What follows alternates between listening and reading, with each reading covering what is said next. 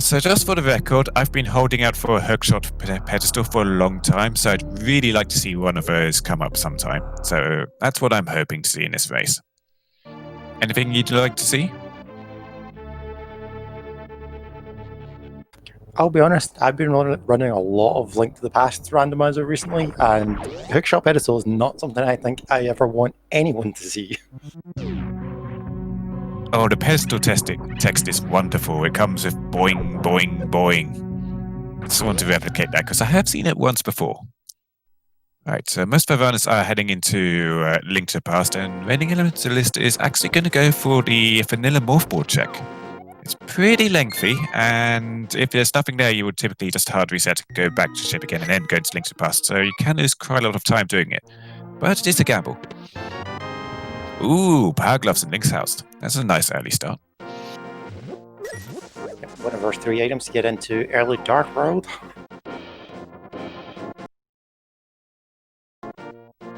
Yeah, Raining taking the gamble because in hard mode there's 2 checks down here. You've got Vanilla Morph Ball and also the item in the ceiling, which is normally an energy tank. I question if this is really worth it because even if you just find one item, is it really going to be beneficial to have it early? Like, what one item could you find that would be like, this is going to save everything? Morph Ball. Vanilla Morph Ball would be absolutely great. And in this case, looks like we've just got missiles up there in the E-Tank spot. And we also have got a magic mirror from the uncle. Reigning Elementalist is deciding he wants to get these missiles and leave. He's not going to hard reset. But unfortunately, he's got a damage boost off the... I forget the name for the enemy, but it's the flying moth thing. And unfortunately, he runs out of health before he can do it. So he's got to reset the room and try again.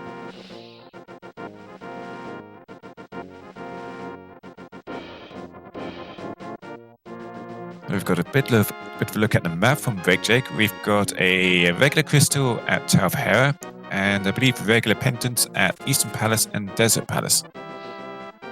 Yep, so our green pendant is still missing, and both of our 5-6 crystals are all hiding in the Dark World somewhere. Who wants to see a green pendant Turtle Rock?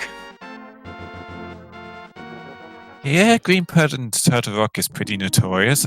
Also, Green Pendant Beast Town, because that always seems to have progression. Looks like there was just a piece of heart there at the Lumberjack, so we're not going to be doing Aga 1 for that.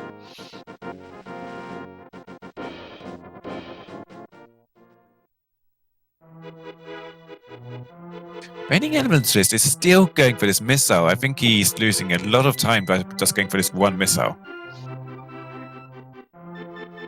Yeah, there's a very particular place you stand, and it's like you just jump, let it hit you, and don't press anything, and it just knocks you into the missiles.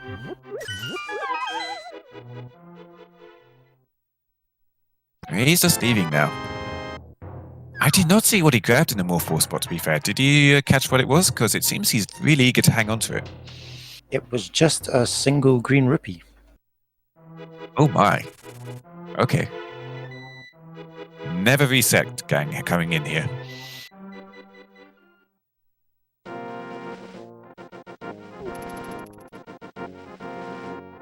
Anyway, we've got Iris coming into Kakariko from the south, buying some bombs because the tree pools were yielding 20 rupee drops today, which is very convenient.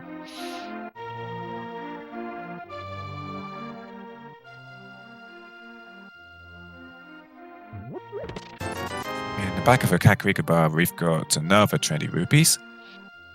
I reckon that's actually going for the check there before buying bombs, presumably hoping to get some free bombs, which typically tend to come up quite a lot in Link to the Past.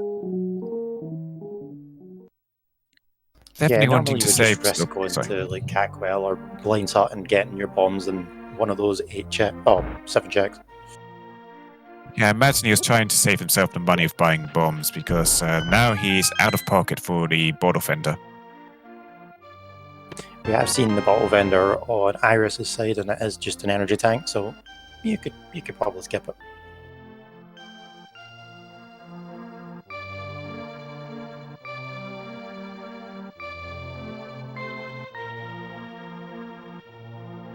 Reigning Elementalist actually walking into Link's house to pick up the power gloves, he definitely is.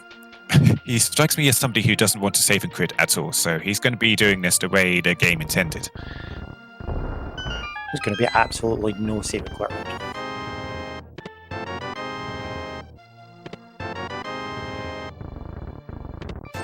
We've got an Ether medallion in the basement of Blind's Hut, as well as a E-tank, so that covers some of our early energy needs in Super Metroid. One E-tank doubles your health. It's an amazing value.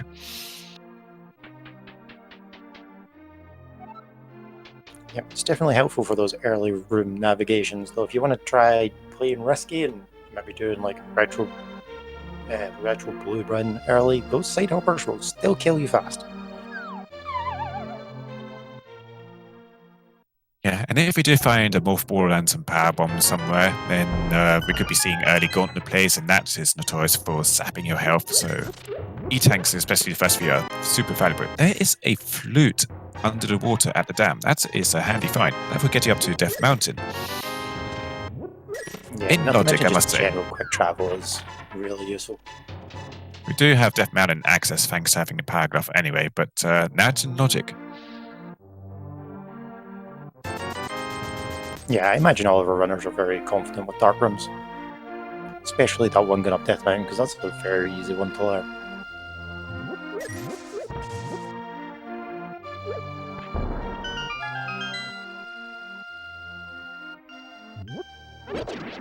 I reckon it's actually going for the bomb hut here. You can farm up 4 bombs from the corner pots here, and also conveniently get some drops from the rats in the hut as well.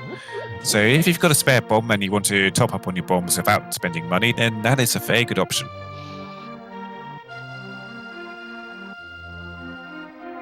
Yeah, bombs are very valuable in the early game until you find like a proper weapon, whether it be the hammer or a sword. It's like those bombs are going to be responsible for killing your mini mold arms. They're going to be responsible if you get through escape, if you have to go in there.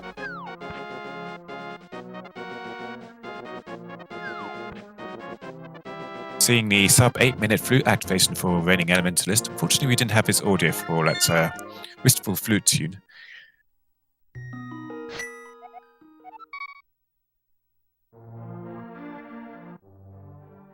And he's going to take a quick look at Agina, although he doesn't have any bombs to actually get the item within Agina's cave, so he's going to be stuck getting inside there.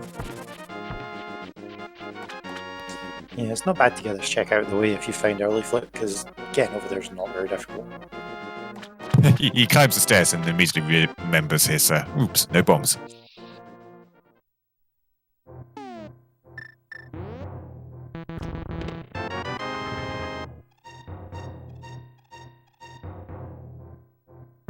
Big Jake giving us our first look at the back of Escape, and Iris proceeding into Mini Mordom Cave. Yeah, Tries to get along that north wall, but takes a tumble. Ooh, that's a fire rod in Mini Mordom, and some super missiles. And more supers. Having a nice amount of early supers is pretty convenient.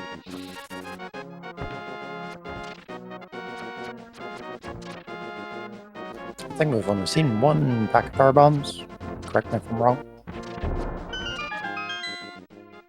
Reigning Elementalist lifts up the rock crab and only gets more hearts for his trouble, but we have got the guaranteed 50 rupee cave here. You just go in, lift up all the pots, you collect 50 rupees, and go out and back in again. It's a, if you have got the power glove, it's an excellent spot for money farming.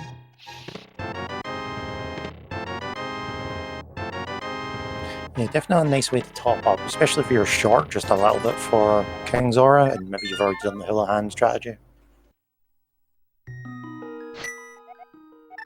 And he is going for a lot of cash in here, maybe planning on an early Zora check, because that is in logic now if that's power glove. And logic for Zora doesn't care how much money you have, it just cares if you can get to him, because you can always farm up money. But if you don't have any items at all, I think your options for farming money are pretty much limited to lifting the pots in the basement of Blind's Hut, which gets you 30 rupees each time, and you have to exit the room and climb the stairs each time you want to reset it, which is awful. Even at that, you need a bomb to get in there, so it's like farm some roomies, buy a bomb, then go get that farm. And now we've got that flute song.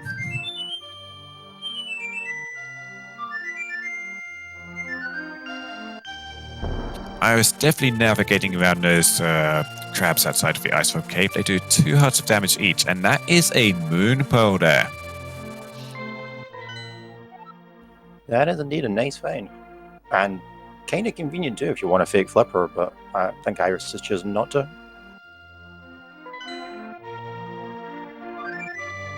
If she wants to fake flipper, I think it's actually faster for her to flute away from the cave and go to number 8. So, but instead she's checking out the desert first. Probably will be doing a fake flip after this, because that does make that waterfall cave particularly enticing. It is out of logic, but whatever you get there, our runners are more than capable of using it to get themselves an advantage.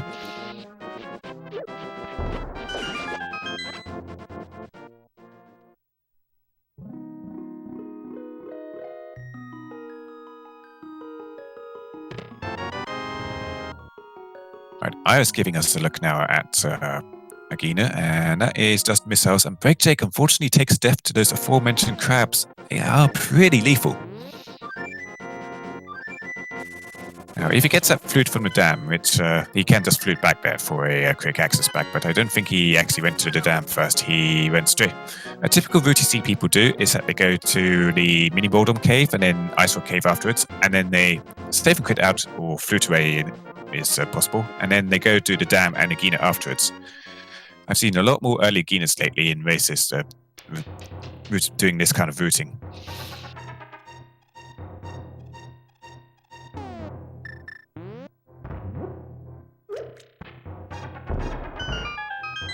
It's definitely bizarre. I don't really see many people going for Agina's cave because it's just so out the way. And unless you have boots or the flute to get there fast, that's a lot of time. It is a lot of time, but I've just seen it as a more meta kind of play lately. People just wanting to check it more often because you can, rather than like last locationing it. I suppose that's the thing with the gambler. Everything you do is a gamble.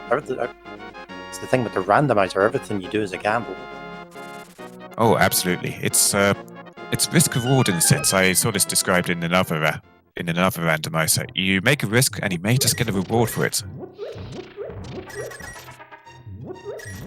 And sometimes you will just grab missiles.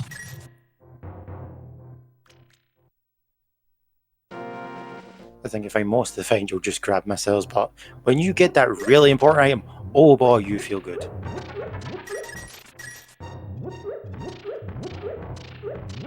We're also seeing Haragnus farm up cash from the Thief Cave here. I imagine we will be seeing a Zora play from some people. He's definitely going in for a big cash farm here, and he's already done his Kakariko check, so this is just going to be for Zora, if anything.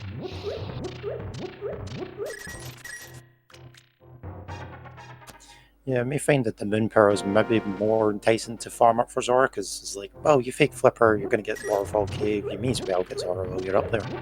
Yeah, absolutely. This is actually giving us our first look at the front of Escape.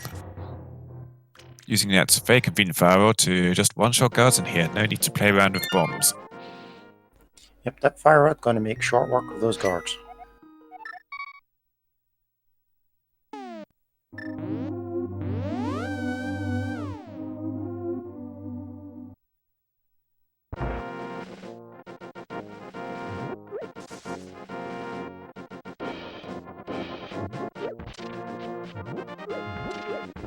Raining Elements list now gets his 20 rupee tree pool, and maybe feeling a bit gutted about farming up so many rupees in Zora earlier, but he knows about the tree pool now.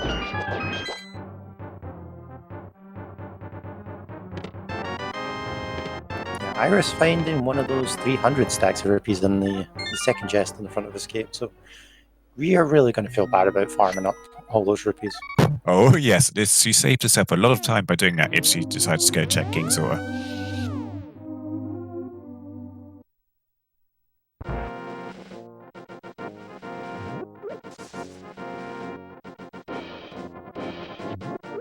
Also, thanks to having that mirror, she doesn't need to set up a death warp here, so you can just mirror to the front. That was our first tower container though, so Death warping in this situation would be particularly quick regardless, but, you know, Mirror even quicker.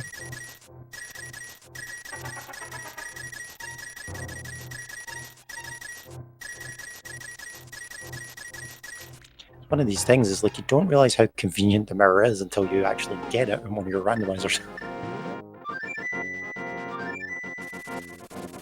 It's like one of these things, and it's like if the normal Link to the Past has a standard mode where just like you still go through the front of escape as you would do as the vanilla game. But if you get the mirror, you just pick up Zelda and mirror away, and it's like, oh, that just saved me so much time. Now, see, I was proceeding to Dark Cross with a fire rod, lighting up those torches so that she can see. Only gets a red boomerang for her trouble. I'm not sure about the current version of SMZ3, but I know in some Link to the Past rando logic, the fire rod would actually put Dark Cross in logic because you can light the torches. And that was a fairly recent change as far as I know, but I'm not 100% sure for SMZ3. Actually, one of our trackers today, Mind of Me, tells me it's actually not in logic. Shout outs to our trackers today, Mind of Me and Ica doing a excellent job keeping us on track. Yeah, they're doing all the hard work. They're clicking all the buttons and fighting with that tracker. Oh, absolutely. Us comms are allowed to miss stuff and then get yelled at by trackers, but the trackers have got to be 100%, and they always do a fantastic job at 100%.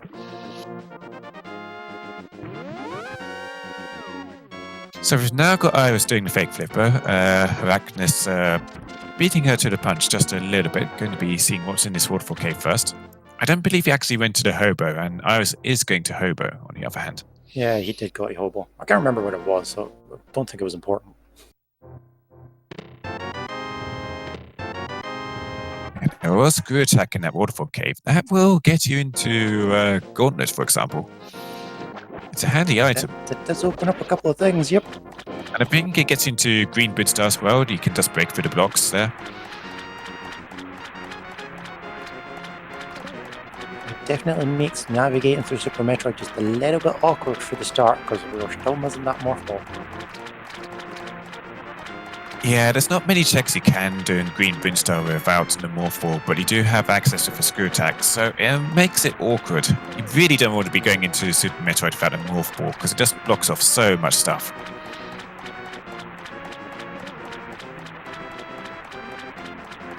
I think the key thing here is to do what Break Jake's doing and go to Eastern, because, yeah, screw attack's nice to have, but it's still locked behind those flippers.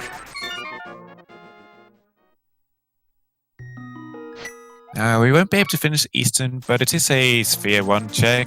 It's Sphere 1 or Sphere, I forget which it is. Oh, Titan Smiths in Sahasrara's Hut. That is Dark World access. Yeah, never mind with Eastern, just abandon it. It's a pendant, don't go there, just go straight to Dark World at that point. Now, I must say, this is the wrong kind of Dark World access. We really were looking for a hammer over Titan Smiths, because this still blocks off the east side of Dark World. It is possible to get over to the east side by doing fake flippers in the Dark World, which I don't believe runners have the necessary items yet to do the fake flipper method required to get over there, which would be ancilla deletion, essentially getting enough sprites on the screen so that you delete your splash sprite so that the game forgets that to check if you can swim, and so you just start swimming. So that is one way to get onto the East Dark World if you don't have a hammer, but logic might put the hammer in the East Dark World and you'd be expected to get over there by clearing Aga 1, which is awful. So let's hope we don't see that. Hacken is actually going to give us our first look at Super Metroid. Yep, checking those items from your Norfair check through Death Mountain, which is usually a nice one to go check, but only bombs this time, so...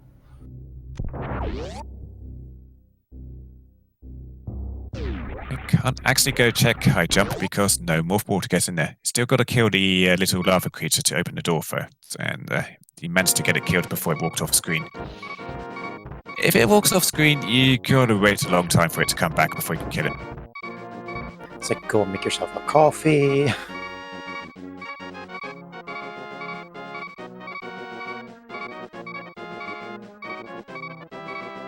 I describes as Titans and thinks about 7 critting, but it's actually going to flute, so probably to Death Mountain.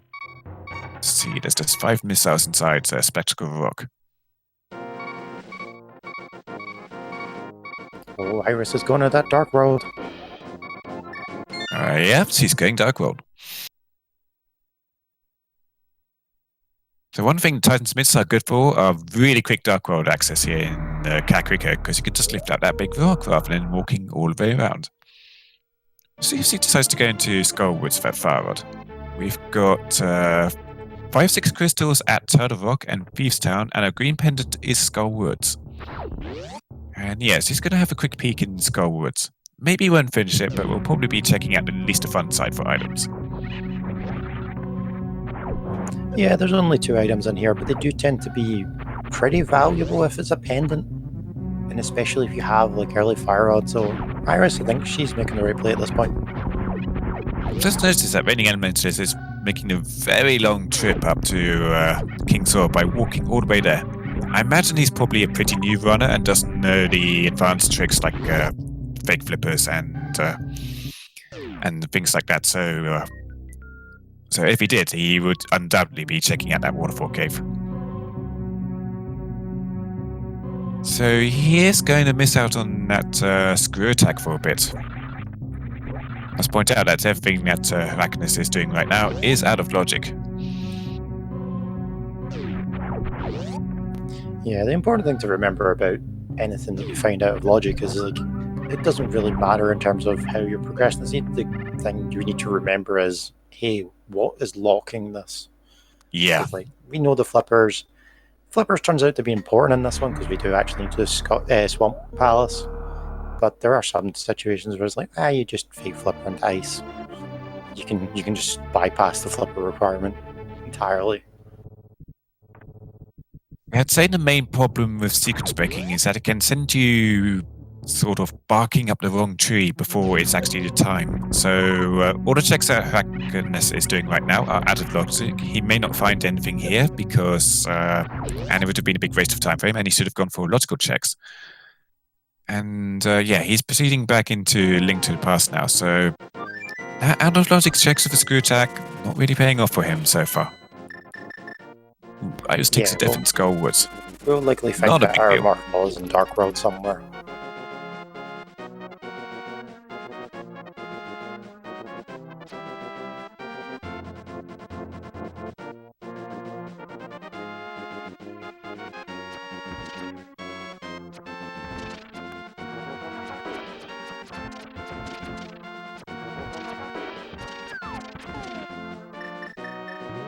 Iris actually chose to save and crit out of Skullwoods, and so she has to walk all the way back to the Dark World portal and hang on.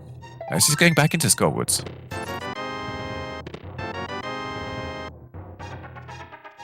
Did she die in the overworld, or did she die in a dungeon? Yeah, she died from the thing that looks like a sack of spuds. Around everywhere. Yeah. Right, so if you take a death in the overworld and you haven't killed Aga 1, you get sent back to the light world as a safety measure in Rando. So you did have to make her way back to the dark world for that. If you have killed Aga 1, you get sent up to the top of the pyramid like you would in the regular game. Yeah, I think that logic doesn't matter because we have the mirror, but I think you also need the mirror to spawn in the dark world, even if you've already beaten Aga 1. Because I believe that's true, yeah.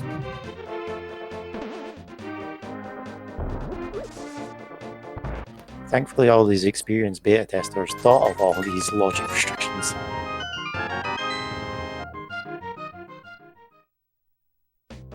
Ooh, Breakjake takes a death on the mountain before he can return the old man back to his home, which means he misses out on the save and crit point.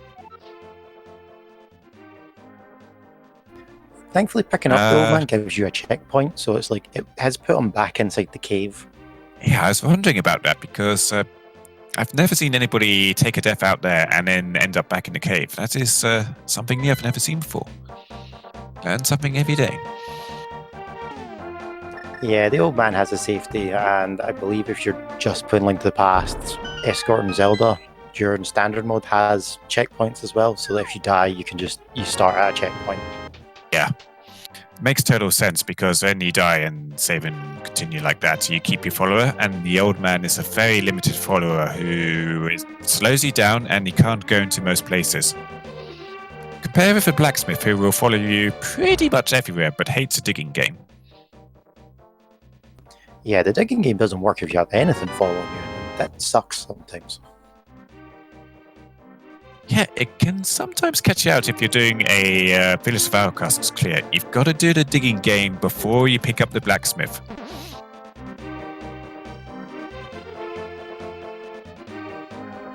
It's just one of these weird routing decisions you have to do if you have the mitts.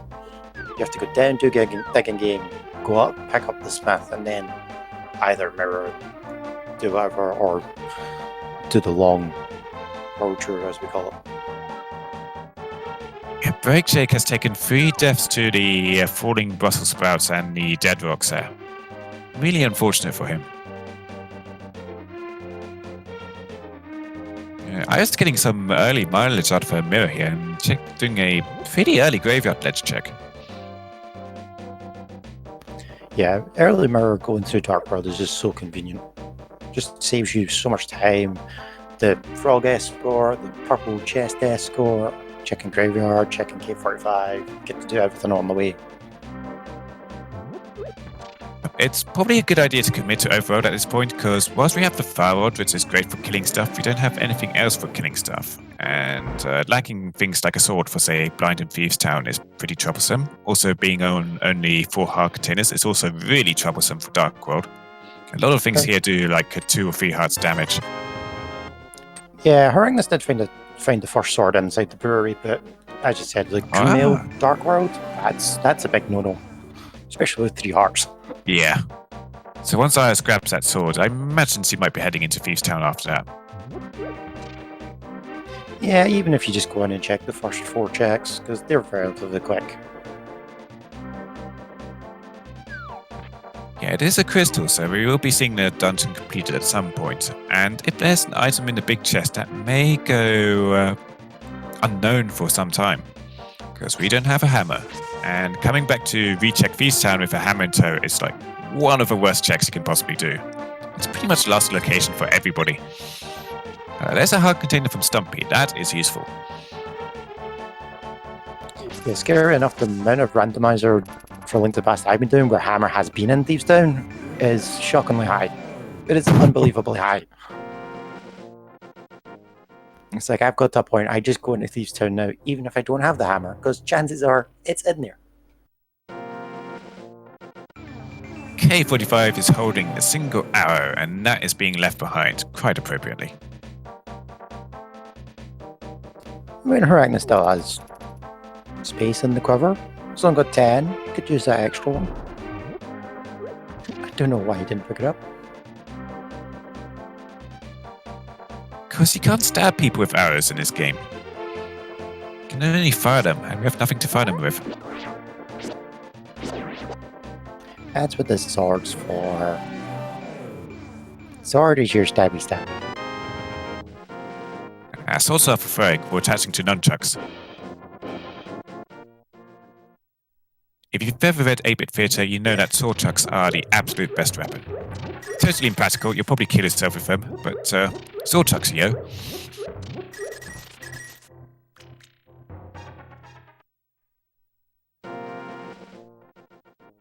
Fair enough. My head went to kunai with chains from Yu-Gi-Oh! Just attach a sword on the end of that. That sounds like a great idea. We've got even more money farming from Agnes here. He's going to be farming up for the digging game and maybe for Powers of Darkness, but I don't think we have any means of getting over to Powers of Darkness yet. Do not have enough items to do ancillary deletion. I mean, there is the corn jump you could do where you oh yeah, there's the jump off, blow yourself off a screen at the same time. You are totally correct. I completely forgot about the kern jump. It's a pretty tricky technique. You've got to go to the east of the Dark World graveyard and to the river there. Jump in the river with a bomb held in your hand and have the bomb explode and knock you into a screen transition at the same time as you land in water. Which again makes the game forget your splash sprite and because you're transitioning from one screen to the other, so you start swimming. It is pretty tricky though. I've seen many runners try for quite a long time trying to pull off a technique, and and either getting it after some time or giving up because it is difficult. It's like someone in chat can correct me if I'm wrong, because I've done it multiple times and I think it's actually pixel perfect, and I've just flipped it every time. Because that's usually how I do things. Just beginner's luck, or it's a fluke. Yeah, I'll take that. Not talk to me about bomb jumps. I can't even do bomb jumps in Ice Palace. Icebreaker is one of my most favorite glitches I've ever heard about because it means you can skip the bomb jump in Ice Palace. Ooh, hammer in Hype Cave. I think that's pretty much 10 out of 10 hype by itself. And nothing else in Hype Cave, but it's totally worth it for the hammer. Yeah, that hammer just making access to Dark World more easier because you don't have to go to Kakariko every time. You can go to Pod, you can go to Southern Hyrule. You can technically go to Dark Death Mountain now because we can mirror up the Heron and hammer across. That opens up a lot of checks, that hammer.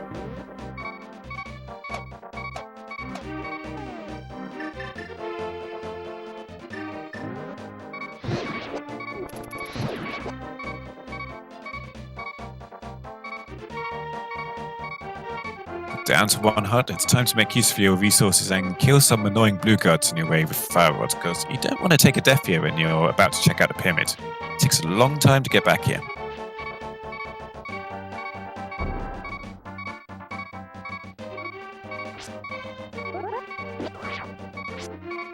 You might also be seeing a catfish check, because our runners are really hurting for life at the moment. Iris does have that extra heart container, so that's a bit of an advantage for her. And was that in a bottle? Yeah, that was a bottle. Second bottle on Pyramid, again empty, because I believe SMZ3 now only has empty bottles. And if you throw one at one of the waterfall fairies, you get a green potion back. Guaranteed every time, which is still way better than getting a bee back. But the blue goo. Blue goo's the best goo. If anyone's ever watched my stream when I play Link to the Past, you'd think I have a serious addiction to blue goo. The amount of times to go and buy it. I have 4 bottles and 1,000 rupees, and I'm at 19 hearts and half magic. Oh, we'll just get 4 bottles of blue goo for the hell of it. It hasn't I have a serious problem. Maybe it tastes like blue iron brew. Maybe that is it. Maybe it is the Scottish heritage coming back on it.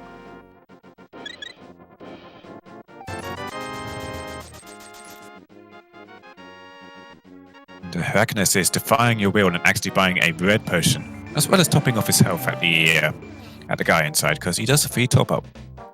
That's even more insulting. It's like the guy gives you a free health refill. Why do you need the red goo? Buy the blue goo. You just run into a hyper outside and lose 3 hearts of health. And the blue goo solves that problem too. But it's 40 rupees more. Ah, it's rupees. There's going to be hundreds of them later.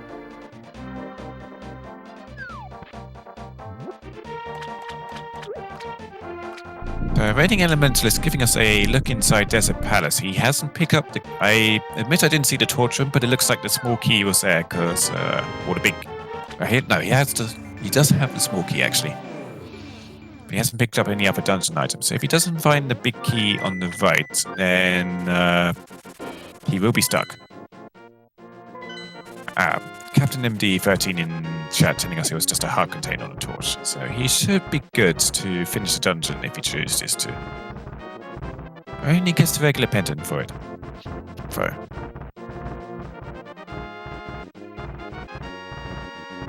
Yeah, not too much of a fan of this place. Like, really, I suppose Raining has done the Meyer checks, and I just saw on Jake's side there that there was a book actually in Meyer shed, so maybe that's pushed them into desert. I mean, the book is irrelevant at this stage because you can just mirror. Yeah, like desert isn't logic either way, so you don't need that book for that. But it could let you check the Bomber's tablet or the Ether tablet, which Iris is going to miss out on up here on Death Mountain. Ooh, boots and checkerboard. That is a tasty find. Breakcheck now has the official license to go fast.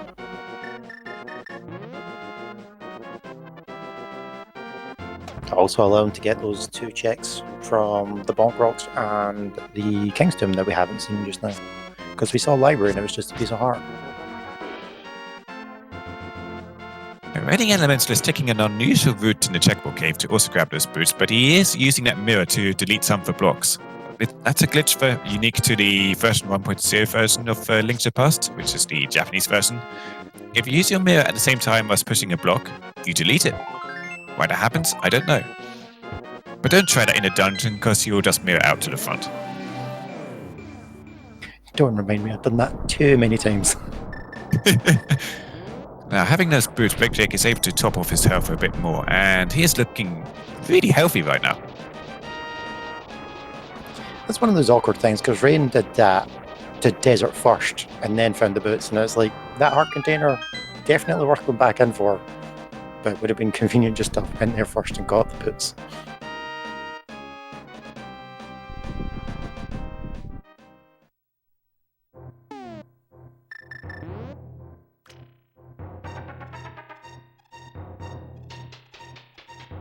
Yeah, we did see on Arachna's screen that it's Quake that we need to get into Turtle Rock, so we definitely found that in the back of Escape. And there was Ether for Missy Maya, so vanilla medallions for our dungeons again. They were both very easy to find. That's kind of worrisome. Also, I appreciate that we got the Ether medallion and the flute and Titans before actually getting the boots or Cane of Samaya from Maya, because it now means we have to go back to Maya to get inside, and that means potential for Bertos.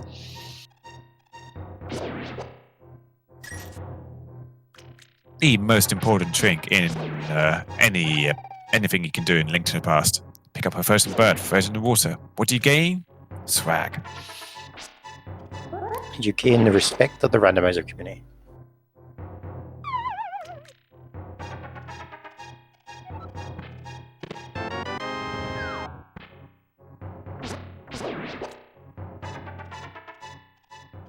We're getting a King's Tomb check from Breakcheck whilst he's here. Just 20 rupees.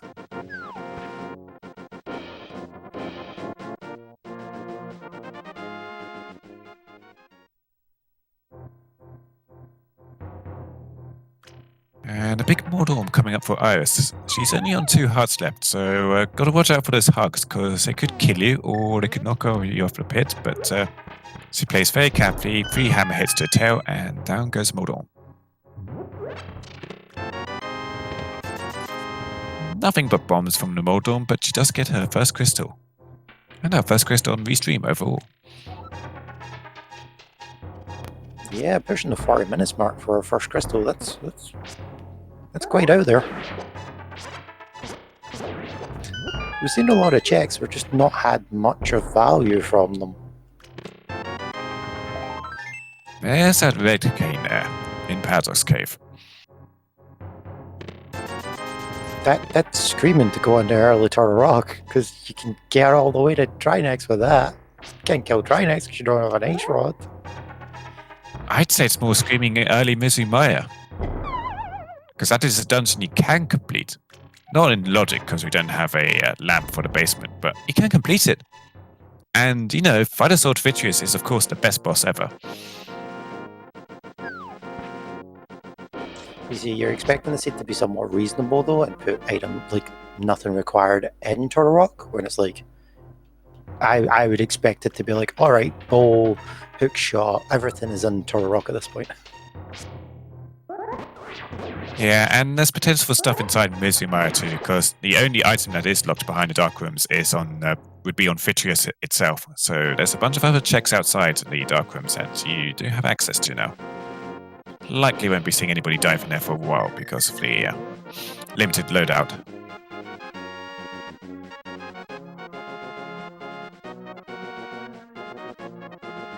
God, aside from that screw attack, which is out of logic because I was in Waterfall Cave, we found nothing for Super Metroid. Yep, just ammo, missiles, super missiles, energy tanks, power bombs, Nothing in terms of progression.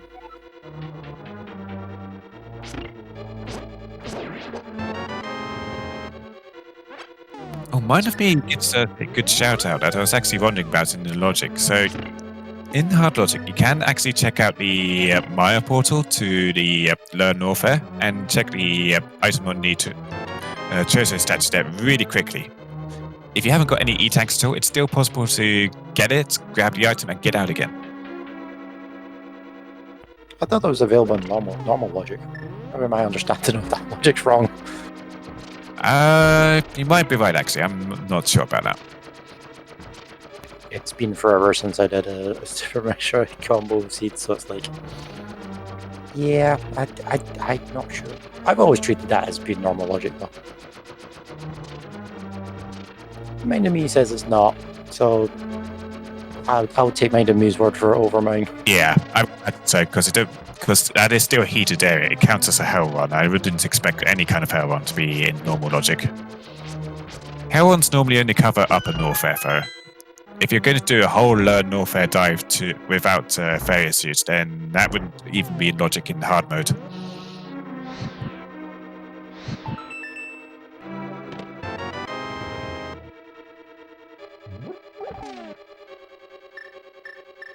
It's definitely one of the things that puts me off learning Super Metroid any percent. Just the idea of doing like Ridley without various suit and things like that. So I was having done Tower of Hera first before other runners, is now checking out the east dark side of Death Mountain. And she's going to have a look at Turtle Rock. Yes, she sees this Quake medallion, and she's going to go in. We don't really have many options at this point, so going in and diving into Turtle Rock and seeing how many items you can get out of it is a totally reasonable play. Especially when you're already up here. Well, yeah, we can go all the way to the roller room, because the room after that is the dark room, which isn't exactly hard, because it's just a case of pressing buttons at the right time. And yeah, where else do we go from that? We can get the Mire, but there's only 2 items on there, and potential is one of them's locked at 30. And then it's like, well, Paths of Darkness entrance could potentially be bow locked. Don't think anybody's been in Thieves Town. A heart from the future on the Ether tablet, that is an E-tank.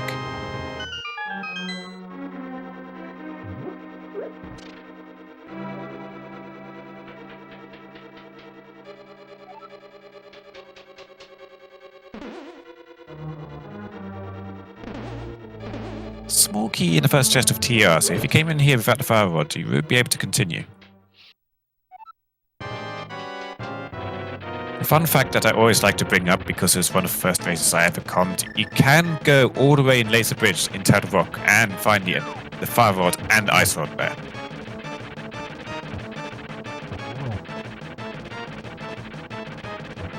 I'm not sure if I hope to see that again or never see it again. I haven't decided which. The worst I've seen is the fire rod actually in the big chest of Turtle Rock, and then Silver's being in the front half, and you're like, fire rod with go mode, was it really worth going back for Silver's? Especially when Oops. Ganon's the one who tells you it's the hint. I actually holds the wrong direction when on the Samurai platform and accidentally does a loop. Luckily, he gets back to the entrance before the torches extinguish. You don't have a hookshot in that room to give yourself the quick shortcut back to the entrance. You gotta take the long way round.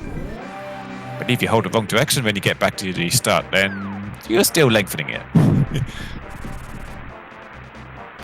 thankfully there's enough time though. You can buffer it by going around that little loop.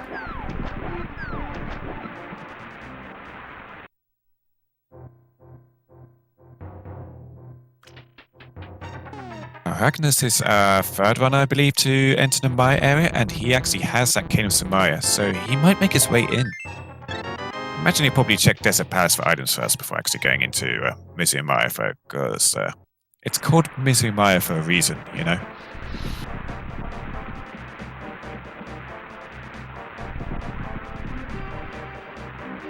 Turtle Rock itself is pretty miserable too, because these chain jobs. You know, one of them hits you, you're in for a really bad time on green mail. And I believe if Isis can't help, it says 3.5 hearts, that would just flat out one-hit kill her. Yeah, I believe that's a one-hit kill even if Iris is on full health, because I think they do 6 or 8 hearts of damage. It's ridiculous the amount those chain jumps do. As a victim to the chain jump brutality that there is, yeah, you don't want to be in that room for too long.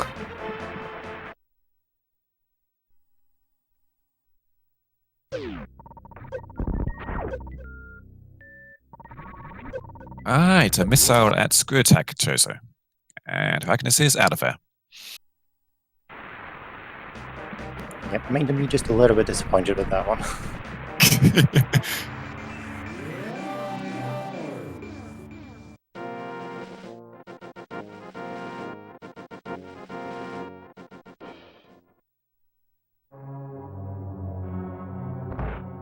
We've got, so far in Turtle Rock, we've seen nothing. There were super missiles in that big key chest over the, I guess it's a lava pool here.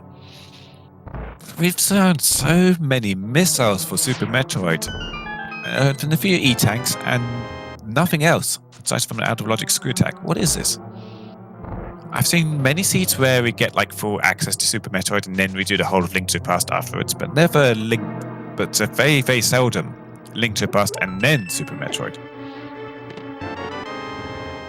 Yeah, unfortunately, the randomizer is going to do occasionally pop out seeds like this where it's like, yep, you need to do all of Link to the Past, and then, oh yeah, you can now go do Super Metroid.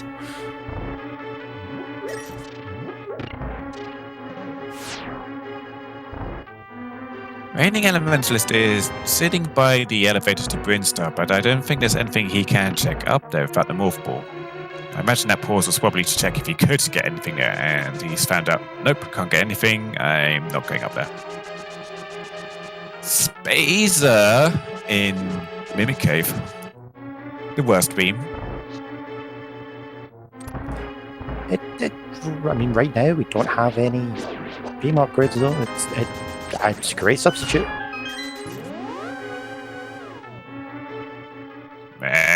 Just put it back. You don't need that damage.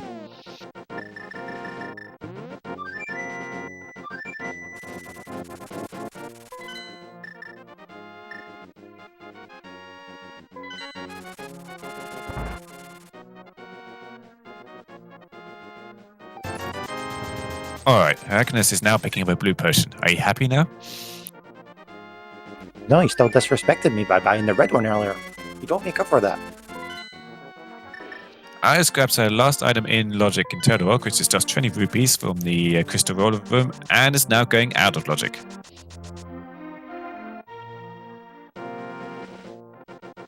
Because there's still 4 chests on Laser Bridge, and that is a lot of potential items, which is probably still just going to be missiles and health. Yeah, the last thing you want to do is skip out on it and then be like, oh yeah, here's the lamp, and then something really important on Laser Bridge. I mean, if she grabs something, lead to Ice Rod, so it's like, oh, that's a triple dip you've just forced yourself into. Grab something like Ice Rod here, so you know she doesn't have to scour the entire rest of the race for Ice Rod. Because that is one of those items that could be anywhere except for inside GT. Or on Trinex itself. Trinex usually has a bow because, you know, he's Trinex. So he's getting in there. That's a mode now for Link to the Past. There's something called True Ice Rod Hunt. And it's like, you have to find the Ice Rod and that's it. It's like the safety board out just in case. So one of these lasers would kill her and send her all the way back to the big chest entrance again. Yeah, you don't want to take a death here. And she takes a death, but that's why she got the safety door.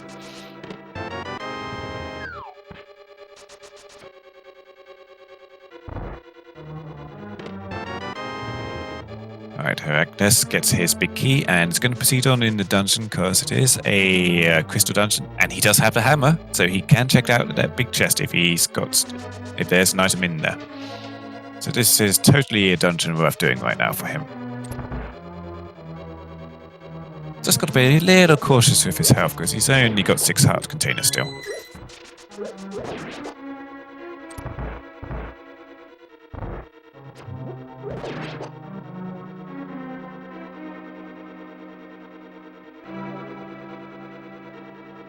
I like the factoids from Mind of Me in Twitch chat. There are 3 people in the world who can send up the room to alpha PBs with just wall jumps.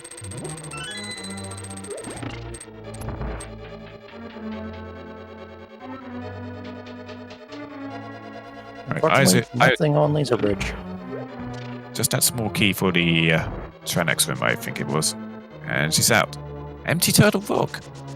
Not what I was expecting, to be fair.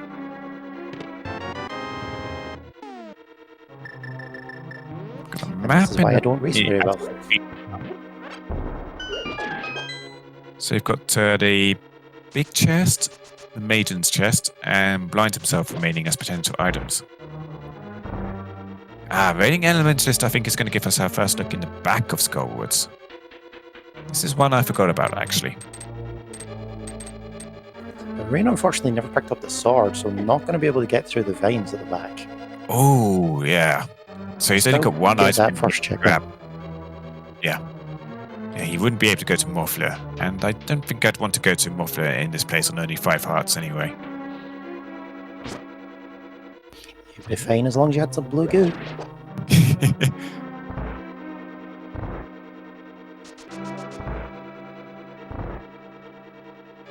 Just a piece of heart back there. Oh, Meyer is starting to look promising. Small key in the maiden's chest, so we've got the big chest available now. If you don't find a small key, that means it's locked inside the big chest. So you will never open that chest, which will absolutely ruin your 100% checks. Yes, thankfully Blind has some logic put in that says that he cannot drop the small key. Because if you for some reason picked up the small key, didn't go upstairs to the attic to bomb open the hole, and then used it downstairs, you would soft lock yourself.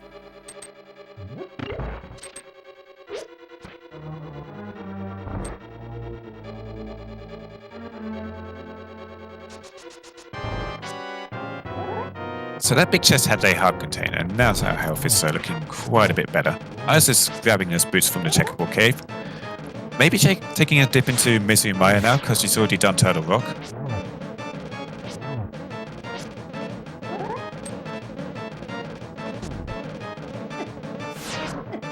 Yeah, thankfully did find that red cane up on Death Mountain, so we've got Meyer, we've got front of pod still. We've got the green pendant on Skullwoods because we do have that sword. Where else can we check? That was just compass from Blind. It's got to be, yeah, it must be something in Mizumaya. There's 2 potential items you can get from Mizumaya. They could both be in the front.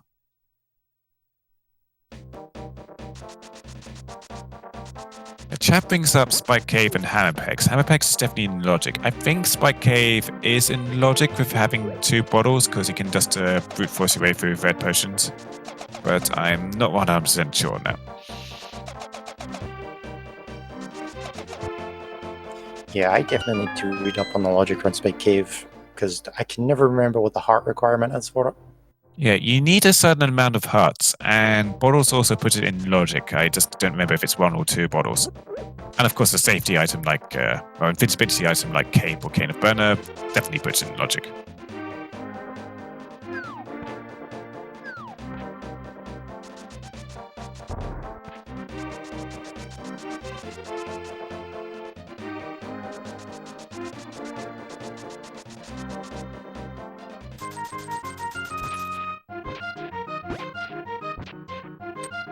Yeah, I think I was just going to give us our first look inside Mizumaya, because her only other option is Fuse Town, and she's probably just putting that off at this point. And there's also Morphula, which we haven't seen, because Reigning Elementalist didn't have a sword. But I think that's it. Yeah, Morphula has her green pendant, so we could hand that in. We could do the front of pod, if it's not bow-locked. Right, but the front of pod is out of logic. because we don't have a means to get to Aga 1 yet. Yeah, I've got hammer. Oh, wait. We've got the hammer. I'm being stupid. I'm being stupid. I totally forgot about the hammer because we haven't seen much to do for hammer yet.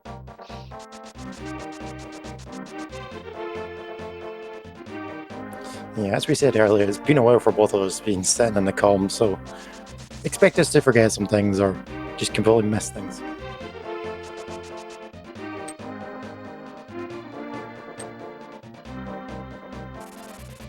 Hello, that is a grapple beam on the bumper ledge.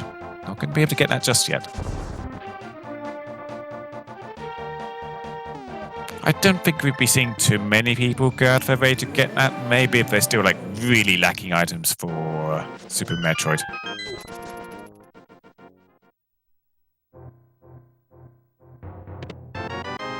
So Iris is going to give us that look into the back of Skullwood again, and she does have a fire rod, so she will be able to get whatever's on Mothula, and also hand in that green pendant. Oh, but she's going to have a quick look at the ped first. Credit to Iris. Yep, keep your hype and chat for pedestal. It's half magic. Yeah, that's half magic. And that's rotten, because now we're going to be dealing with non-half magic for the whole of the seed. Nobody's going to get that. Much disappointment.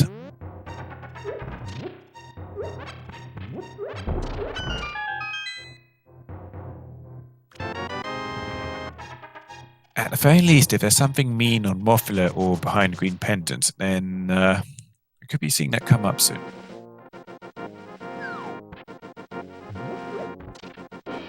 So, without half magic, rooms like this become a lot trickier, and I don't think Iris has enough magic to actually do this room now. I think she only has 2 firearm shots, and you need at least 3 to do the room, so she mirrors out so that she can get more jobs.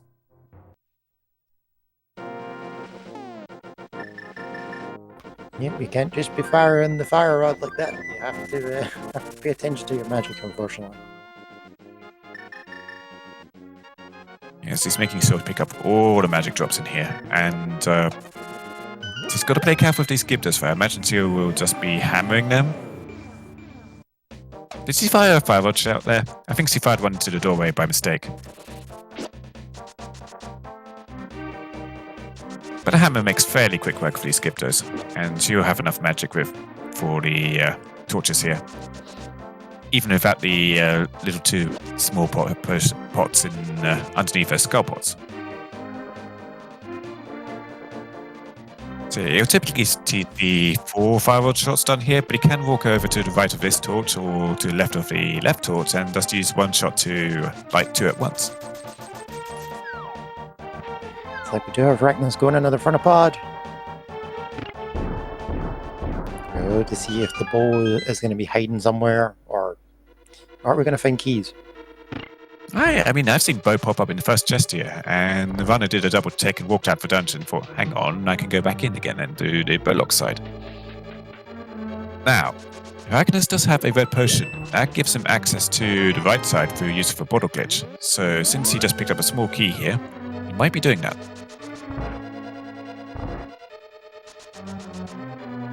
And Uppy's just going to burn that small key and proceed to the middle portion.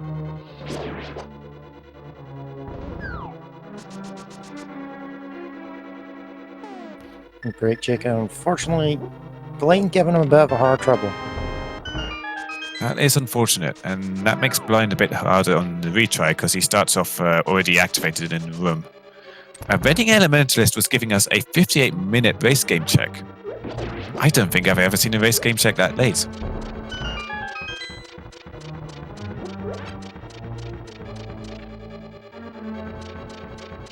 But he does optimize that race game check because he had the mirror there to go straight to the digging game. And yeah, I was walking back to Mothula because she also took a death there. Mothula is a nasty boss.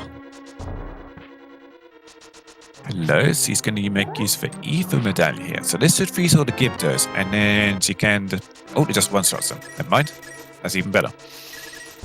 I was going to say, it's probably going to freeze them all, and then she can hammer them for some kind of prize drop. But nope, just kills them instead.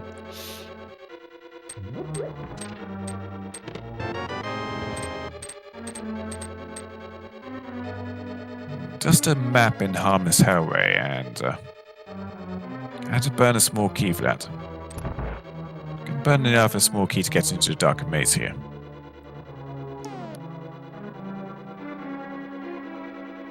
Jake gets that second crystal. See if Iris has a bit more luck with Mothler now.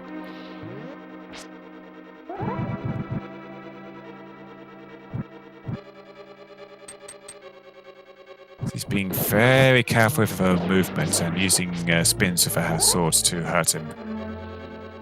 Mothler can be mean. If he decides to just hang out near the spikes at the edge of the room constantly and you're hitting him into the spikes, he doesn't take any damage.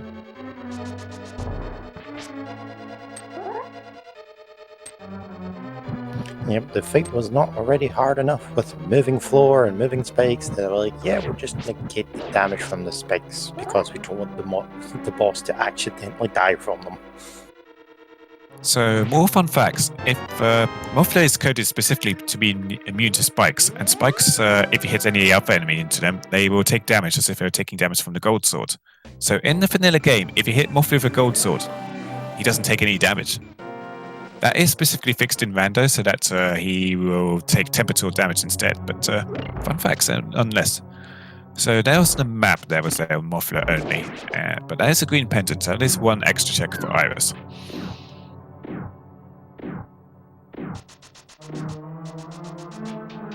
How quickly do you go and return the green pendant? He spent all the time to get in here and find nothing. I would just hand it in immediately and then cry myself to sleep.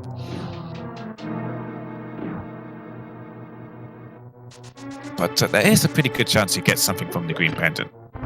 Because we've now seen Paths of Darkness from Harkness, and there was nothing in there. Yeah, so green pendant or that dreaded Meyer play with not the best of equipment. I've been talking about Maya for ages. When is something going to go in there? Determined to be proven right.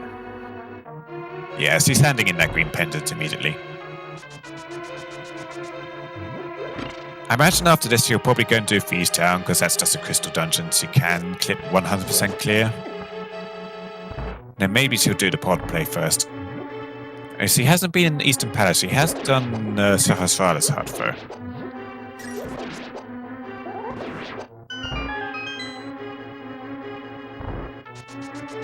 Alright, Sasko, what are you coughing up? An E-tank? Ugh. Yeah, I'm starting to think we might be last location in our progression in Meyer. Yeah, and we are still on 0 Super Metroid items. I'm not counting the screw attack because that's locked by flippers.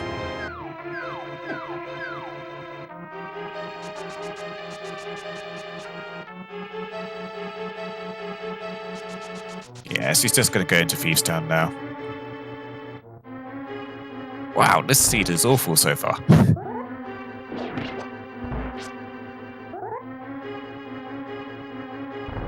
You hate to see when your progress is last location. And as far as last locations go, Mizumaya is pretty far down the list. It's just one of those things that doesn't feel that valuable with it only being 2 items. And not to mention, quite difficult items to get to, because Meyer hits hard.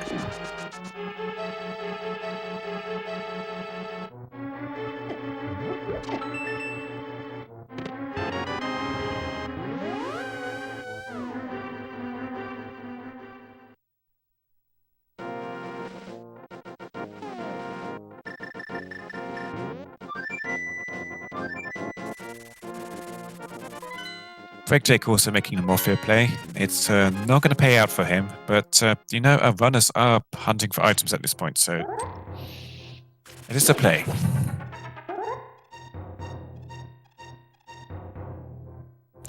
Yeah, definitely starting to get desperate and looking at your own equipment, saying, what can I do? What could I have done earlier? Because that fire rod was in Mini Moldorm. It was very, very quick.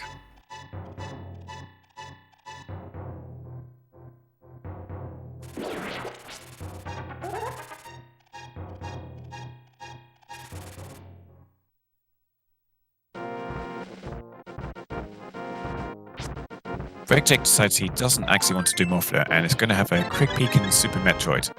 But again, the only things we have in logic here in Super Metroid is the Morph Ball check. And we already saw that on the Raining Elementalist side, and that was nothing. A green rupee and 5 missiles in the ceiling check. But he may take a little poke into Brinstar here with that screw attack. Nope, not going there. Gonna go for Morph Ball.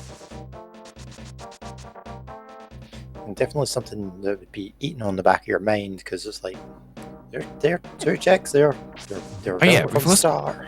I'm the old mother brain here with that screw attack. Don't know if we saw this earlier. Yeah, just a piece of heart. He's grabbing it anyway because he's feeling pretty rotten about what's coming up for him.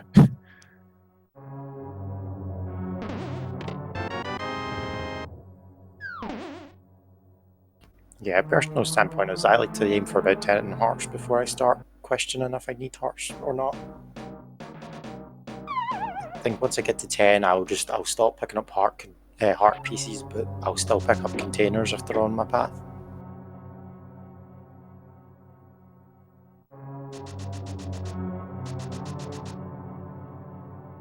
It's the thing about hearts and armor upgrades and things like that. It's like, it's all down to the runner preference. There's no like strict limit on what the maximum number of hearts or the minimum number of hearts you need is.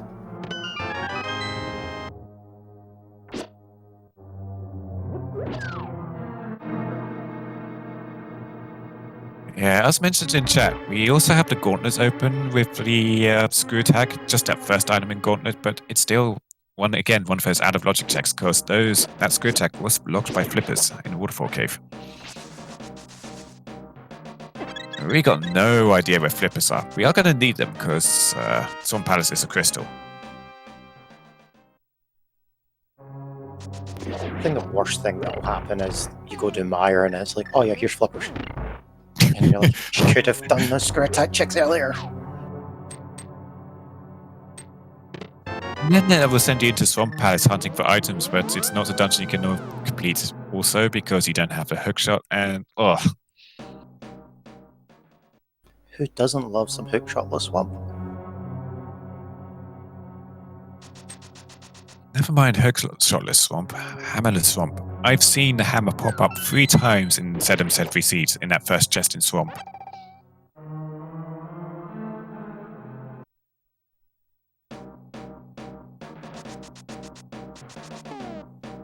But yeah, flippers in Mire would be like probably the rudest thing to pick up. Morph Ball in Mire, on the other hand, I would definitely take.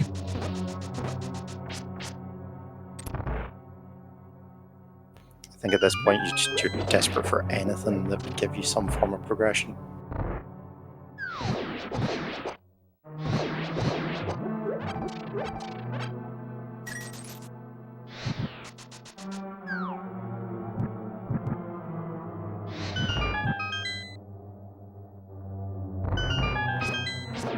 Raining Elementalist having a tough time here with Blind. He is a new runner and not quite as skilled as, say, Iris or Harkness, so Blind is a nasty boss. He has got a consistent pattern for him the first time you fight him, where you can, with a specific set of movements, you can totally avoid damage on taking any damage from him at all, which is very, very useful in like low percent runs where you're doing him with like only 3 heart containers and things like that. But it's tricky to pull off. Very difficult, and Blind by itself, if you get off script, is just a difficult boss in general because of all the fireballs and lasers and him just body charging into you. So yeah, he's going to give it another try because at least Blind is a boss you can get back to quickly. Yeah, both Blind and Mothula go down as the hard bosses that went to the past. Like, Vitreous is hard in terms of he has a lot of HP and does a lot of damage, but it's very easy to handle it. Blind has a so-called script, but once Blind is off the script, which is if you don't hit him straight away, then you're into a whole new ballgame. Raining Elements is just taking these body blows, and I think those body blows are doing 2 hearts of damage each, which is just killing him pretty quickly. The fireballs would only do 1 heart of damage. But you got a lot of stuff flying around in that room. I wouldn't fault him if he decides to nope out here.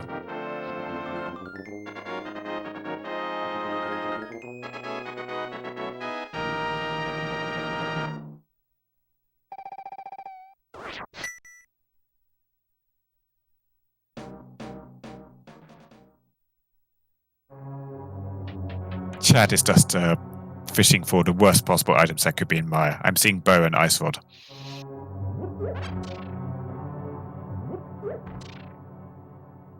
Do you think Ice goes in now? I think she goes in. I think one of the worst things we could see is maybe a sword, because that gives us both the tablets, and then take your pick about shovel, powder, mushroom. One tablet already, and that was nothing. That was the Eva tablet. The bombers is a mystery. We're also getting the golden research check.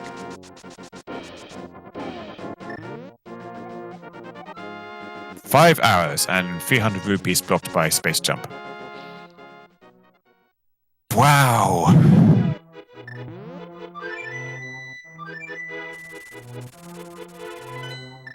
So now they're very far away from Maya, so he's got to get back into Link to the Past and Flute Earth again if he does want to check Maya. And Raining Elements just takes down Blind. Nicely done. That's his first crystal.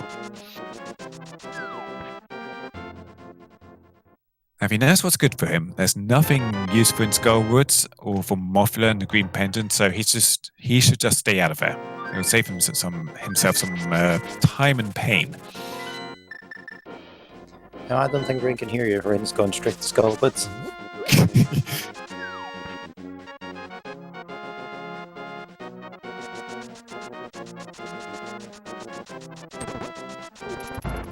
I mean, checking out the fun of Skullwoods is still a pretty reasonable play to make in this spot. There's quite a few items you can get there. And hang on, I think Raining Elements, he already rented it back because he got that item from the back of Skullwoods, but he couldn't actually get to Mothla because he didn't have a sword.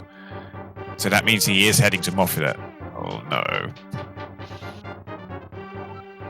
Well, he's down to half of his health. Let's hope he can pull this off. He can get some small heart refills in the next room. I think Break Jake is taking some time to think, like, just where do I go? Where do we go? Iris finds her missiles and Ron Rupee and is probably feeling really rotten about now. The reset out of Golden Streets wasn't too bad actually, because it meant that you could actually get back to ship and check those out. We're starting to see those checks come in now because people are desperate for their items.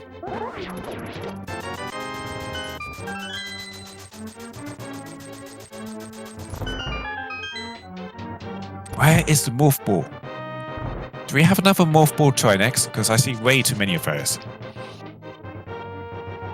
I mean, technically we need to find the lamp and the ice rod, but I mean, it could be a thing.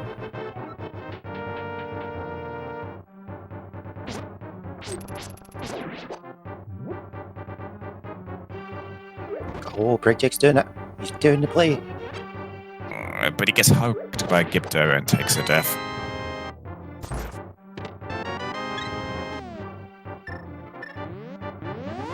Yeah, he knows this isn't logic and it's biting at his mind. He doesn't want to leave it behind. It's a very sensible approach to take.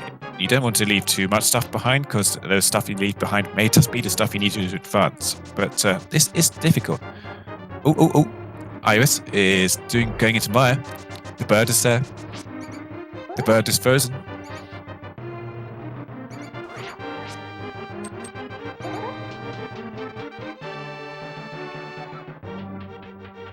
Is he standing still? Bird toss confirmed.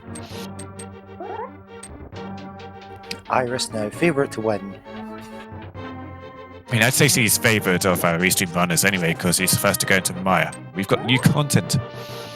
Break's been on Meyer. He took a death in that first room, because everything in Meyer hits hard. Notice him. He's just been kind of hiding out of sight there, doing all sorts of stuff, and not really noticing because I am unobservant. But yeah, he is already in Maya, so he's slightly beating Iris to the punch.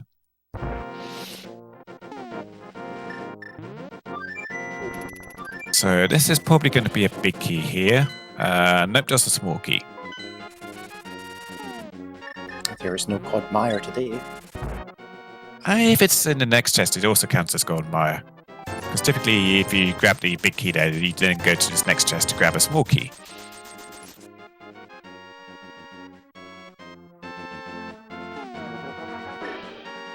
Of course, how do you get to this check? Because you're going to lose so much health.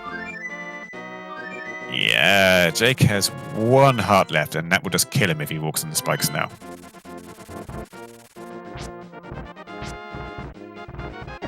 Just magic in that small pot. He's actually got to leave the room now to go find health from somewhere.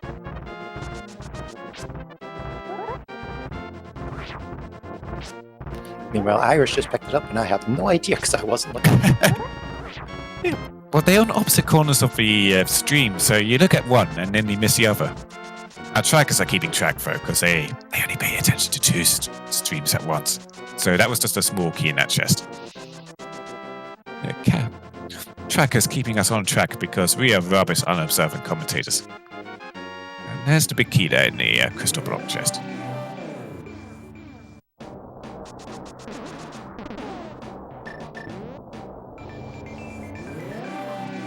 We might see a... oh no, we already saw this. This was just an E-tank. Yeah, it's bombers that we're missing information on. Great, Jake. Unfortunately, took a death on in the firelog side, so got one of the chests. Unfortunately, died from the floor tiles in the room. Oh, 20 rupees from the big chest. That's one of the 2 items, and that's not what we want to see. Second item, Master Sword, is nice, bombos. but Maya is a bust. So, bombos tablet. Bombers tablet, yes.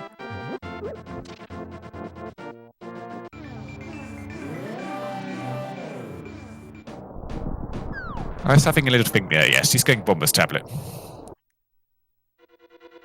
So do we want shovel, do we want mushroom, do we want to see magic powder?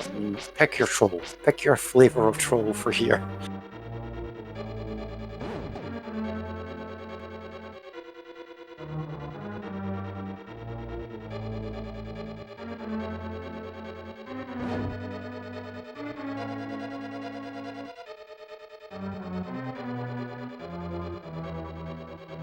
Haken is taking the wrong way into the rock and now has to go all the way around and then loop back to light up these torches. But he knows he's taken the wrong way. He doesn't light the torches preemptively because they would just go out by the time he gets back there.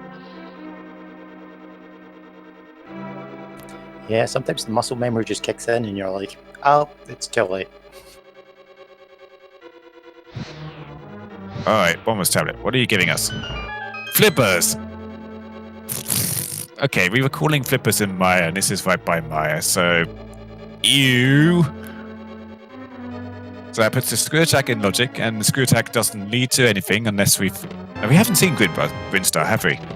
No one went to Grinstar. No one took that gamble. Why is it heading up there? Because now she knows it's in logic. And now everyone who finds that is going to feel drastically behind because they would have thought, oh, someone's probably went and checked that when they got... So this is also going to be our first gauntlets at the front of Gauntlet because nobody's been up here. I think the only screw attack check we have seen was the screw attack pets, the screw attack Chosen statue, and underneath Old Mother Brain. So I think front of Gauntlet is new. Yeah, front of Gauntlet and Green Grinstar are now checks to go for. Super missile count. See, 45 super missiles.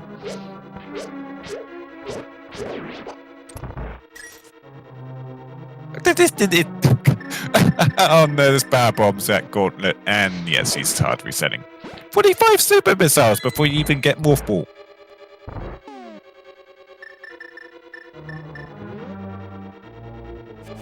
Who needs beam combos? Just missile everything. Oh yeah, and 20 power bombs too. Totally didn't need that power bomb pack. Oh, what the hell? What on earth is this seed? It's just ammo. Tons and tons of ammo. The worst is when we do all this and it just gives us a link to the past items and we have to go back and do it and everything else.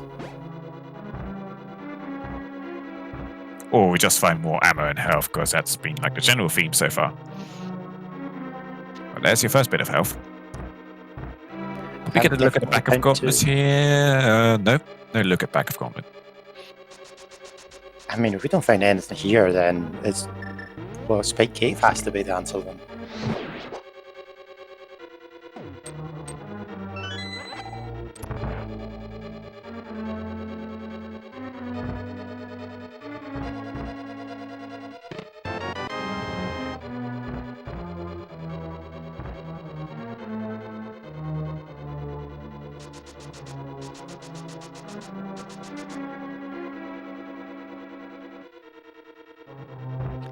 Actually, there's another good shout in chat that's also in logic with us flippers. We have got Ice Palace now in logic. That is a full clearable dungeon because we've got the hammer, we've got the fire rod, and we've got the flippers to get in. Oh, that's true. I completely forgot about Ice Palace. Yeah, and this is a nice kind of Ice Palace too, because you have the Cane of Samaya, so you can use Icebreaker and get through in a convenient way, rather than bothering with annoying bomb jumps and taking a long way through. Oh yeah, so we have Ice Palace and we have the Furnace Swamp there open. Like, going to Pink Windstar is actually not a very smart play. I think everyone's just so excited to get something for Super Metroid. And that's it. Nothing in Pink Bin. Yeah, so the flippers are the way to go.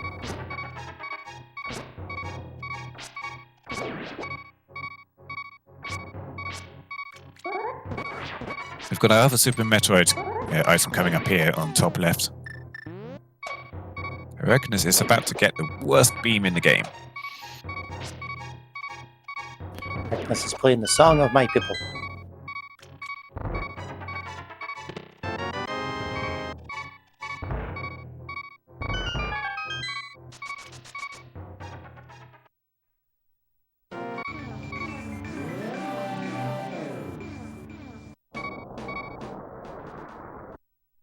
It's going to be a Morph Ball and Trinex situation again.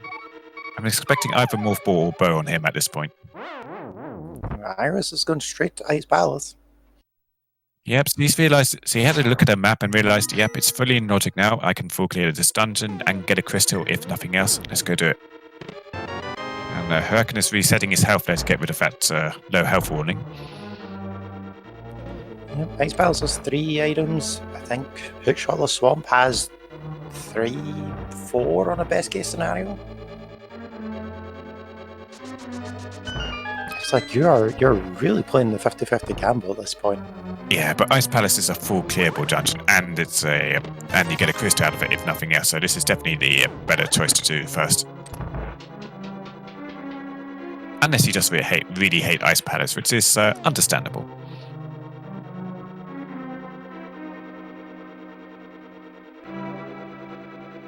I was taking the long and lengthy approach to killing the Penguin Gators in this room with not having a bombers move down to one-shot them all, or hook shots to also one-shot them. I think the Quake would also kill all those Penguin Gators, or at least reduce them into little blobs, but she's not making use of it here because she wants to preserve her magic. She's definitely going to want a lot of magic going into the boss because he has no safeties of any kind. So viral shots are very valuable on Cold Stare. Now she's going to be setting up Icebreak here. So she's got to place herself in a specific position so that she can place a Samaya block and then maneuver herself so that she clips right through that barrier there.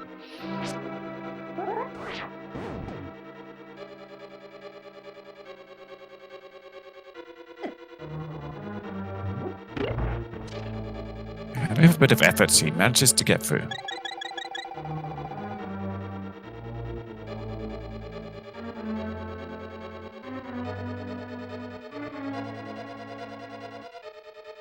Just grab it, Link. Grab it.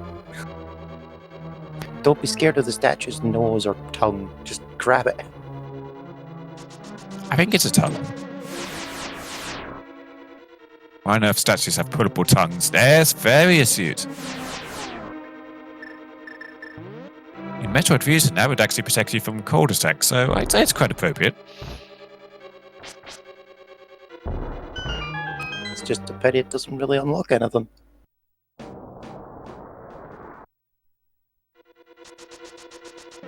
We've got a couple of checks on Bubble Mountain we can check, but that's about it.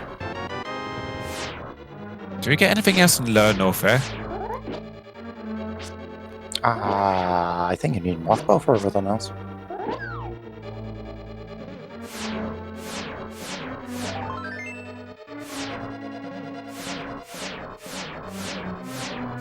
Morph Ball, there it is, in the big chest of Ice Palace. So we didn't have to quite 100% link to the past before we could make some progress in Super Metroid, but oh boy. That is a late Morph Ball. And a deep Morph Ball.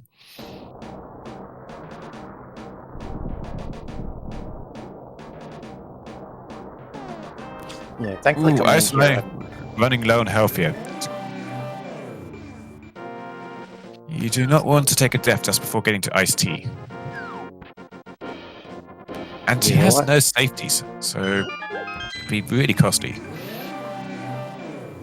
And our third Ice Palace item is 5 missiles, so very suited Morph Ball here. The worrying thing about that Morph Ball is, like, do you come in here, find Vadia, and then just bug out? Because if you do that, you've really ended your chances in this. So let's recount logic. Dark World access was pretty early on, as was Titansmith's, because that was our Dark World access. You had to go to Paradox Cave with the magic mirror to pick up a Cane of Samaya. Where you didn't actually need a Cane of Samaya for Maya, you could get in with just the Eve Medallion and Boots. The Boots was in Checkerboard Cave.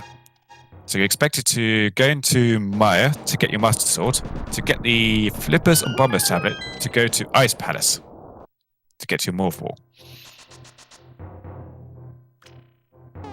Sounds about right. Can we reveal the seed?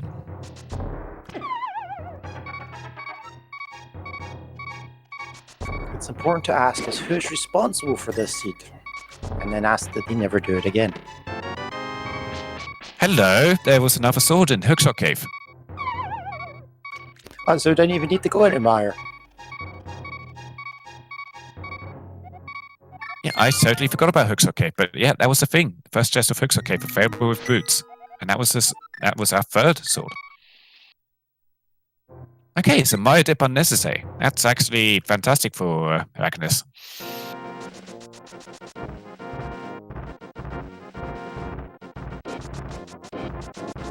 Back of Gauntlet is missiles and bombs.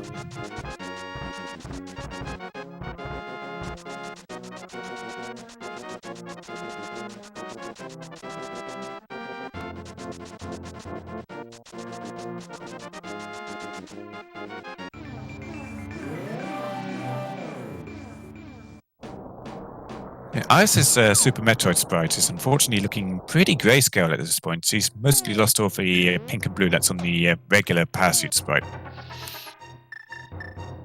Which I know she likes. Now, Agnes actually going to go for blue person Spike Cave play. We were talking about this.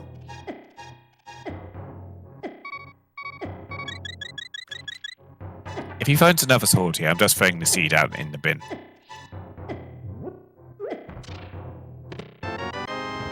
It's a bottle.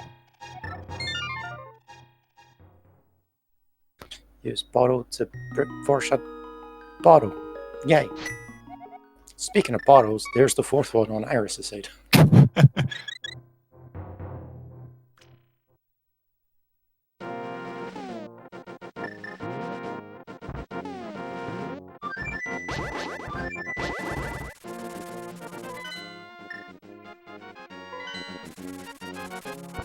Alright, Heracnus has checked out Ether tablets already. That was just, but he didn't have the sword for it before. He's just got to get over to Bomber's tablet and he'll be in a good spot for checking out this facility. He doesn't need to dip into Maya. Not just yet. A little hesitant on where he wants to go for Flute, but checking the Bomber's tablet is faster than going into Maya. Yeah, especially because of where it is. It's actually behind the big key, the big chest. And depending on how you route through the mire, it can be after the gutsy chest.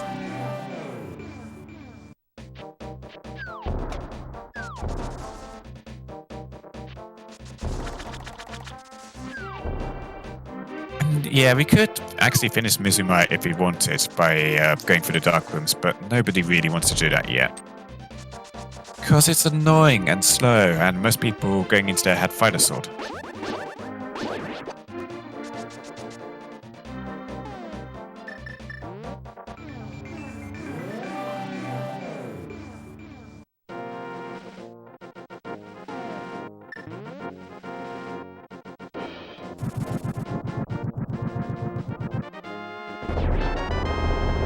There are those flippers for the second time.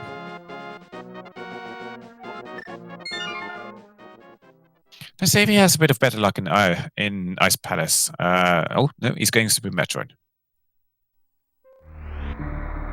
Nope, everyone is following that screw attack, and unfortunately the screw attack is bait. Yep. Oh, I can do the logical thing now. Let's go do it. Nothing. Yeah, everyone's just so desperate to get some form of exploration of Super Metroid, and unfortunately that's just not the play. I mean, this isn't even hard mode logic coming into play. It's just massively bad logic, which could come up in any kind of seed you do. Yeah, this is the catch with sequence breaking, because if you never sequence break and found the screw attack, then you wouldn't have went there, and maybe you might have went to Swamp Palace because we're right there, or maybe you'd do Ice Palace because again you're right there, and then do your flip checks when you finish Ice Palace. That type of route. Yeah, this is exactly what we were talking about early on in the seed when they first grabbed Screw Attack. And he decides that just the front of Gauntlet is enough for him. We've got bombers on the in the vanilla super missiles for Iris. Not useful in this seed, but it's there.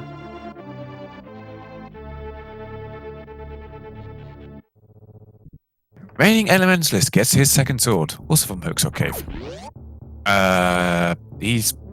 No, you can't bonk across these. The distance is way too far to bonk across. You need a hookshot or hover shenanigans to make your way across.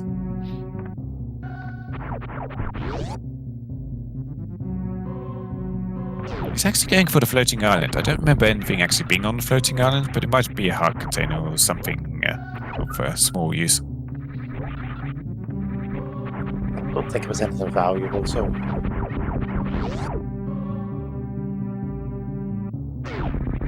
So Iris down in the bottom of Penguin Star for the second time.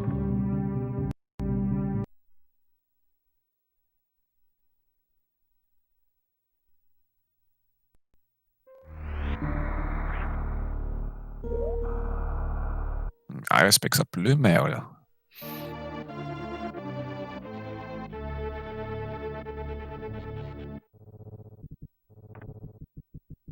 She's now going to make her way over to Billy Mays.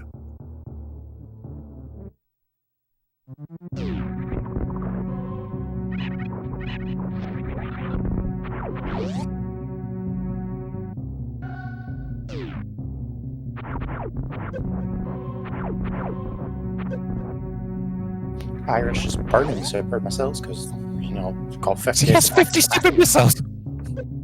50! I think that's enough to kill Ridley and Mother Brain by itself. You don't need Charge Beam at this point, right? I know it's 30 for Ridley, for just super missiles. I don't know exactly for Mother Brain. I think it may be a bit higher. I know that Ridley and Mother Brain are now considered in logic if you have enough super missiles without actually needing the Charge Beam. That is a fairly recent change. Okay, 55 super missiles. I think that's definitely enough to take out Mother Brain. How many super missiles are there in the game total in Randomizer? I think it's like 65, isn't it? 60.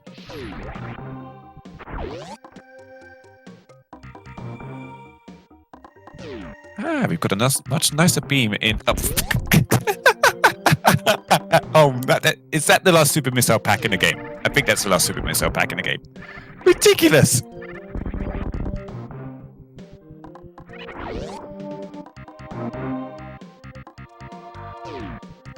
But the ray beam there is nice, at least.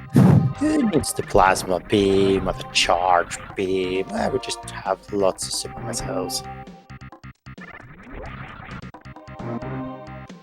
And to think as well, they haven't really explored Northria, they haven't really explored Meridian.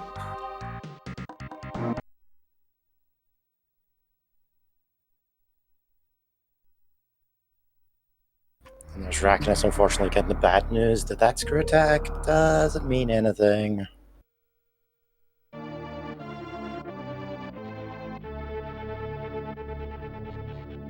Yeah, that is bait. The worst kind of bait. Lengthy, time-consuming bait that doesn't even get you anything.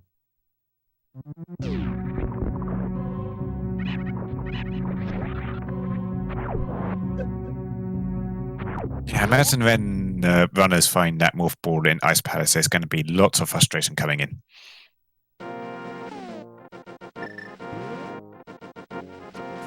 So Brayjake picked up their flippers and did not save and quit, so is he going to do it for a swamp? Yeah, he's just swimming over to Ice Palace. Oh wait, Jake. Oh yeah, Jake might be going Swamp Palace because he's gone in the dam.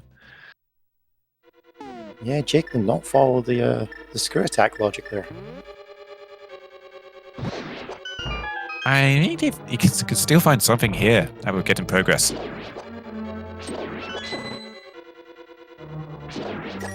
Yeah, Gravity and Swamp leading to Hookshot in Meridia would be pretty trolly and expected of a seed at this point. By this point. Yeah, as I said earlier, like the number of items you get in Hookshot with Swamp, at like a maximum versus what you get in Ice Palace is like a 50-50 play. And you're right there, so it kind of makes more sense to do Ice Palace, Swamp Palace. I mean, ultimately, there could be absolutely nothing in here, and it just wastes time. Or he finds something like Gravity Suit, Hookshot, something that makes it worth as well, and then suddenly that 50-50 turns into two entirely different routes through the seed.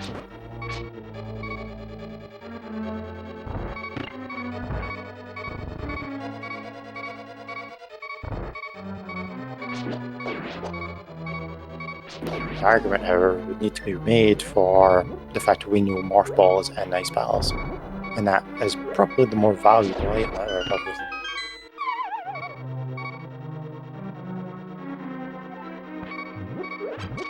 Alright, just shy of 1 hour 38, we have got our first Super Metroid boss coming in for Iris. It's not the worst as far as Super Metroid bosses go, because I've mentioned that Morph Ball on Trinex before, which I've seen at least 4 times before. But it's still a pretty late first Super Metroid boss. Doesn't get the quick kill, so Kraid's going to get to stretch his legs here and have a bit of a walk in the room before sinking back down into the ground. The guy needs exercise. How's he supposed to get fit through the doorways in the first place? I mean, it just goes through the floor.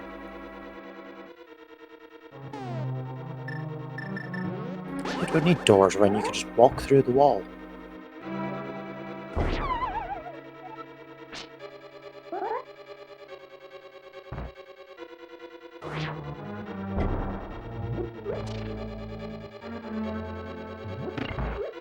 I reckon this is actually going for the old Ice Palace bomb jump here, but he has a King of Samaya, so Icebreaker as a glitch is a much faster way of clearing Ice Palace and also much easier, at least in my opinion, because I just absolutely hate the bomb jump.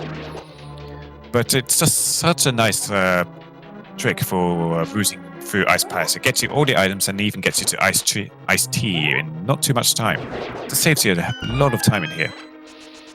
But I imagine he doesn't know it because it's a fairly new glitch trick. I think it's been known about for about 3-4 months now, maybe longer.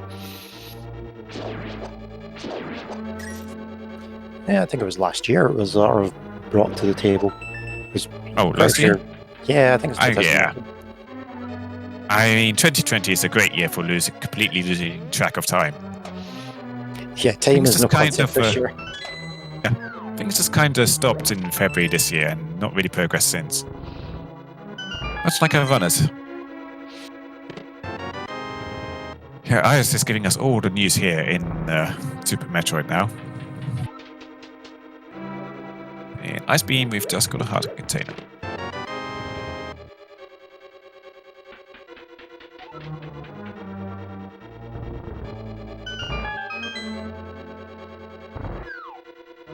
Yeah, that various suit just gives us so much to check. We got all of Upper North here, we got all of Lower North here, because we can use the back door to get there.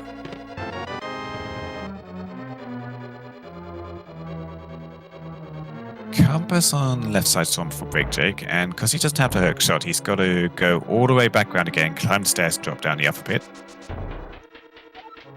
Got Powder and Crumble Tower. Iris goes to grab it, but misses it, and is she going back for it? She's going back for it. She does not have any field bottles, so Powder is a very useful safety to have in places with anti-fairs and bunny beams. So probably worth the 10 seconds to go back there and grab it. It's also the risk that is like, Magic Bat could have something. Given the way the seed's gone, it probably does. Alright, Swamp Pearl is dry.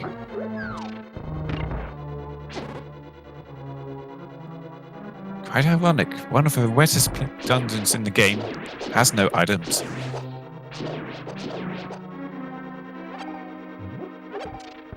And having quite a bit more health than Iris, and also I believe that red potion. That looks like an empty bottle to me, but I think he's got a red potion. He is going to go take on Cold Stare. I mean, So he was hunting for a few hearts there from the blocks there. I think to really top out your health, you have to go in the previous safety room using a key. He's not happy about going into Cold Stare here. We also saw that Iris got the best item in the game from High Jump, which of course is Springboard. When he just wanted to look good jumping about. I'm gonna save those bombs, that's what it's moving for.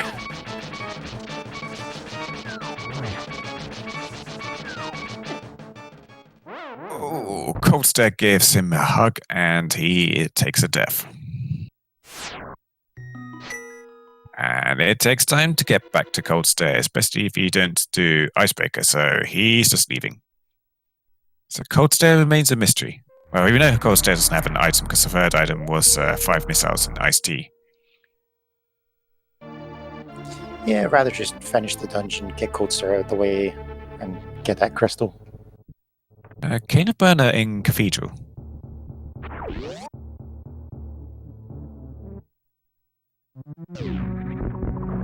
So there was grapple beam on bumper ledge, but it's looking very unlikely anybody would be grabbing that bumper beam. That grapple beam.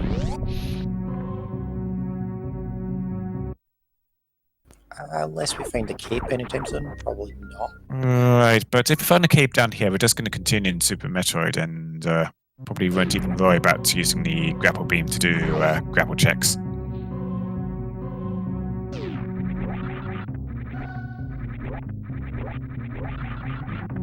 I mean, the worst thing you want to do is find the cape down here and not find any way to get to Wreck Ship any easier than the continuous wall jump. Because then you'd be consider going back for that grapple beam just because you don't want to do the ZWJ.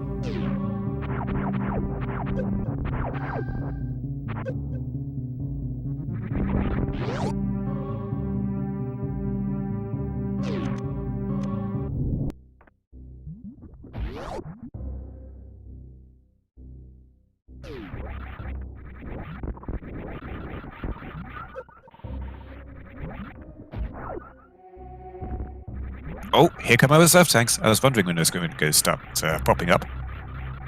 A very long pause from the Iris here, because that is a double reserve tank. Yeah, that's a double fake out. Just like, nope. Not one fake energy tank, but two. I think she's giving us long pauses just so we can make really good notice of when she picks up these nasty item combos.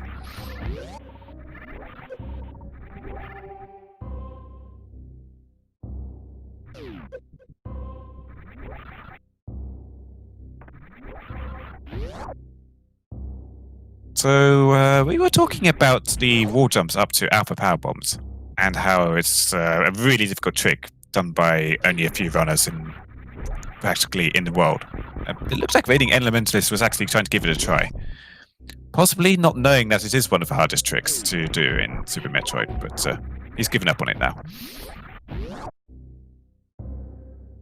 It might have me in chat saying we only have video evidence of Oats and Goats ever doing it. Oats and Goats being a really one of the top runners in the world, indeed. Yeah, Oats and Goats being one of those names that comes to mind when you talk about Super Metroid speedrunning. So it's like, I'm not surprised by the fact that he can do it.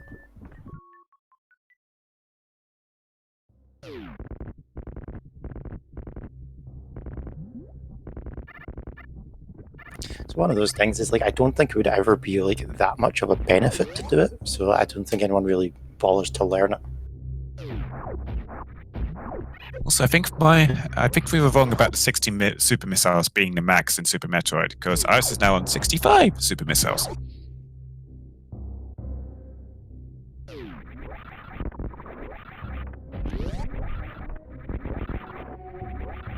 Yeah, I think the super missile count is higher in the randomizer than it is in the vanilla game.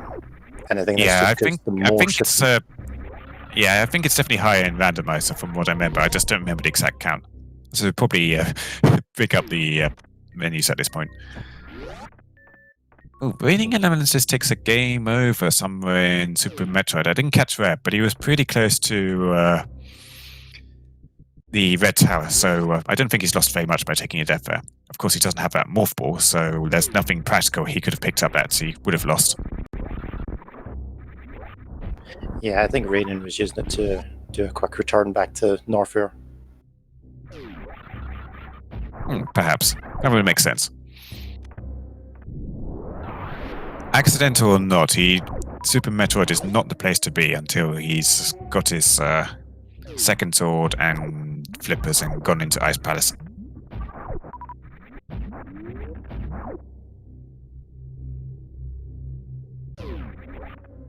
Ouch, you jerk. Did we not see Rain pick up his second sword from Hookshot Cave? Yeah, he's swinging it around. Tracker probably ate the input. The tracker is a hungry beast and loves to eat inputs at the best of times.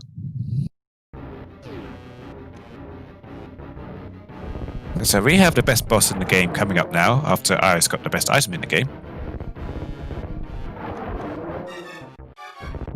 Fortunately, we do not have that grapple beam, so we cannot grapple off his arms. We also don't have the plasma beam and charge beam to one-shot him. Just to see him do an impressive backpedal all the way to the bridge. Wait, just a regular old missiles to the face and lava dip for him. Or acid dip. Let's like back up a little bit here. Forgive the pun. You can grapple his arms. Yep. And he just kind of walks off without his arms. I think I know what I'm going to be trying soon.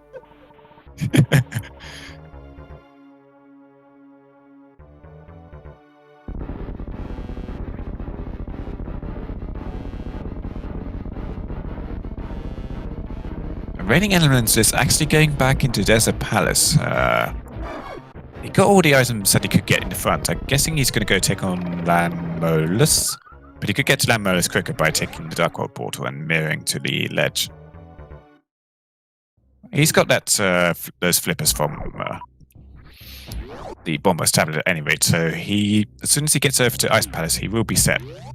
Imagine he probably doesn't want to go to Ice Palace just yet, because Ice Palace is a mean dungeon, and he would be wanting to do Cold Stare whilst he was there.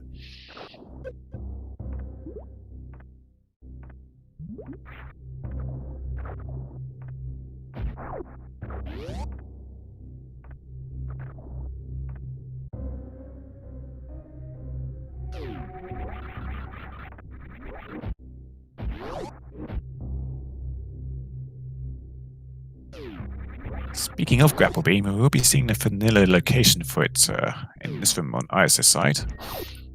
And that is the best beam in the game, Plasma. So now we can turn off Spacer. In fact, it always looks like it's turned off. Huh. Did she turn it off manually already, or is that a new change that turns off automatically if you get plasma after spacer? I do not know, but I If you find either plasma or spacer in Link to the Past, sorry, they start disabled by default, and that's so that they don't come on active and then you space time or kill beam and just annihilate yourself. Yeah, that would make sense. If you found both space and plasma in Link to the Past, then you would get murder beam and murder yourself. Anyway, well, Iris finds the gravity boom. Gravity yes. suit. And the sign. Croc hiding the goods. So green pendant total bust, but always bet on Croc. I mean, even if Croc doesn't have anything, you still got to see Croc, and that's just worth it by in and of itself. See, I'm in the never bet on Croc, and every time I'm commentating a stream, he always has value to prove me wrong, and I'm getting very upset with him.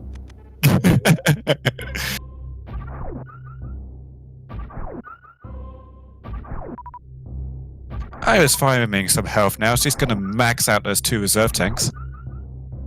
Get her money's worth. She did pause for an awful long time on that second reserve tank.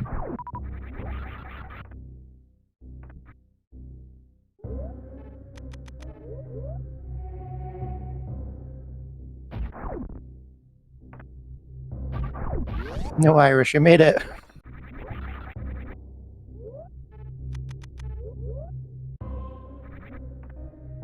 There's nothing worse than double backing on yourself when you don't think you quite made the jump, and it turns out you did. And then you shoot the ball. You shoot the door with a beam rather than a missile.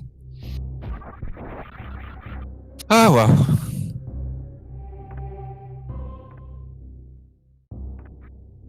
What makes it worse is it's a spring ball jump, and they are not the nicest of jumps to do.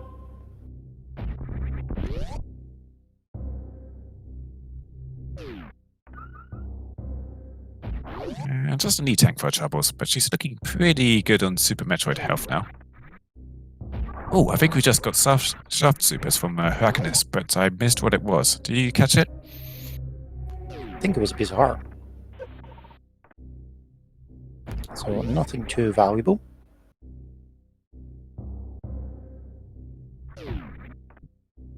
What's really bad is I watched Hyrcanus do that climb. I saw the item and my brain just didn't process it. We found 65 super missiles and on his side 85 regular missiles. I think we just stopped processing them past the 20 mark, to be honest. It's when it gets to ridiculous counts that we start processing him far, far too much.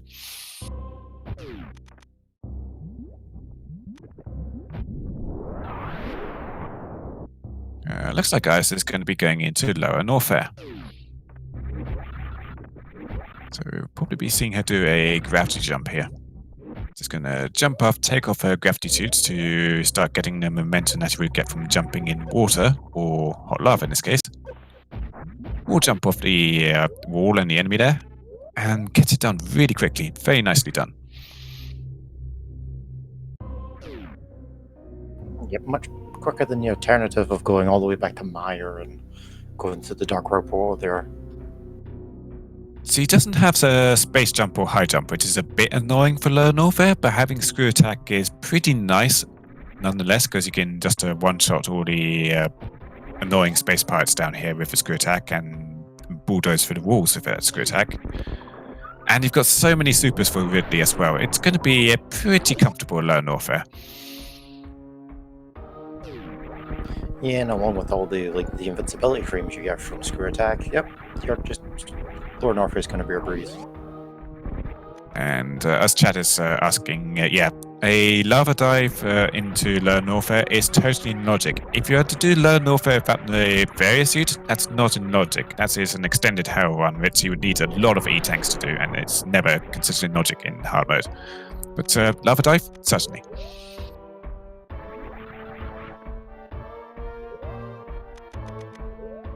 So yeah, this is totally in logic for Iris, and the game may well put items down here.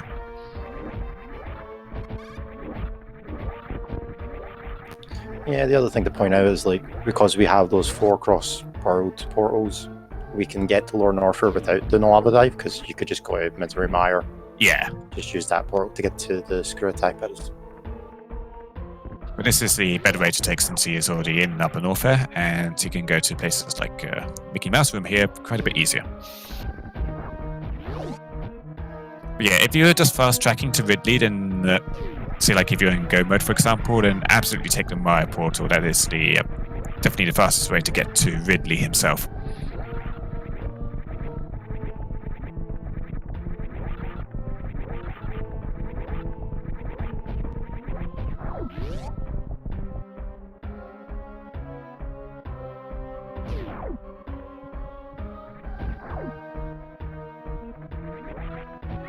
The key hunters down here are also really nasty, but again, you can just screw attack through them. Screw attack is just, it's never really a necessary item for Super Metroid, but it just makes Lower Norfair in particular so much easier to do. It's big quality of life down here.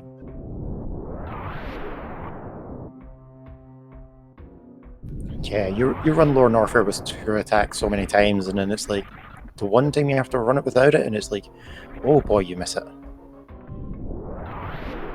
We've got a mushroom in Power Bombs of Shame. Good old fetch quests. It's kind of an appropriate item for Power Bombs of Shame. But given that we're still lacking quite a few things for Go mode, we'd probably be seeing that handed in. Especially having that flute. It's a good opportunity to stock up on potions as well. I know Ice has been hurting for their safeties, not having a... taking a death on Cold Stare to not having the... Well, I don't think she even took a death. I think she just left Ice Palace because you're so low on health and taking on Cold Stare would be unfeasible. Yeah, I think Iris decided not to waste any time and just come back when she knows she's stronger. Yeah.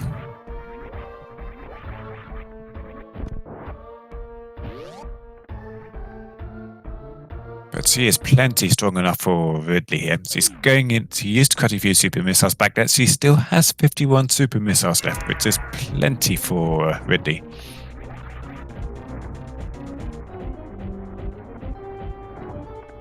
Yep, just a mere 30 super missiles to kill Ridley.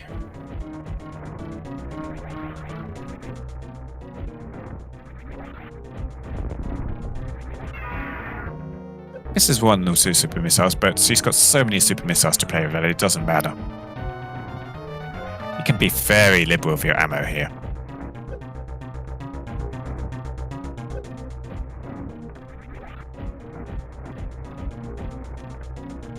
Getting grabbed by Ridley a few times before he's ready to just spontaneously blow up, but now he's swooping in. And she actually jumps up there to get grabbed by him. And when Ridley grabs you and he's lost enough health, he just decides he's going to explode for not much reason. You can actually kill Ridley just by firing even more ammo at him and never getting grabbed, but I'm not sure how many shots it is, but he can just blow up Ridley straight away with ammo if he keeps shooting him.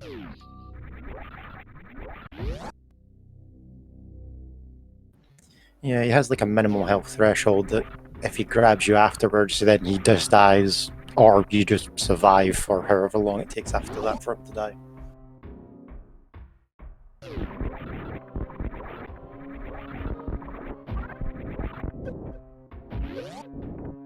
So we're not done with Lower Norfair yet. There's plenty of items still to grab here.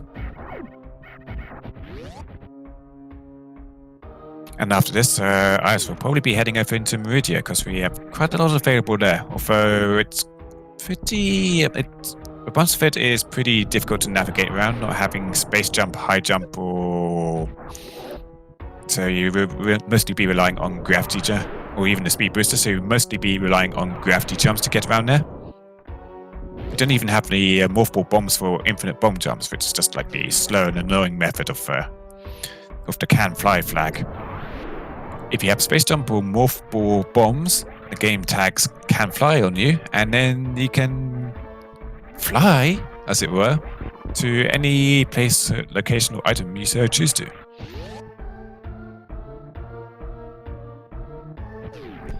Yeah, like it's nice for a convenient factor because it's like Meridia's right there, I could do it. But at the same time, it's like you could also backdoor it, and then you don't really need to worry about gravity jumps and things. There's an E-tank at the underneath Ridley statue, and Iris is just leaving that behind because she thinks he has enough health, which he probably does. So he's done the most damaging and intense area in the game apart aside from Turian, so he doesn't have much more need for health.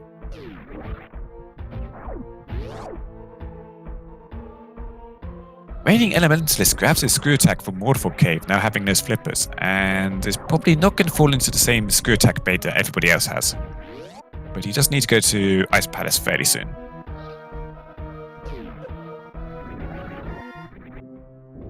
Yeah, unfortunately, I think Rain has done everything else under the sun, so it might just take the screw attack bait out of desperation, rather than a sense of, hey, I found something that was blocking logic progression, so hey, I may as well go check it out.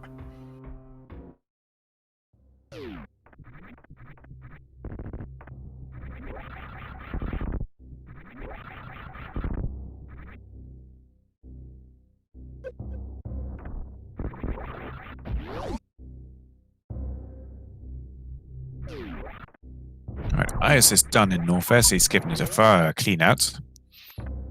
Picked up quite a few items of worth.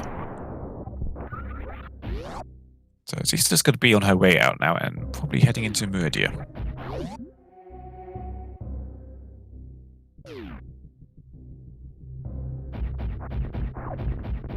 I don't think he can get through here. Hello?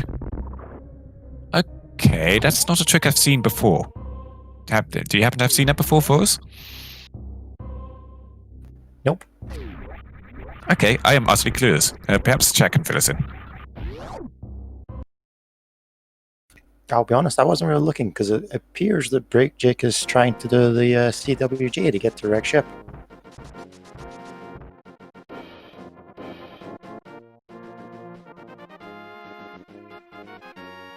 Oh, and Breakjake gets Was it off?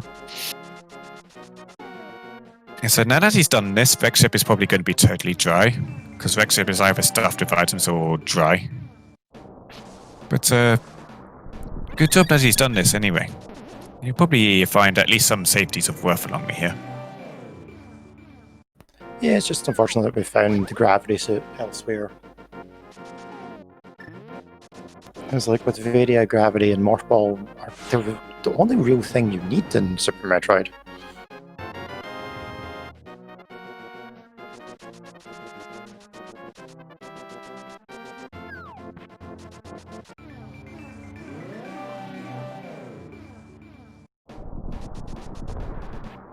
Iris has been defying me again and is now actually heading into Spy Cave after doing the ether tablet check.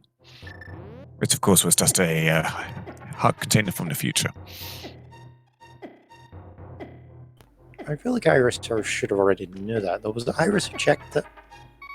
I don't think she had the book when she went up to the mountain. She went up to the mountain quite a bit earlier than all of our other runners, so she did hear her super early.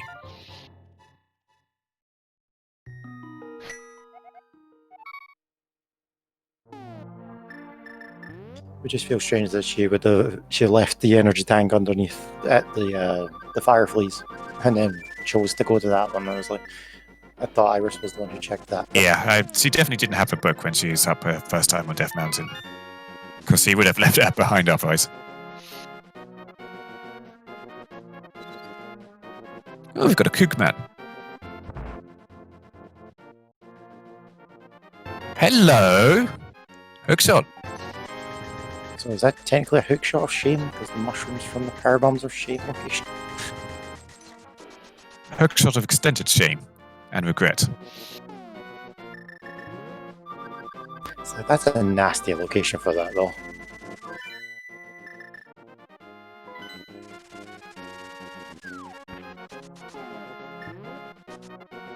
So, for Link to the Past, we're still missing a bow and an ice rod, and Ice is beelining towards Swan Palace, so he's probably going to check out that left side, and it's going to be quite a bit faster than when Breakjake did it, because he didn't have a hookshot going into here, but he'll have a bit of an easier time. And of course, being able to full clear it as well, just get yes. out of the way. Breakjake takes down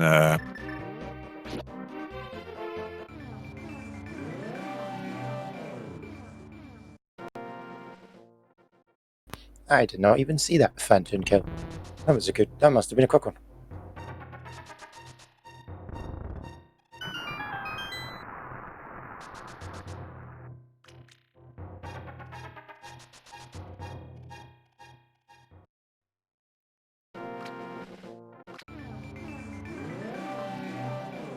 I think my audio cut out there. Yeah, it was a very quick Phantom kill from him, and he's got so many E-tanks and missiles that he was never in any danger there. Oh, there's an ice beam up there. Not a bad find. Yeah, that will save him some time when it comes to the Turian Metroids.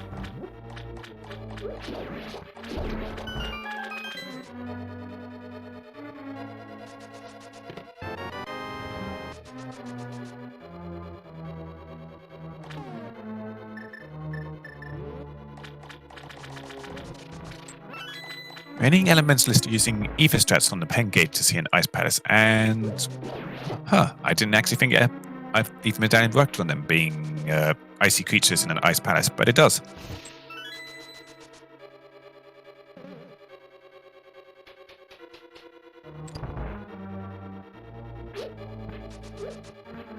I think that's probably one of the funnest things about a randomizer is, hey, I've been in this place and I don't have my usual strategy to kill them. What can I try?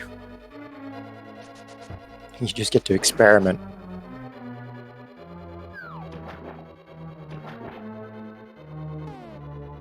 So he is lacking a bit of health to get over to the vanilla big key chest.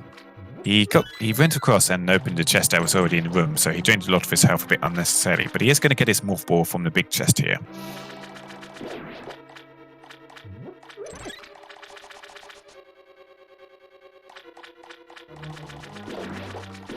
Thankfully, that is the important part we need. Oh, it looks like he hasn't done the Ice Palace bomb jump. But he does have a Cane of Samaya for the block downstairs, so he'd be fine for that. Uh-oh! He mirrors out. Was that deliberate? Yeah, probably decided just to hit the morph ball and get out of there. He had a blue potion first, so he could have taken on Cold Stare with that. But yeah, he's out for now.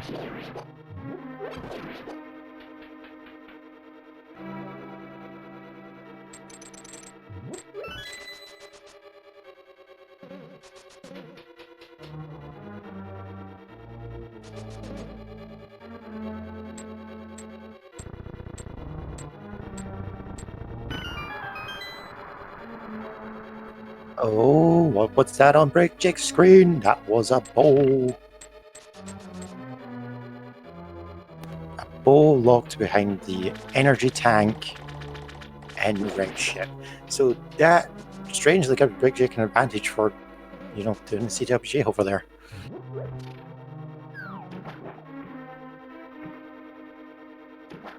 And getting to that room is not easy without gravity suit.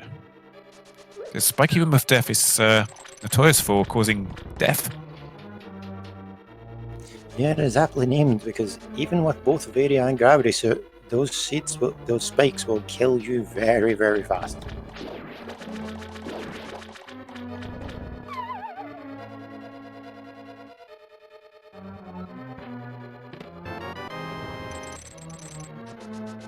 Right, as I remember, it's just a compass and missiles over here on the left side.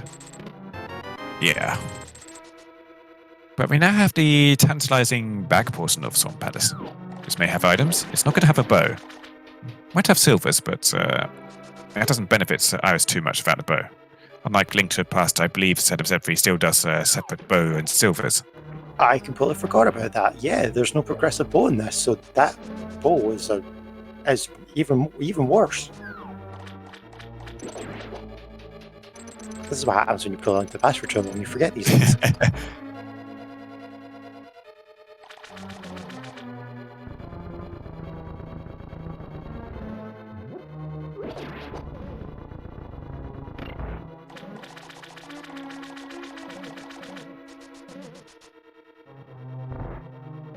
And yeah, just a quick dialogue in chat is like, Rain unfortunately bugged out of Ice Palace without picking up the video, so that's going to be a little bit costly later on. Yeah, Because he didn't go up to the attic. He's a very. He strikes me as not having much confidence in his Link to the Past play. So he's obviously a newer player and struggles with some of these. And Ice Palace is like one of the most notorious dungeons for just being an awful pain in the backside to get through, especially when you're lacking stuff.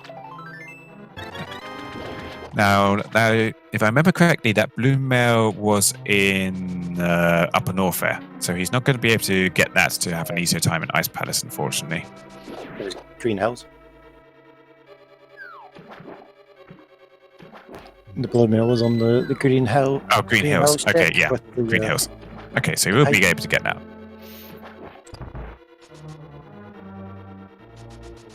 It's one of the things people don't really talk about with Link to the Past, but it's like, it is a proper difficulty curve. Like, just the transition between Light World to Dark World, everything starts hitting twice as hard. And then Ice Palace is where it starts to ramp up the difficulty even more, and that's where they decide to give you your first mail upgrade. So doing it with the green mail is a lot. It's much more of a challenge. Actually getting a little stuck with his morph jumps here. It manages to get out of them. There's just 5 missiles down there, so we're not going to be hunting Speed Booster for that, luckily. I mean, imagine if we had to double dip Vex ship after all of this. But he's going to go over to Missiles in the Sky now, which is, he doesn't have a can-fly method, so this is going to be a fairly lengthy check for him. The good old escort quest returns.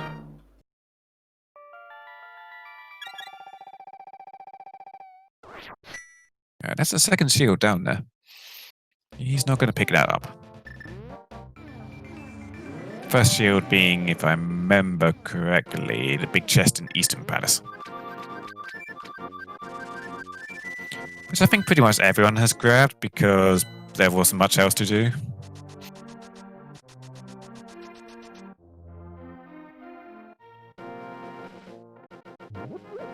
And time for the Super Metroid version of a tile room coffee break. But don't break too long, otherwise you'll miss your chance, and then you've got to fly all the way back again.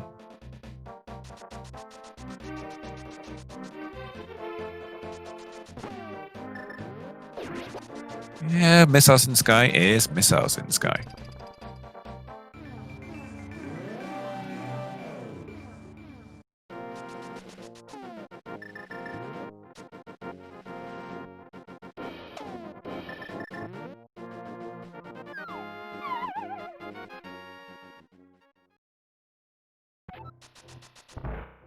And we're getting another new check on Iris' side thanks to having a powder, Magic Bat. She could have done this much earlier if she chose to fake powder it. But she hands in that mushroom, and she needs to hand in that mushroom. And she gets a charge beam for her troubles. What is with this beam placement? These are horrible.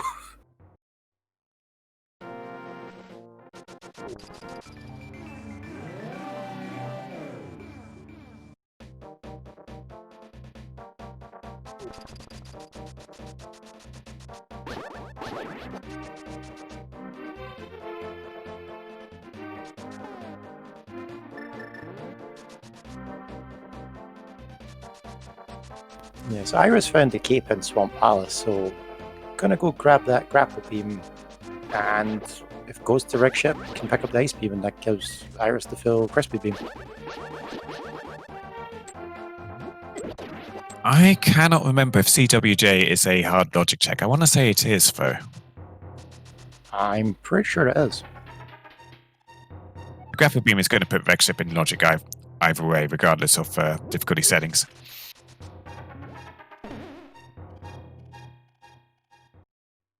Yeah, it's just that issue with the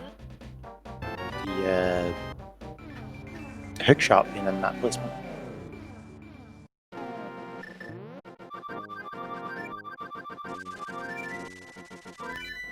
Didn't Iris go down and beat Grok and get plasma?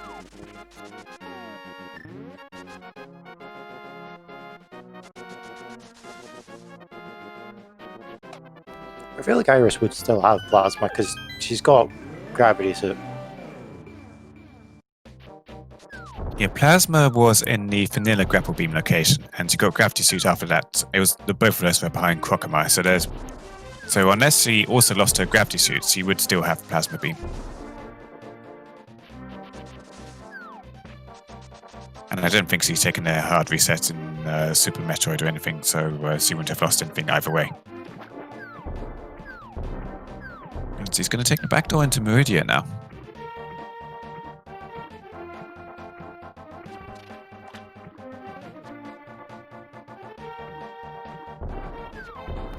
Yeah, sometimes it's nice to just go to the back door of Meridia and just clear out Dragon that way.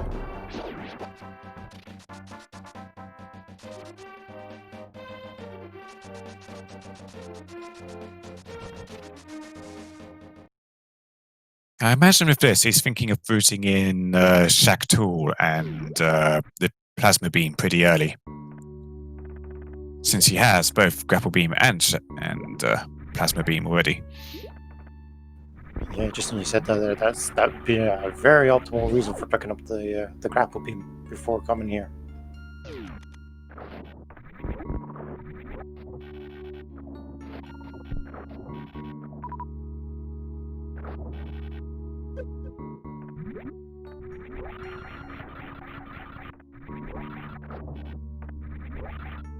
I remember the first time I played Super Metroid getting through this room with the grapple beam, and it took me a very long time to get through, mastering all the swings required to get through. But I was making a really quick job of this room. Total breeze for her. Yeah, I never made it past Meridia. The Metroids freaked me out too much as a kid, so I didn't play it. Got all the way to Meridia, just went, nope. And the worst thing is like, they don't even grab you like actual Metroids do. Oh, the first Metroid game I played was actually Metroid 2, and I was definitely less than 10 years old when I played the game. So when I first started encountering, what was it? The third stage of Metroid, Zeta Metroids, in the later part of the game, they spooked the hell out of me. And then the Omega Metroids after that were even bigger, and I was just super spooked with them.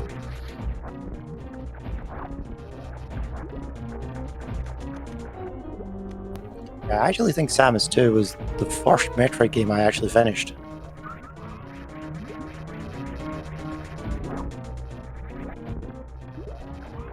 There has not been an X-ray check yet, no.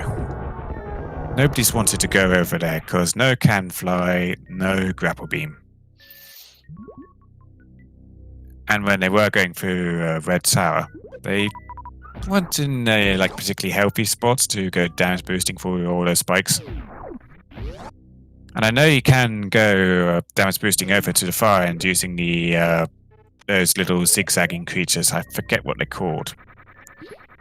I have seen it done before, but it's difficult and annoying, and you don't really want to take a death down there. So yeah, I don't think that's like it's in hard mode logic anyway. So Rain, are we gonna have our first Spore Spawn fight in a randomizer? Spore Spawn? Spore Spawn! What is this, boss? Is this new?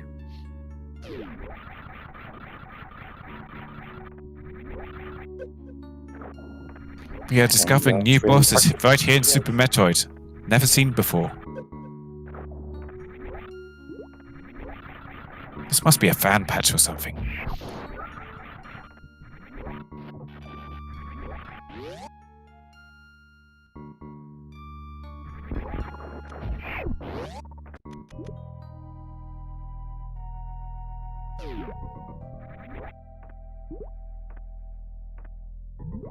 We were so distracted by this weird additional boss here in Raining Elemental's side that there's apparently a Dragon on Iris' side, and that Dragon is already gone. Yeah, I seen the Dragon die and then didn't check what the item was because I got distracted by the Spore Spawn.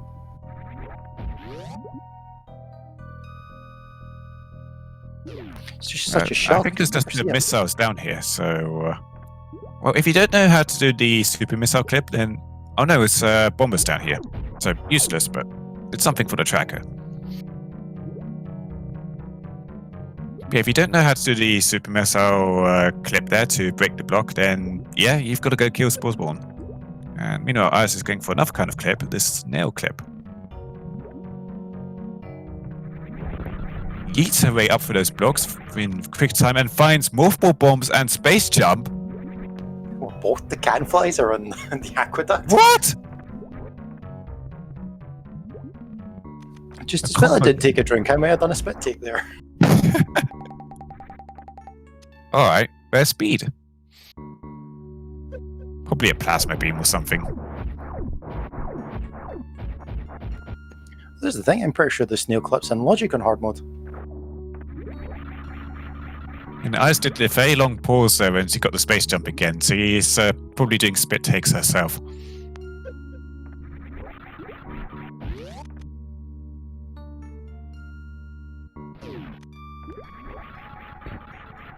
And yes, he's going Shack Tour now. Because we're still missing an ice rod. And that could be a Shack Tool, and I hate Shack Tool because he is the worst check in the game, bar none. And I hope that Iris is... Yeah, I hope that Iris blows up the Shack Tool with her handy-dandy charged plasma beam. The best method of killing Shack Tool. The chat loves Shack Tool. Don't say that too loud, they'll hear you.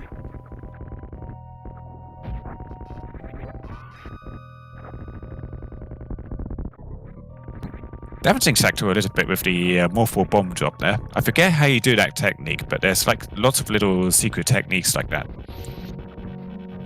Yeah, I think it's just you hold charge and then morph.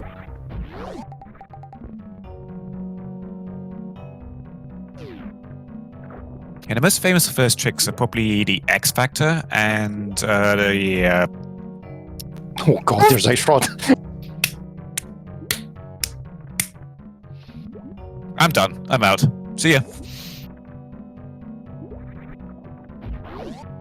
I think I've had enough of this seed.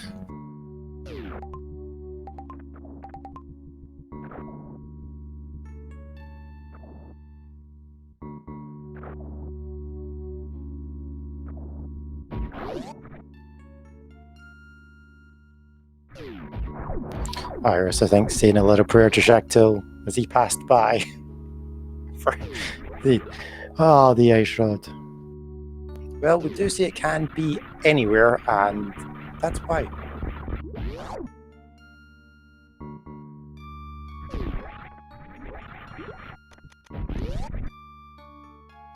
Right, I am done with my internal screaming. So yeah, that is no mode for the seed. We know where the bow is, so Iris just has to head over to Wreck Ship and get that bow, and she will be in go mode. And I'm not happy.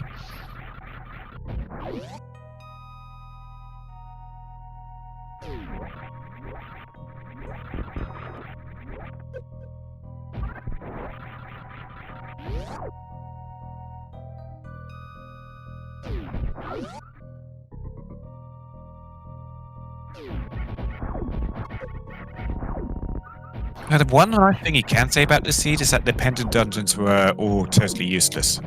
But everybody went into Eastern Palace and Desert, and Skull was looking for items, and there's Lamp for actual go mode.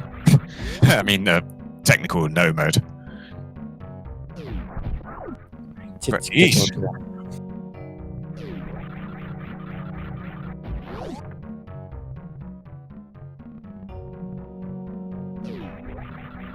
Oh, what is this seed trying to pull?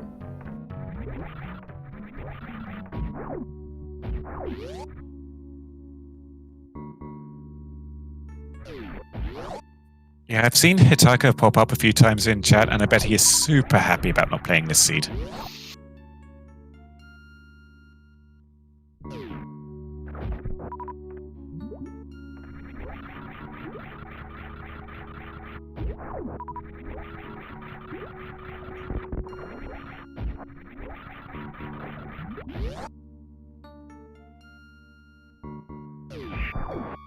I guess we're not actually in real no mode yet, because we would need a speed booster for the snail clip. I Snail clip is enough one of those things. I've seen snail clips so many times, but I don't remember if it's hard logic or not. Yeah, it is. It is hard logic. So unless Speed Booster is somewhere obvious and not locked by a can fly.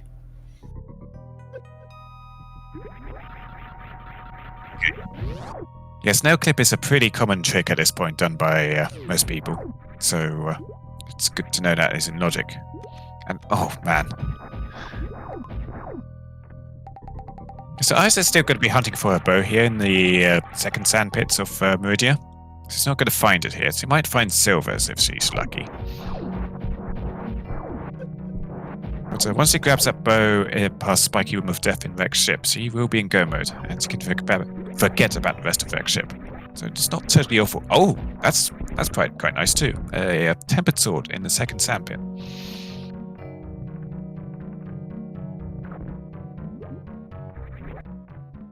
So my brain just had a hard thought that if Criteria Power Bombs has the speed booster, then Snail Clip is required.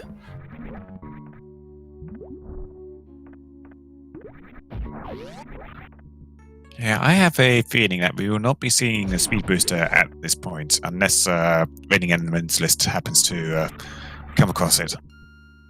Because he is being a bit more thorough with his checks in Super Metroid and Link to the Past, not doing the same tricks and sequence breaks that our other runners can do.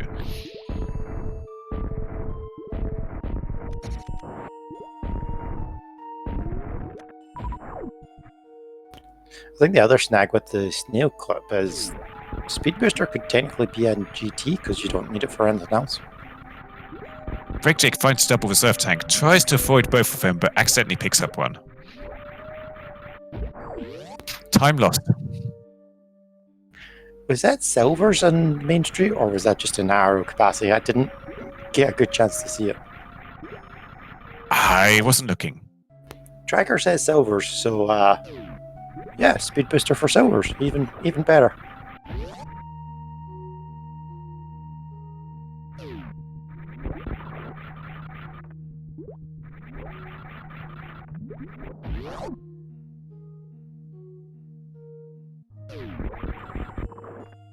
I just happened to find Speed Booster over here at Watering Hole, so you could go and grab the silvers.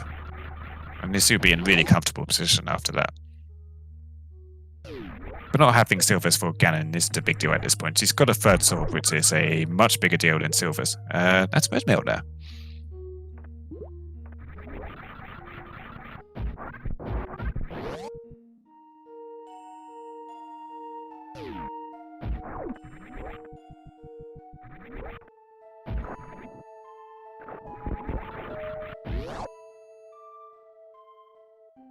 So Iceford was on Shagtool, so we could have a Trinex speed booster.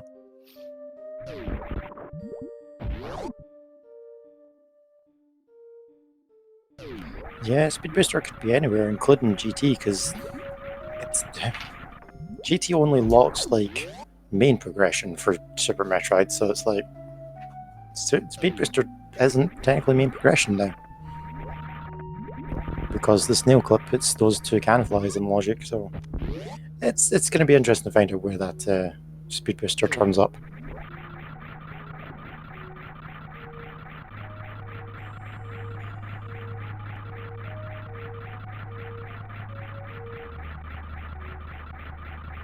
Alright, first item in Mama Turtle Room, missiles, and 20 rupees second item.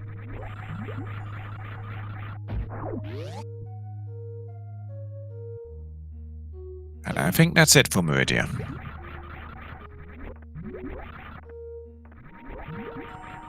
Did we see both the... Yeah, we did see both the sandpits. Yeah, the tempered sword was in the second one.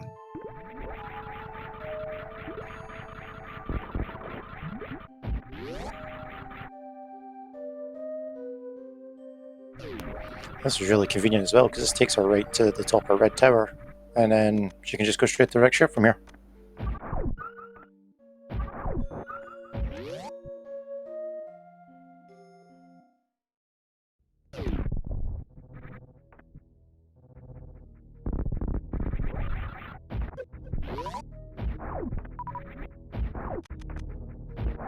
Yeah, So he's going out of a way to go check out Alpha Power Bombs first before X Ship, understandably, because that bow could be pretty much anywhere. So he might put down to X-Ray as well, possibly. We haven't seen an X-Ray yet. It's not going to be anything at this point.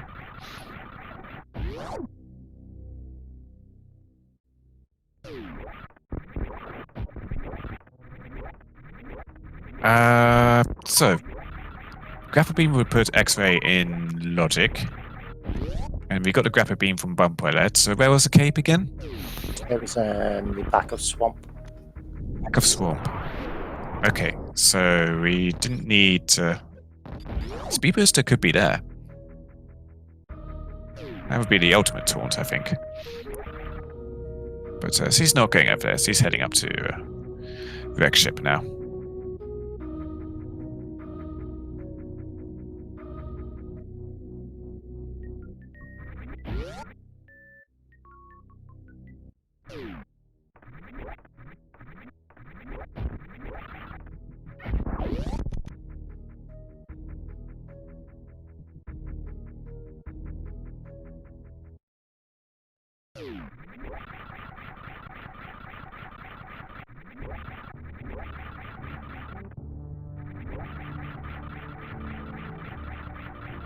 Just going out of her way a little bit to check out the, I think it's power bombs in the sky here.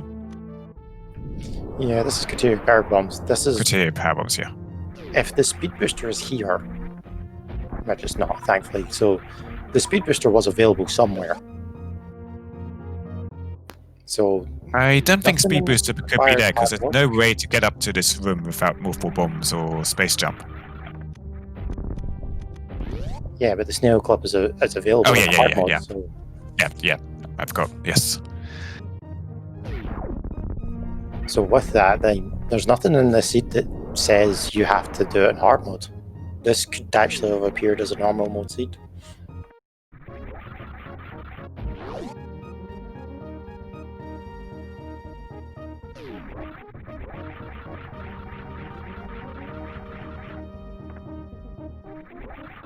We're still seeing some hard mode things in this seed. Rain, having missed out on that fairy suit in Ice Palace, was actually going through some heated rooms here in Upper Norfair. So he's got quite a bit of energy, so he's able to do this fairly comfortably.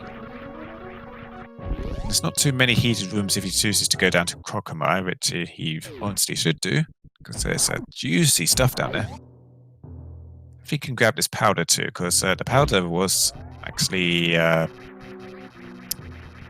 I don't think the magic bat was necessary, but the mushroom was necessary. Powder's Yeah. just a nice safety. The powder gives you charge beam, so it's not required, but it's definitely a nice to Oh have. yeah, definitely nice to have. Yeah. That was it. Charge beam. He gets that powder, but he's losing health here. Oh, he wants to leave. Oh, I think he's going to take a step. Is he going to... no. If you're going to Crystal Flash there to restore your health, you have to start the Crystal Flash before you get down to 30 health, because the time taken to activate Crystal Flash, if you wait to start it after you hit 30 health, you're going to die in that time. So you have to actually start doing the Crystal Flash before you hit her 30 health.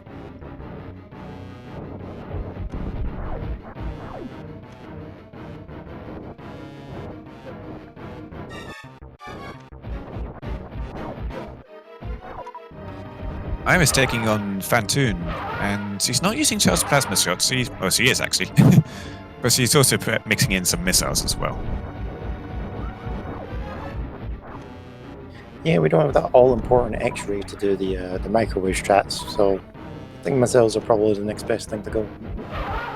Charles Plasma shots are still pretty beefy in and of themselves, though.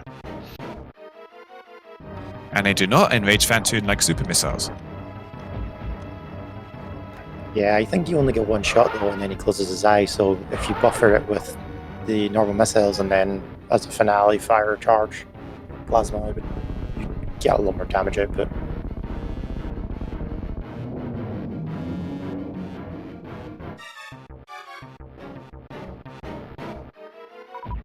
There's that bow for Agnes.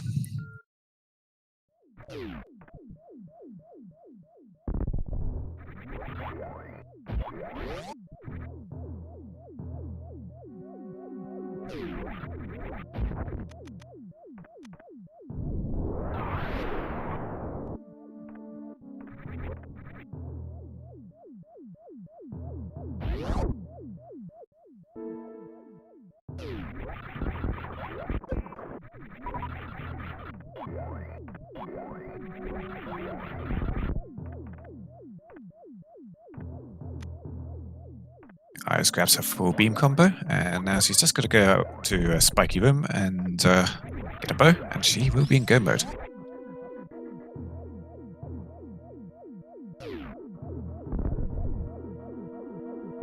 It's like, do you just finish off Super Metroid because you're here? Do you still go through the GT just in case there's something that might benefit you in Super Metroid? There is absolutely no chance that Iris finishes off Super Metroid before Link to the Past. Absolutely no chance, because then she wouldn't be able to save the animals. You've got to save the animals.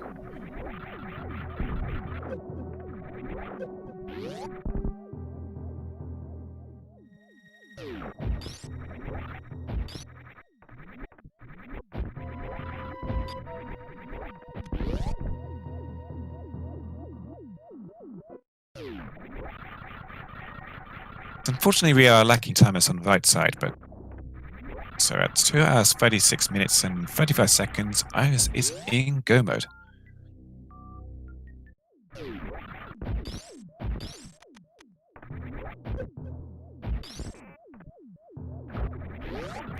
It has been a long and not very nice seed.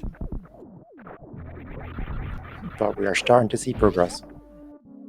Yeah, unfortunately, it is looking like this is going to be a plus 3 hour finish for Iris, but so this is pretty slow by SMZ3 standards, but she's done an excellent job through this seed so far with her execution and her routing, and should be pulling off her first place here on the restream barring unforeseen disaster.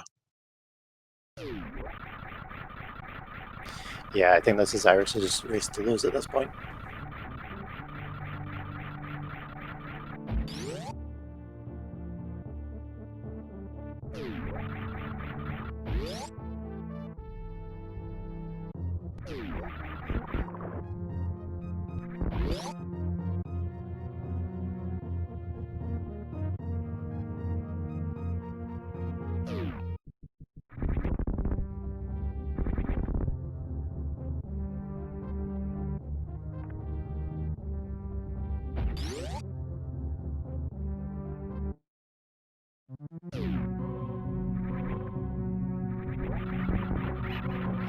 And oh no, she's not going back to Link to the Past. She's actually going to finish Super Metroid.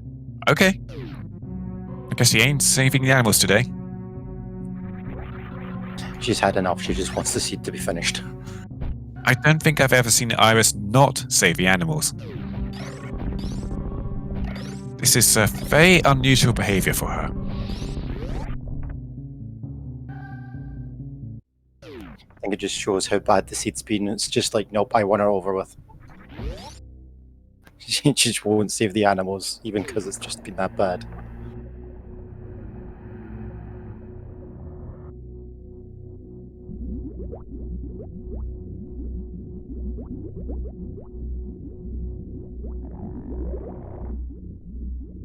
I mean, people argue that saving the animals is canon because of Metroid Fusion, but Nintendo have solidly refused to make a single game in a timeline past Metroid Fusion, or even Super Metroid for that matter. So we'll actually never know if they even consider Metroid Fusion canon at this point. Because we just evolved into endless timelines in Prime and other games that shouldn't really be mentioned, at least in public.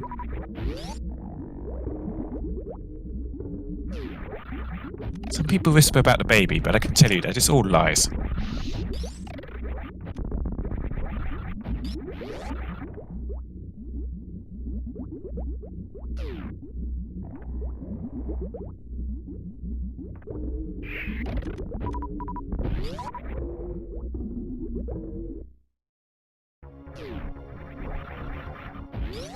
Right, So he's proceeding on to the baby Metroid now. The big baby Metroid, the only baby that we do actually talk about. And he's just taking off her suits here because we don't have high jump boots. We do have Wave Beam, but without the high jump, doing the baby skip is pretty difficult. So she's just going for the other option of draining a bunch of health here with the side hopper and then letting the baby drain her really quickly.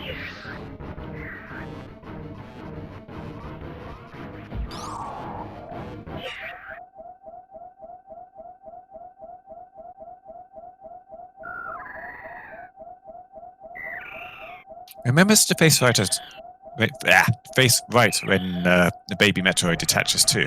Gotta face right. You save yourself a few frames that way.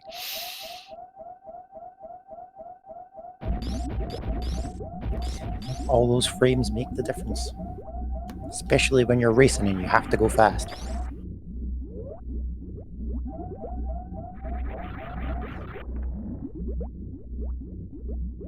I was showing off the pause buffer strat for the energy recharge here, where you just pause on the same frame rate you activate the thing, then unpause, start making way out of the room, and boom, your energy recharges whilst you're halfway out there. Don't have to wait for the animation of sticking your arm cannon in the station.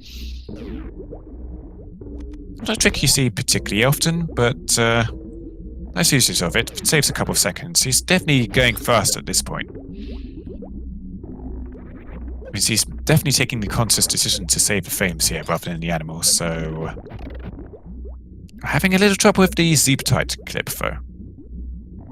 So he's got to freeze one of the rinkers here in the right position, and then he can use it as a platform to just clip away through the zip-tight. There she goes. By clipping through that, so he doesn't have to kill the other ones. Saves a few missiles. And saves time getting to Mother Brain here. She has very, considering she's on 70 super missiles max, she has very few super missiles right now, but she does have a full beam combo, so she's not going to have any problems with Mother Brain here.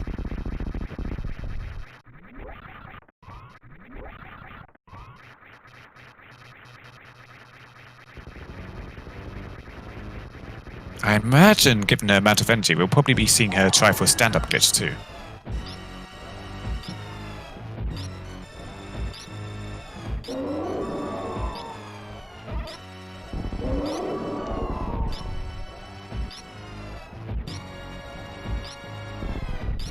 So assuming she doesn't take too much damage here, and she's doing a very good job of avoiding the takes a hit there from the catch-up beam. I think it's a catch-up beam. The blue rings are, of course, the onion rings, and the things she spits out are the meatballs. But I think she's good for doing stand-up glitches. So assuming she's got enough health to stand up again after the big beam here, and she does. She's just got to run into Mother Brain a couple more times.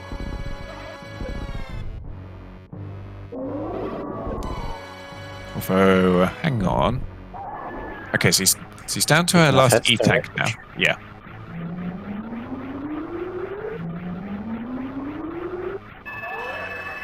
I thought she drops low enough with the first rainbow beam to actually stay stuck in the crouching position, but nope. And she did the unusual method of using Mother Brain's regular attacks to put her into the next phase rather than just walking into her. But anyway, she's activated stand up. And now she'll be able to get in a lot of free hits on Mother Brain, whilst the baby Metroid is restoring health to her, which speeds up the fight considerably. Yeah, in a perfect run, you don't have to fire a shot in the last phase. You actually kill her before she comes active again. She stands up, returns to color, and, well, dies.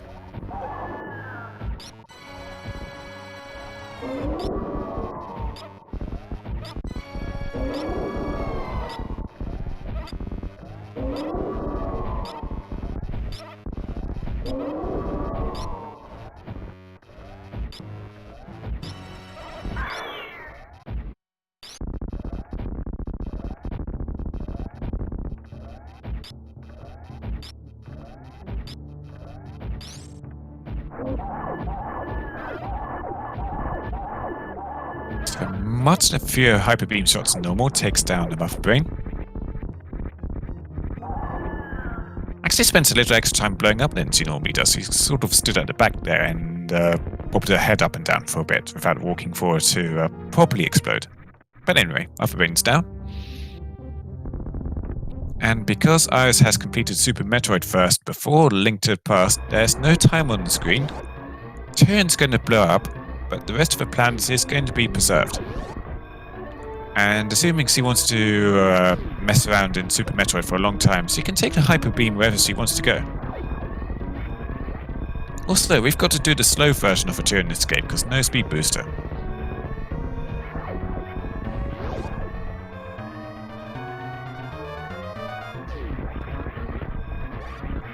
We don't even have high jump routes for these rooms.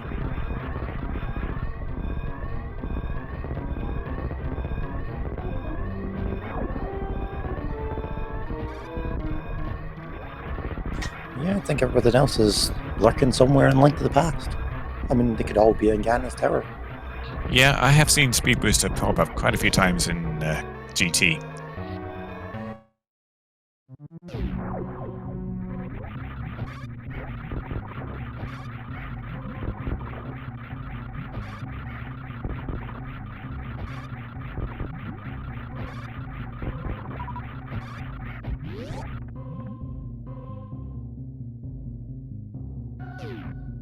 Right, Iris is out of escape, so he's just going to go back into Link to the Past here. Not waving hi to the animals, unfortunately.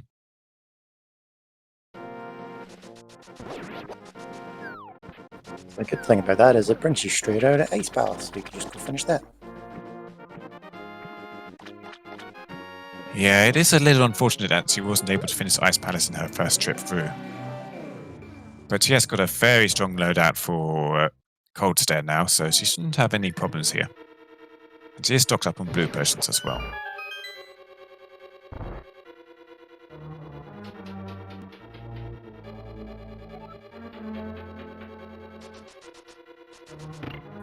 And for those who are joining us later, if you want to know where Half Magic was, that was on the pedestal, so you won't be seeing that either.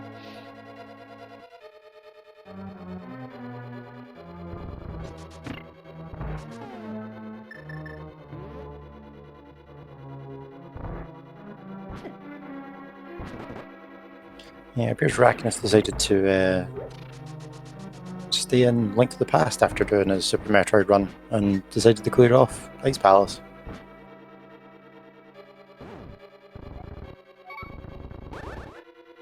Yeah, I imagine he probably didn't want to do Meridia without some form of Camfly or the Speed Booster. And that Speed Booster is a complete mystery right now.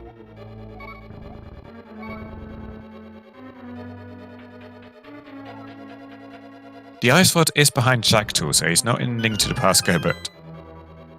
But he can clear everything else if he wants to. He might be going back in. He might be going over to Meridia now, actually, because he is on Death Mountain.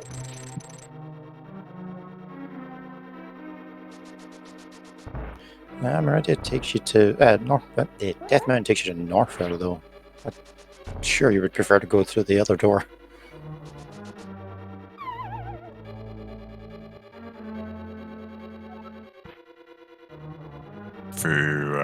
Through the back door to Dragon. Yeah, I suppose. But he's actually not heading up there. It looks like he's going Turtle Rock. I think this is going to be the third Turtle Rock dive now that we've seen. And it's just going to be a clear to the end. You don't find an Ice Rod and you just leave.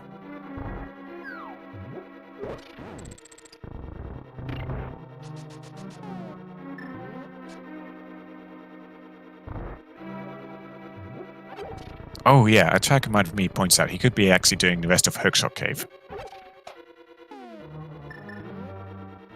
Maybe we do have three items we haven't seen.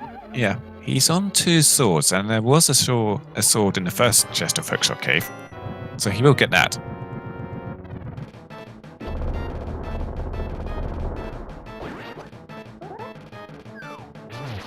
Right, yeah, he has done Turtle Rock already. I knew some of our runners had done the, besides from Ice, had also done the Turtle Rock dive. I just couldn't remember who. And yeah, shout outs again to our trackers, Mind of Me and Erika. They're doing the tracking for us today and doing an excellent job for it. Looks like there's nothing else in Hookshot Cave aside from that sword in the first chest, so he's out. Actually, he's still on Master Sword, so he's missing a sword from somewhere else. I don't believe he's went to Meyer yet, so is that Okay, yeah, my sword. Because that was Iris' second sword, so that she could get the flippers from Bomber's tablets. I can confirm it's definitely Meyer's sword because it made me screaming at us in chat.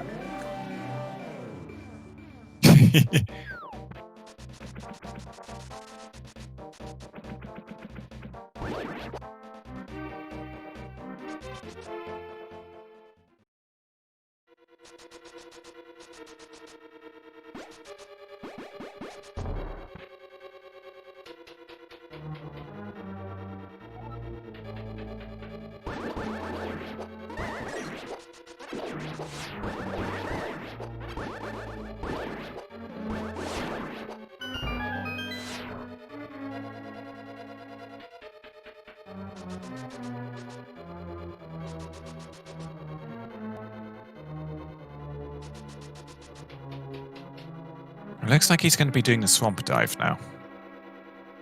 So yeah, I think he's just finishing off his non-Turtle crystal dungeons in Link to the Past now. Because he has everything he needs for those.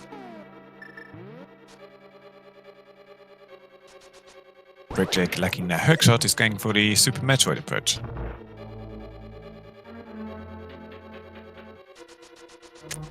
Yeah, it's possible Ragnas is looking for something to help in Meridia. Because it's like he can't even do Shaktil, so it's like if he does Meridia, he doesn't get Shaktil, he doesn't get Ice Rod. So that's just going to be even more painful if he went and did it all. Yeah, oh yes. Get it.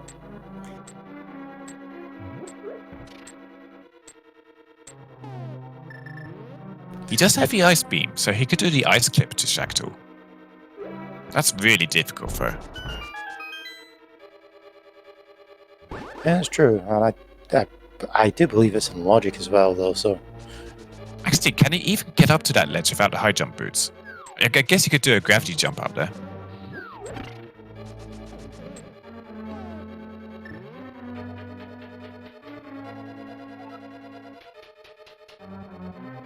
But yeah, we do have an Ice Beam, so there is potential to Ice Clip your way into Shaktil. There is that option. A grapple beam isn't strictly required.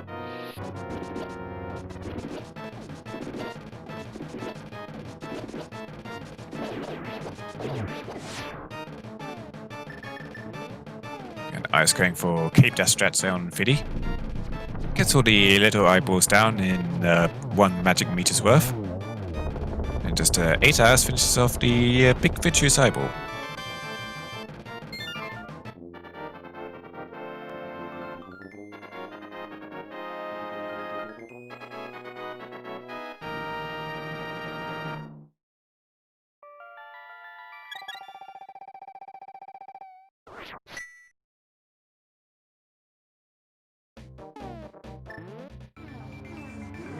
So Ice essentially just has to dip 3 dungeons, not including Maya now because he's just done that.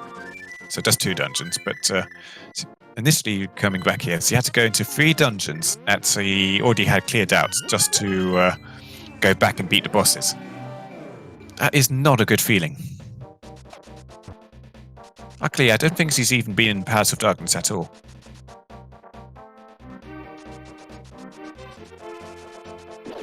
It's the frustration of the seed. It's like it pointed that, hey, Meyer had something important. And it's like, that turns out it wasn't entirely important because you could just have went to Hookshot Cave as an alternative. It's like, so for everything that we have depth, is like, it's almost felt like there's been an alternative you could have done.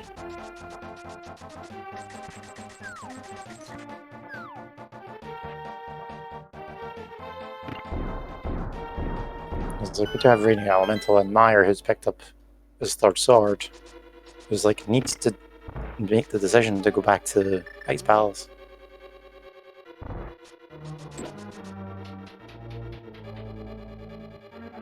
Yeah, he's in a he's in a much more comfy position for Ice Pass now, having a mail upgrade and soon to be a tempered sword.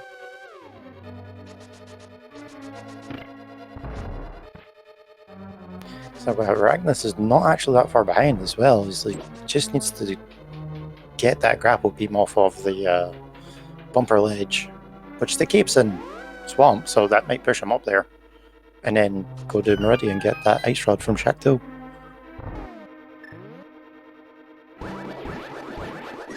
Yeah, it is a lot of ground to cover for to go all the way over there.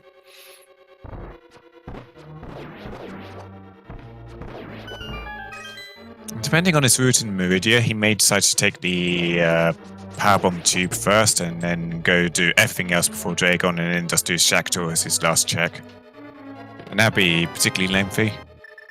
He would get a third sword out of that if he went to do the sand pits, at least.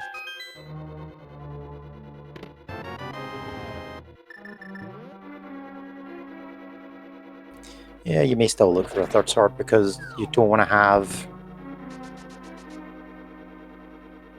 Sorry, that just broke my head. So high jump boots were next to Cape and Swamp Palace, and Iris didn't pick them up.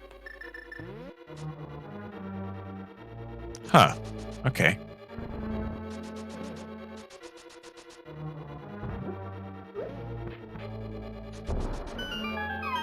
Yeah, I thought I saw her miss it too, and I thought, no, that's silly. Why would you miss that chest? Yeah, I thought the same too. Like, did she actually check that chest? No, she must have. Guess she didn't. It's too obvious. You must have missed. You must have skipped it. Unless maybe miscounted items. Maybe. I mean, I've seen tournaments lost on miscounting items.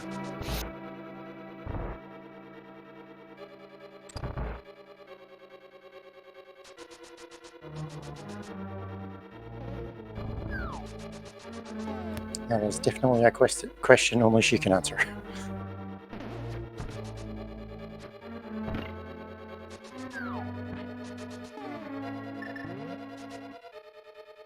Raining is giving us some extended dialogue from the tale teller here. If you give them a bit of cash, they will tell you a very long tale and refill your health. Not something you typically see, but if in a pinch and you don't have any other safeties available to you to talk about your health, you can do that.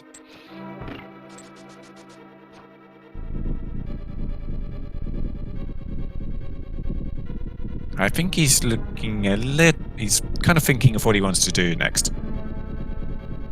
It's just a little bit stuck, but he has got options that he knows he can do.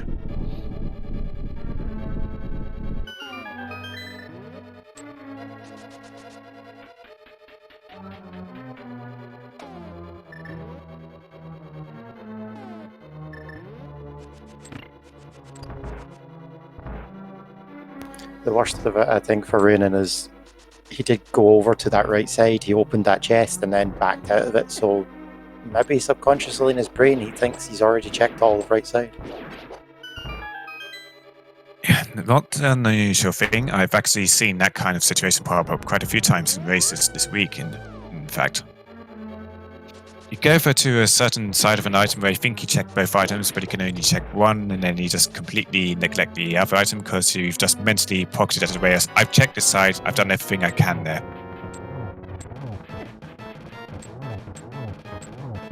But it looks like he's heading back.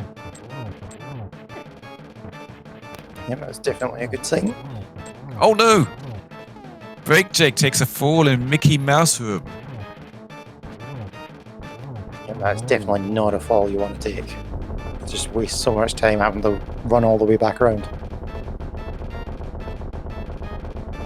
And you've got all the annoying enemies in your way, like the, I think they're called Gigas. That's like one of a few Super Metroid creature names I can remember. And the really rapidly bouncing red balls, whose name I can't remember. But yeah, it takes a long time to get out of Mickey Mouse room by the falling method and get back around. And it's even worse if you missed out on the item check.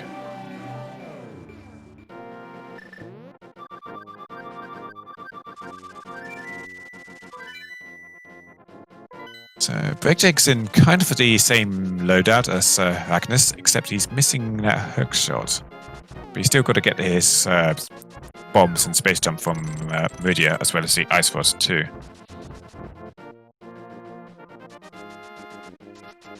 And Agnes is in fact looking to do the front side Meridia clear before going over to Dragon, so he's not going to save himself much time here.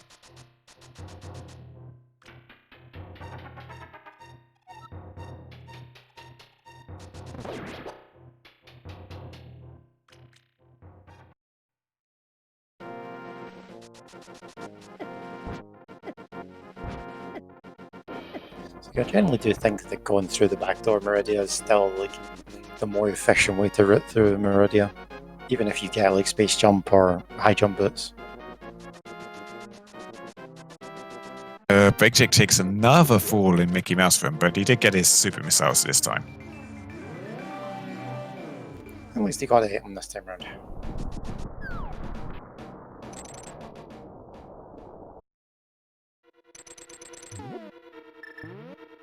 Ice is in, I think, her third triple dip dungeon, but she's got to go back in and kill the boss. And going through all of Turtle Rock to get back to the end is about as slow as clearing it normally. Yeah, the difference between like Go mode and Turtle Rock and just running through it casually is like, yep, it's not much different. I mean, in this case, he has checked everything in Turtle Rock, so he doesn't need to go out of her way to get keys or anything else. He just needs to get to the to try an exit. So it's a little bit of time saved. But it's still the double dip Turtle Rock, which is something you never want to do.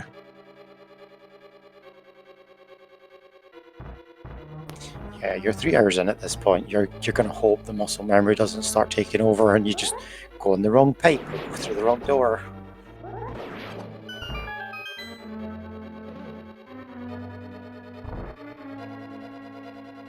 Yes, he's not succumbing to muscle memory because he didn't remember to take the right exit out of that room for the shortcut over to this pipe, instead of exiting the dungeon like you would typically do, so that you could check the big chest.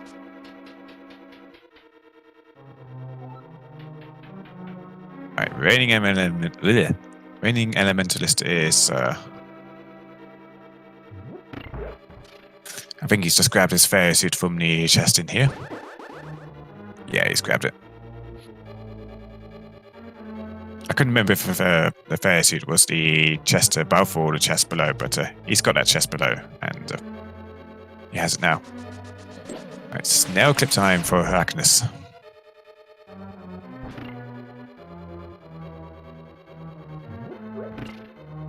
Snail clip is one of those tricks that I don't think I'd ever be able to do in Super Metroid, because I am really bad at, in my old decrepit age, at precise movements. So I tend to walk down in pits and link to the past all the time, and facing left and right with these snails to get them into just the right position so that you can stand up from a crouching position and clip through the ceiling. I don't think I'd ever be able to get the timing on that.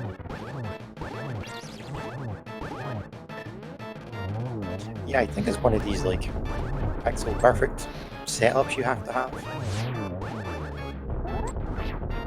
It's just a matter of getting that pixel in the first place. It's like, yep, kind of frustrating because the snails can be rather erratic at some points.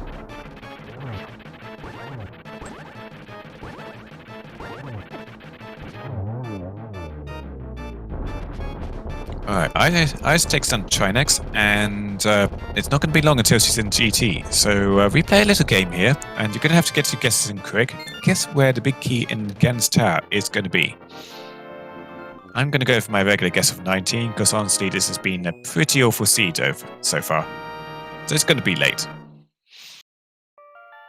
I'm going to go with 6, because it's always in the Stalforce room. It's always in the Stalforce room.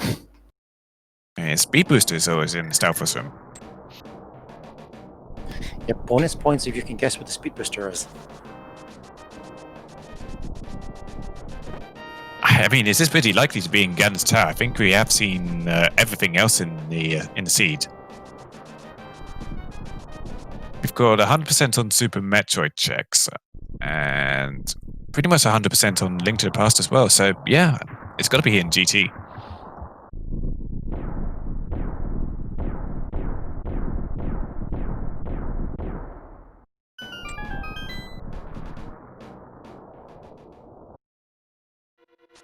I guess it's done. Ice is starting off on the right side.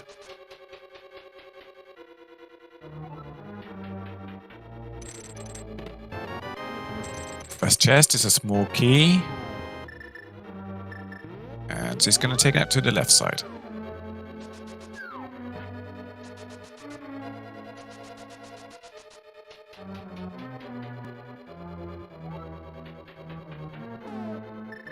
₹50 on the torch. Just a shame that Bob doesn't live in SMZ3 either way. He's just a regular old non-glitched anti-fairy regardless of what you do to the torch in the crossover. Can't believe they fixed Bob.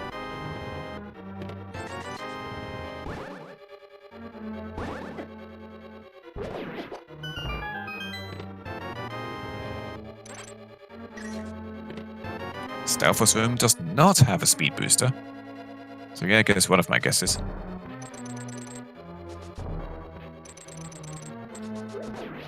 Yeah, unfortunately it doesn't have the big key either, so there goes my guess.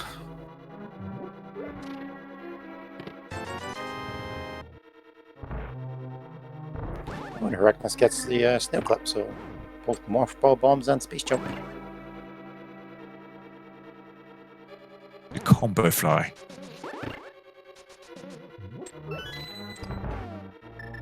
I have literally never seen them right next to each other like that. That is especially mean by rando standards.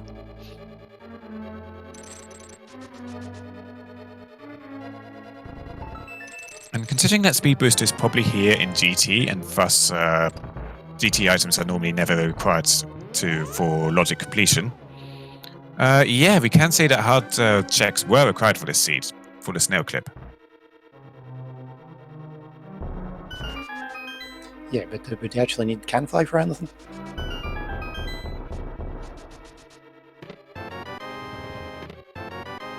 I don't think we did, so... I don't think so either. So the worst thing is like, this could have been a normal logic seed. So for anyone out there thinking that just because we call it hard mode, it's like, nope, these types of seed happen in normal mode too.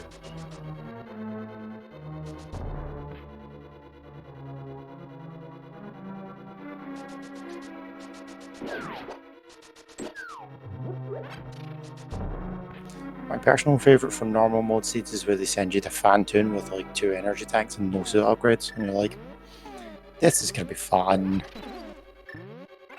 Ah yes, any percent Fantoon.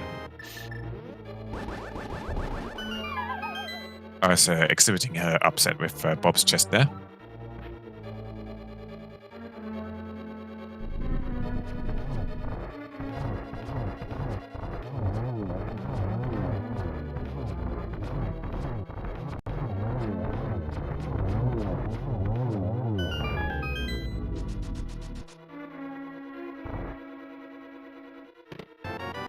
Combined ice armors we have the map, 20 rupees and 20 rupees.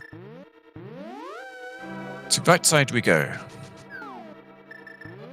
So tile room or the compass room. At the way this seat's going, probably tile room.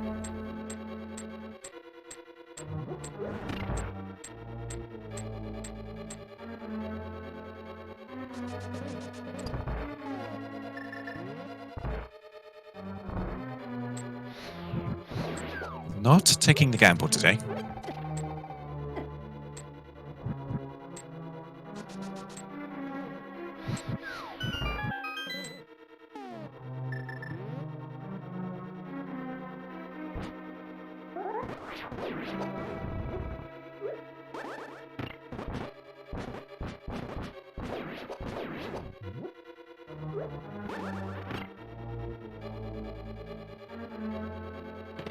Alright, 18, 5 rupees. 19, E-Tank. 20, 300 rupees. 21, oh my, it's tile room. Really? You didn't expect the seat to have just like one last hurrah, did you not?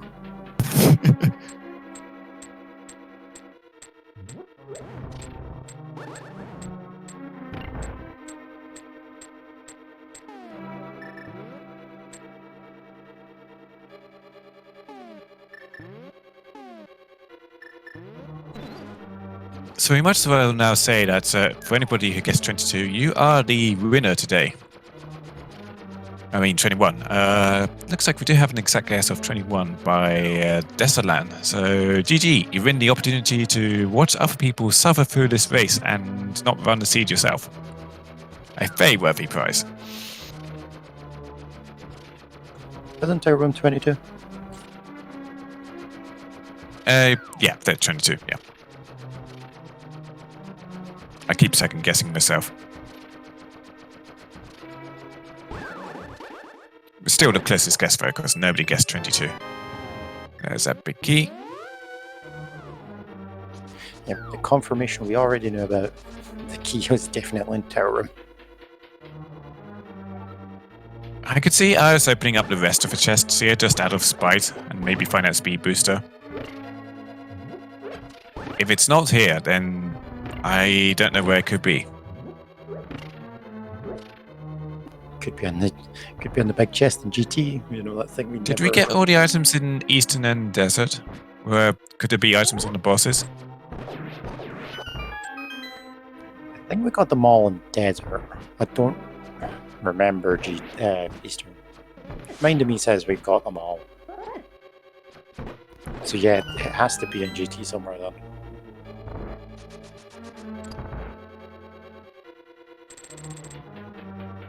Oh yeah, Pyramid Fairy. That's another shout out.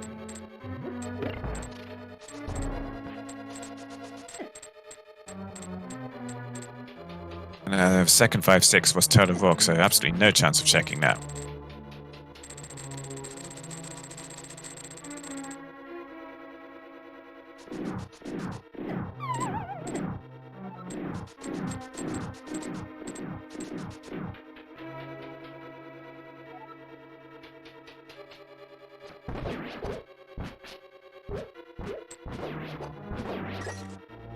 Ragnaros gets his Ice Rod from Plasma Beam.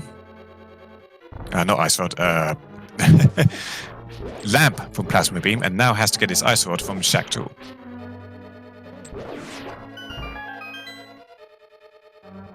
Yeah, we're hoping. He's done a pretty full clear of Meridian now. I don't think he's done all the sand pits, because he's definitely missing that Tempered Sword, and that was in the left sand pit. Yeah, just hoping that with the high jump boots he knows how to do the ice clip. Or the crystal flash clip actually, but that'd be kind of hard to set up with the amount of HP he has. Iris is down to 1 health left. We'll probably be seeing her power to the Bunny Beam here. To save herself the blue potion. Because she is going to be doing Ganon with Tempered Sword Silverless. So she's going to need a fair bit of magic for the last phase. And having potion for that will be particularly useful. Especially if you want to power through say, phase 2 with a bit of magic cape usage.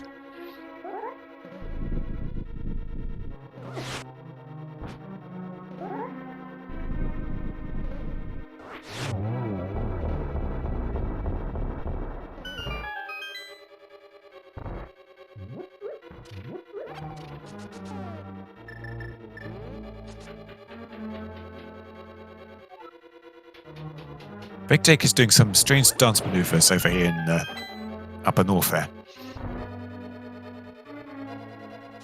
He's still looking for that hookshot. I completely forgot where hookshot was now. So he's just finished Lower North here, so he has got the mushroom now. Okay, So yeah, he just needs to mushroom, go hand that was that it. Yeah. So he's having a bit of thinking time now.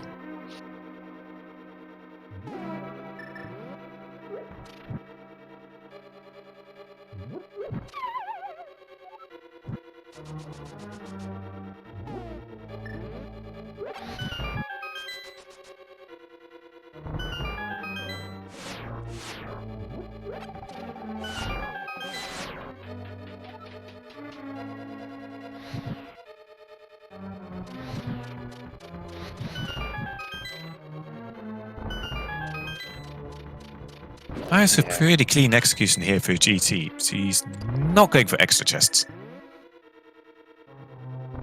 Nope, she has decided she doesn't need it. She's got everything she needs. Time to finish the seed. As he did already finish Super Metroid, so he really doesn't need a speed boost except for peace of mind.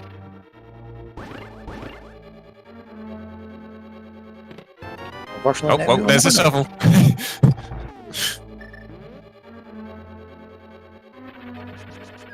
Oh god, imagine it's behind the shovel.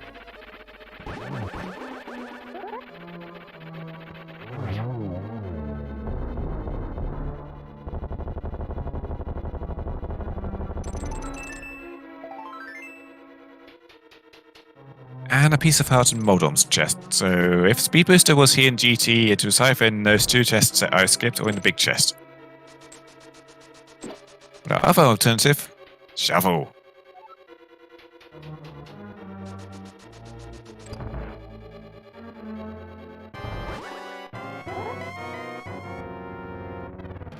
Right, so some Agatu coming up for Iris here.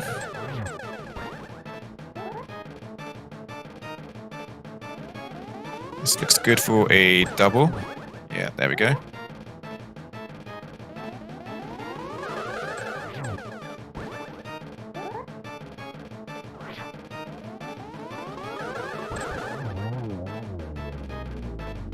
Okay, I think that was 2-1-2-2.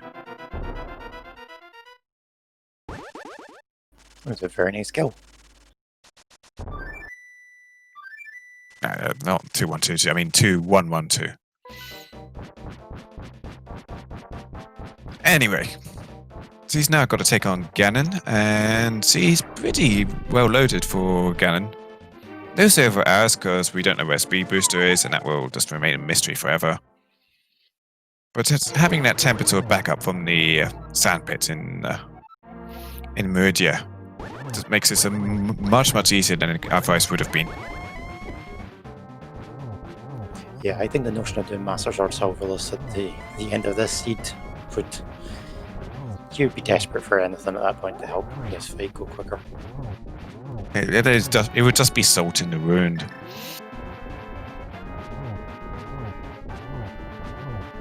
Like you already know that I just noticed Agnes was going to Household King, but got a nasty message saying he didn't have the big key. That's what happens when you go a little too go mode-y in Paths of Darkness. You don't get your big key, you can't get into the boss room.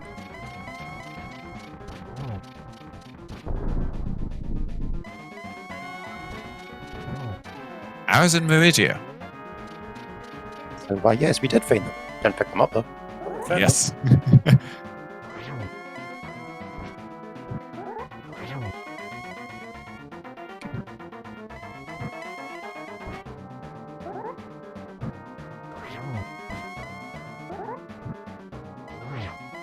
Yeah, high jump boots right by the cape. Huh.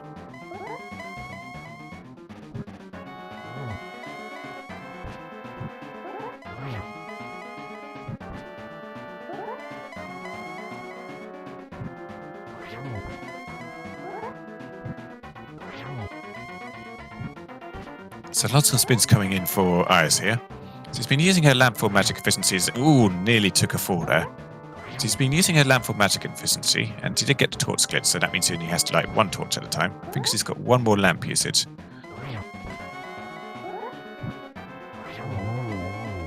And down he goes.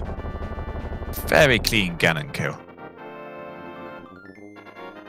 Yep, get so your since GGs Iris crosses it, Iris. yep. Since he crossed this bridge, he will be GG because he has finished Super Metroid already. Alright, and so he finishes first on the restream and second overall with an official SR time of 3 hours, 90 minutes and 20 seconds. Coming in first place was the Aussie 101, as he often does quite often in these races, with a time of 3 hours, 4 minutes and 5 seconds.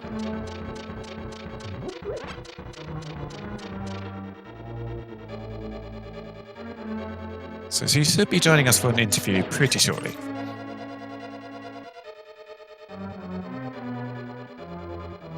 Trifle says it's sorry. Of course it does. I don't think it's sorry.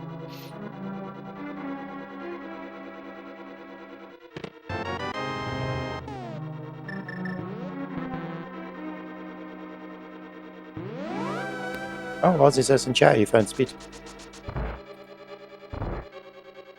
And we are joined by Iris. GG. Hello there, GG. Bring GG, more Iris. people like that. I love them. Give me more. This seed is perfect. Yeah, I've got to say, you actually cleared Super Metroid first and didn't save the animals. What was your reasoning behind that? Because that was the entire planet. That also saves the animals. But the planet doesn't blow up. The animals never needed saving in the first place. If the planet does not explode, the animals can stay in peace. They still have the houses and stuff, so you save the animals, and the houses are the animals. What's better? We get to the credits. Sure, that's not really good, but we'll deal with it. Yeah, other than that, I did notice your sort of pauses at some things like the double reserve tanks in Upper North Fair, or the double campfire combo in Meridia. Just Yeah. like the slightly longer pauses than a normal thinking, really game? And then you were just blitzing through the rest of the seed because you didn't want anything to do with this nonsense. If you were watching my stream, you would have seen that for the double reserve tank, I just smashed my hand on the table, like, really? Like, vanilla reserve and a second one to add to it? Like, what? It's the only one I found.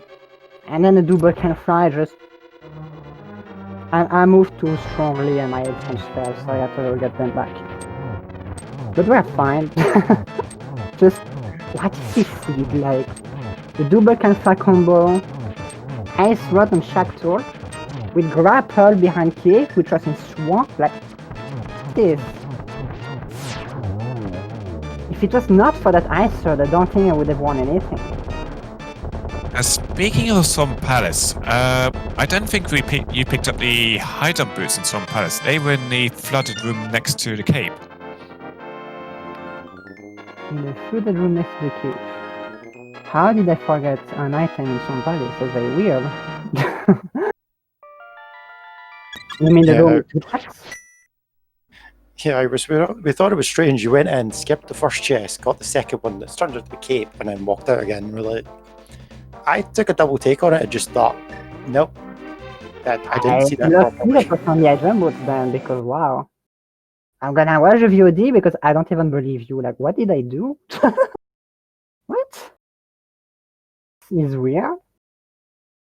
Even my chat was not, didn't say anything, so thank you, chat, for not spoiling. That's pretty weird. I mean, I'm known to have a pretty bad attention, so I guess that just proves it. I have no idea where all the runners are actually. How are they doing? Right now, all of our other runners on Restream are still looking for stuff. So Agnes is looking for his Ice Rod, which is behind Shaktor. He's done Dragon. I just don't think he's done Shaktor because Shaktor is slow and annoying. It's probably because he doesn't grapple beam, which was on the bumper ledge. And he can, of course, he does have the ice beam, so he can, of course, get up there with the ice clip, but that's like a really difficult trick. So I wouldn't be surprised if he doesn't know how to do it. I mean, was I the only one going to Rocket Ship so late? No, Breakjake went to Rocket Ship pretty early. So he got that. He got his. Wasn't it? The bow and the ice beam. There.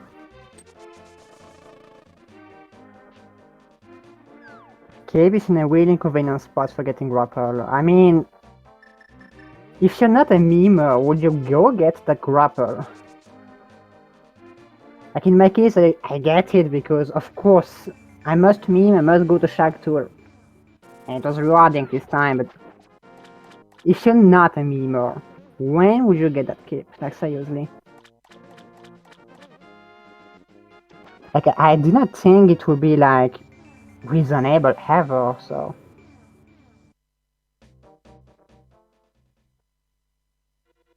I don't know if you also saw in Twitch chat, but Ossie just said that the speed booster was apparently on Armor's Knights in Eastern Palace. So a snail clip for the double camfly combo wasn't actually required, so no hard logic checks required in this scene. It was just mean overall. Actually, how do you access rocket ship? Without using hard logic.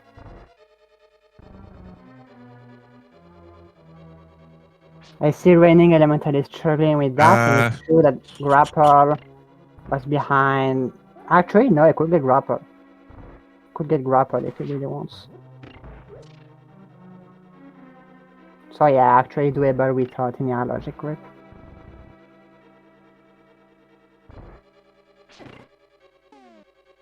Yeah, the seed has been so nasty. I've actually forgotten what was in the Rex chip now.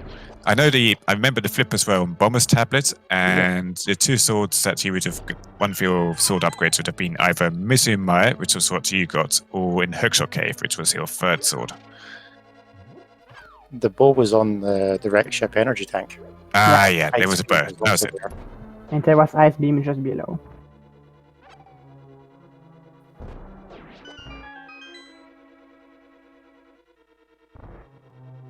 I mean, if you don't like Space Jam with the first 5 minutes, this was just splendid. Like, I'm just gonna go back to the VOD, take a screenshot of that, and just fabulous item placements.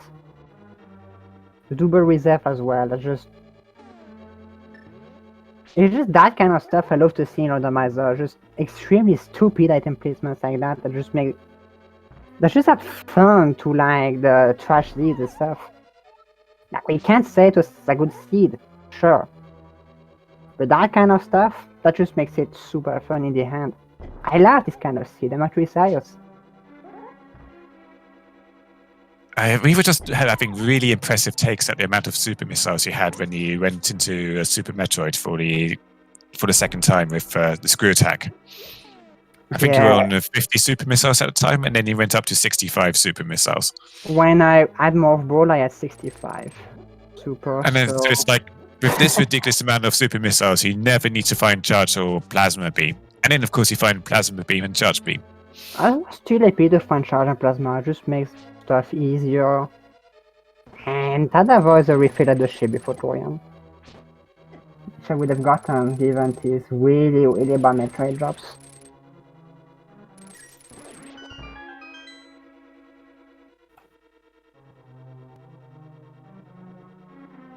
So aside from this being a brutally awful seed, you got to be pretty happy with your second place finish. Yeah, actually, it's not very common for me to be second. Like, who is in this race? There's Maniacal, normally that their son beats me. Andias normally beats me. Metroid normally beats me. So yeah, I would have expected to be like 5th or 6th, not second. So yeah, I'm pretty happy about this second place. Ederific has finished in third place with a time of 3 hours 21 minutes on the dot, so just a little bit behind you. And Aussie was a fair bit ahead, but that's just Aussie. He does these things. I mean, if you look on Speedruns Live, Aussie is just 3,000 points above everyone, so can't beat cards. Too strong.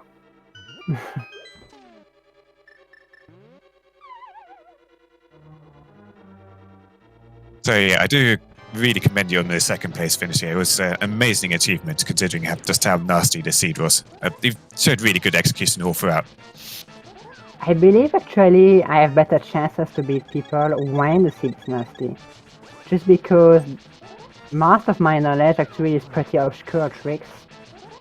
And I like to do things that people don't like to do, like you see me go in Skullwoods for absolutely no reason because it was green pendant, and I was there, I must get that. And there were a few other weird plays I did in the early game that I think others would not have done. Not exactly, I don't really remember right now though.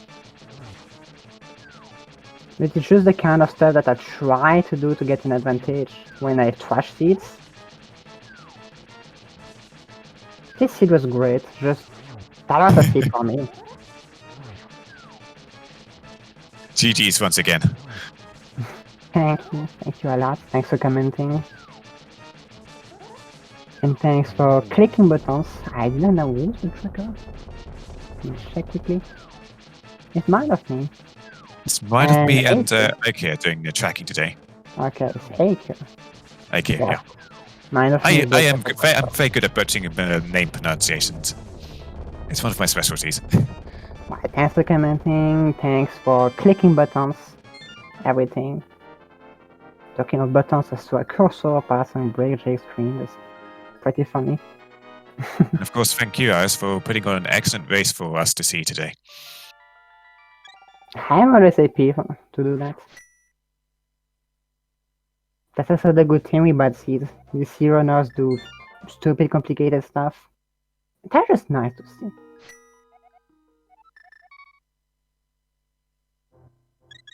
Now it is almost 1 in the morning, so I think I will wish you a good night. Yeah. Unless you have more Quite questions. understandable, because this race has gone on for a long time for us Europeans. Or, I mean, it's not too bad. It's not too bad. Could have been worse. Either one on Monday, it's 3 in the morning. Yeah. So get some well-deserved rest, Iris, and GG's once again. And thank you again. So to catch up with other runners here on the restream, Herakinus has unfortunately had a stream drop here, so we don't know where he is. His channel isn't up, but he was making really good progress through this. So unfortunately, he has missed out on that ice rod from Shackle, so who knows when he will get back to Shackle. Considering where he was right now, he may well have gone into Eastern Palace to get his speed booster that was apparently there from Ice Armors, and that would give him easy. That might send him over to Silver Arrows, because that would have been easy there with the speed booster. And maybe to Shackle after that. So hopefully not last location at Shackle, but Shackle, as nature of that robotic beast is a typical last location for for Go mode, and it being Ice Rod of all things. Yeah. Other than that, Breakjacan is making his way back through Meridia. He's probably on his way to Shackle now. He has grabbed his. He hasn't grabbed his Morphball bombs and space jump from the snail clip yet, and he hasn't got that speed booster. So we'll see if he's able to do that or not. The other concern is he doesn't have the grapple beam. Because that's locked by the Cape, and the Cape is in Swamp Palace. And he has cleared Swamp Palace, he just hasn't gone back to grapple beam. Does a nice gravity jump to the top of his room, though.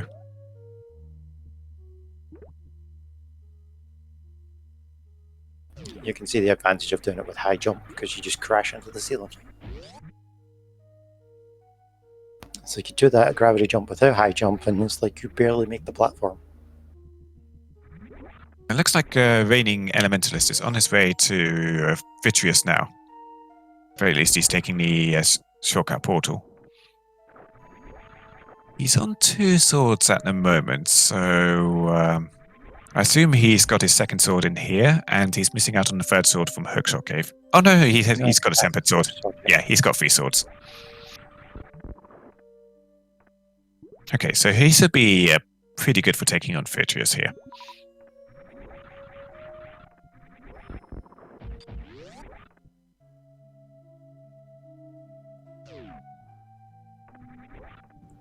Yeah, Rainan's next play is to go to Crocomire and get his gravity jump, his gravity suit.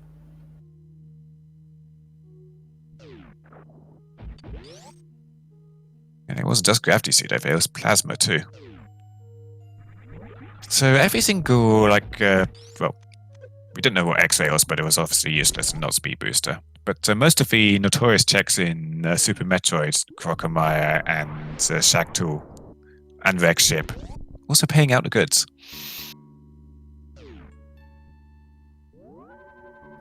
Yeah, for once the randomizer actually scattering something everywhere instead of just everything being clumped in like a couple of key locations. I mean, this race did force about an hour plus of Link to the Past first. We had a late Morph Ball, and we still needed so many other items besides that Morph Ball to get anywhere else in both games. Yeah, the obscure Varia suit and Morph Ball together, and then been like, no other movement benefits at all until you've done Ridley, essentially. Well, Needrific tells us that X-Ray was apparently third Nope tank. Breakjake sees the third sword and is pretty excited about it, judging by the amount of springballing he's doing here. Or he's really upset about it and is leaving it behind. I'm maybe going to check the other sandpit and then finding out it's worthless and then resetting again. Is either excitement or frustration. Either way, it was springball action.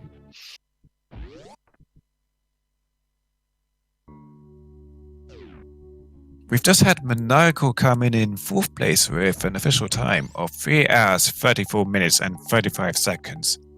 We're seeing some seriously top tier runners who come in here with really slow times. That just tells you how bad the seed was.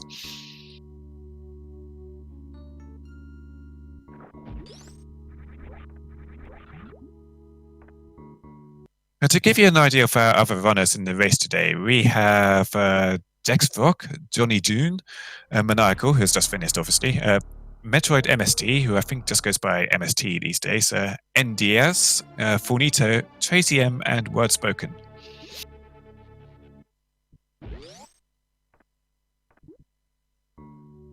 Many recognizable names there who have done a lot of Super Metroid or SMZ3 crossovers. And they're all struggling along with everybody else here in this horrible race. Yeah, there's a couple of names in there I don't recognize, which is always nice to see. It's always nice to see new players getting involved in the combo randomizer. I just hope this isn't like their first seed, because it's not a very interesting. Or this would be a push you away from this topic seed.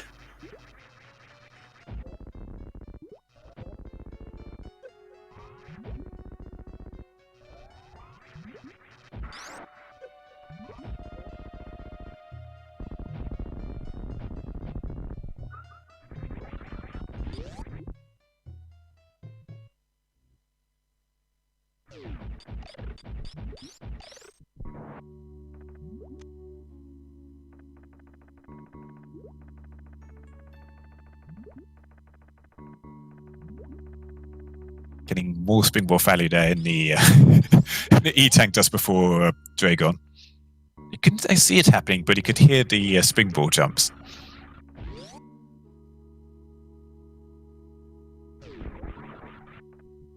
Yeah, we tricked our brain into remembering what it sounds like, so whenever we see it, we just automatically make a noise for it. And not having the grapple beam, you can't take the slightly easier approach to this for me. He's got to go for the difficult wall jumps here.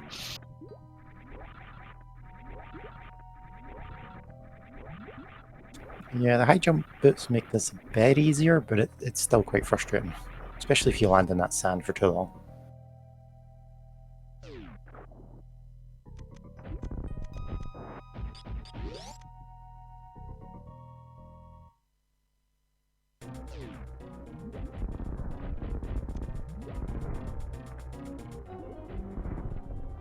Rain's taking a long pause outside of Ice Palace here, probably wondering what his options are. I think he's got all 3 items in the dungeon, which he left that fairy suit behind to begin with, and he got the what was it? The not the flippers. It was no, I've completely forgotten now. I am forgetting a lot by now. It's definitely the fairy suit and 5 missiles in there, plus 1 other useful item. How can you forget the most important Super Metroid item in the game? Oh yeah, Wolf Ball, of course. But what are you talking about? Spring Ball wasn't down there. Oh, that's true. Oh yeah, so yeah, he got his Morph Ball on the first dip, then there was the Fairy on second dip. And I think he got his 5 missiles out of Ice Tea, but if he didn't, then doesn't matter anyway. But he did have a rough time with Cold Stare. He's taking quite a long pause here. He hasn't got a forfeit in SRL, so he's probably just taking his time to think, maybe catch a breather, get a drink, because this has been a long race so far. We're just coming up to the 3-hour 40 mark. Yeah, I think Mind of Me's got it in chat. He might not know that you can use the Green Gate glitch to get to Crocomire.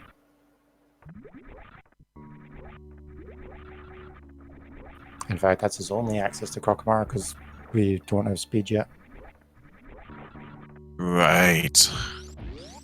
And he wouldn't be able to get speed because that's on Armor's Knights. So he would need to get over to Rex's ship to get that bow. And he probably can't do the CWJ to Rex's ship to get that bow. So he would need a grapple beam to get to Rex's ship in that case, but he can't get the grapple beam because that's locked by the cape in Swamp Palace.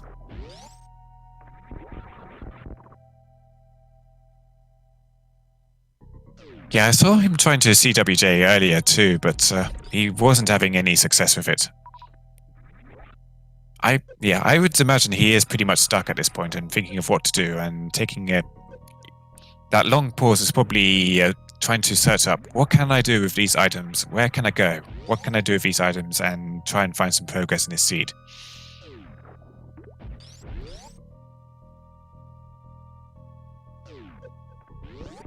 Yeah, I think the other alternative for him is to go back to Meyer and use the portal to get to Lower Norfair.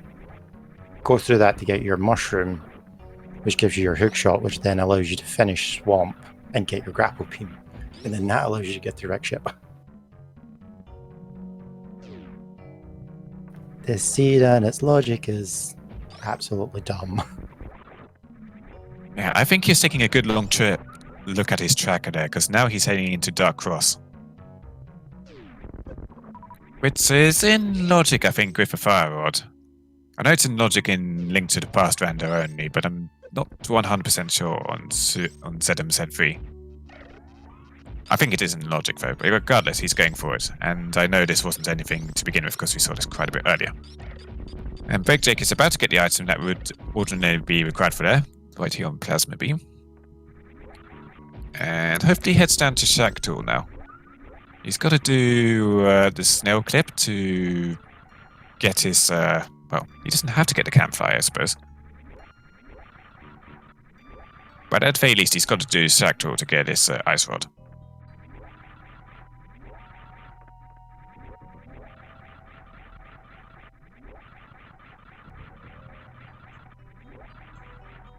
It sounds like Maniacal also took the screw attack bait. I think everybody has gone for that screw attack bait. The possible exception of Aussie, considering his finish time. But then again, it's Aussie.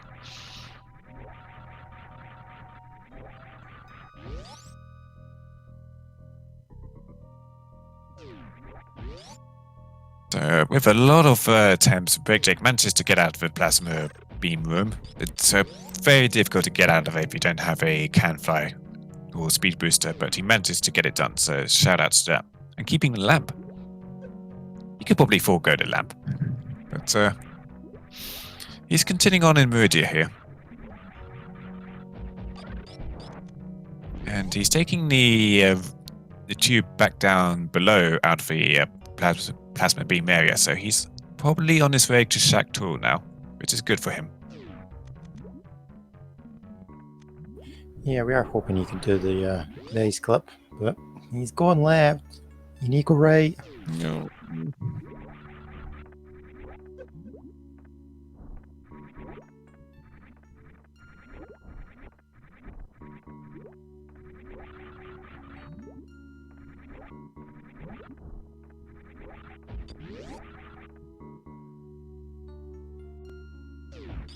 So this is truly going to be a last location ice rod for him.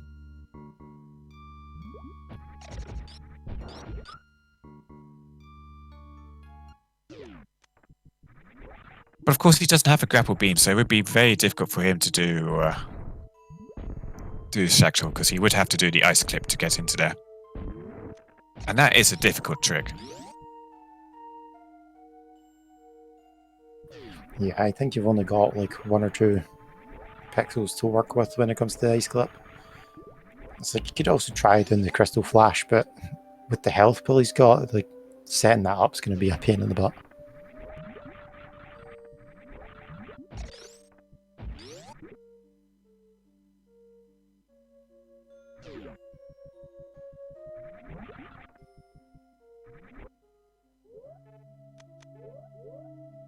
He's still staying here in Meridia, but what else is he missing?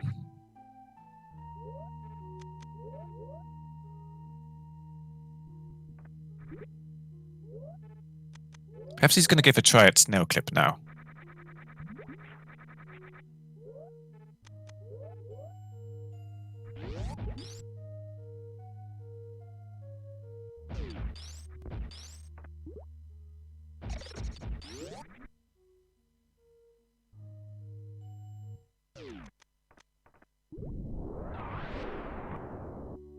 Yeah, he's heading in a direction. Oh, of course, he did reset out of the sandpit, so he could just be going to get his third sword again.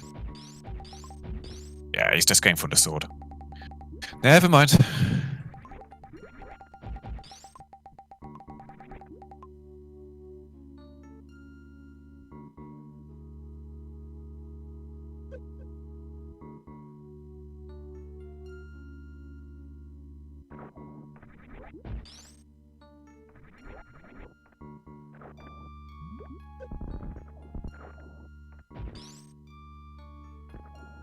The raiding elementalist is going for a second turtle rock dive here, but it looks like, yeah, he has done part of it already.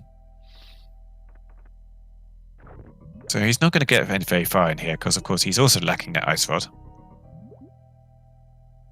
It's being locked behind many things.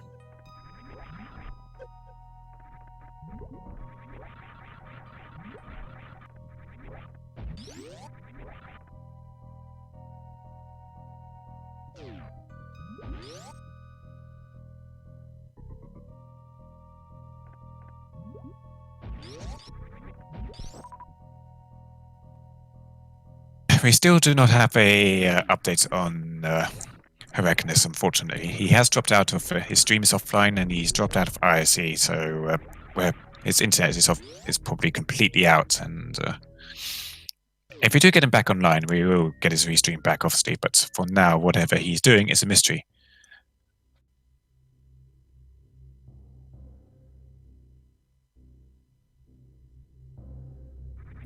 Yeah, I hope it's just not something that's caused them to like lose his game progress or anything like that, because Hyrcanus was very close to getting what he needed. I mean, he's done all his crystal dungeons except for Fitchius, which was nothing, and Turtle Rock was lacking ice rod, so he had that cape. So he could go and get a grapple beam and go over to Shaktal the intended way.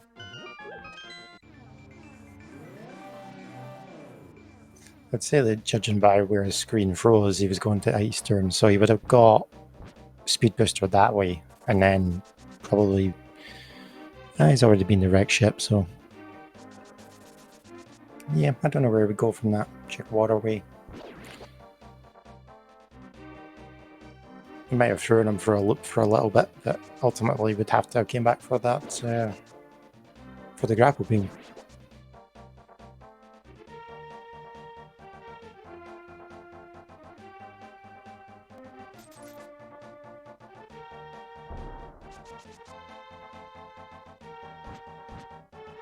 Break Jake is now giving us a pod clear.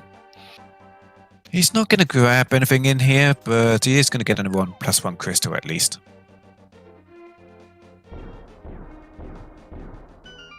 Yeah, he can feel clear it and give him some time to think about maybe where else he needs to go. I think it quite likely he will do the same thing and go for that armor slice as well and get that speed booster.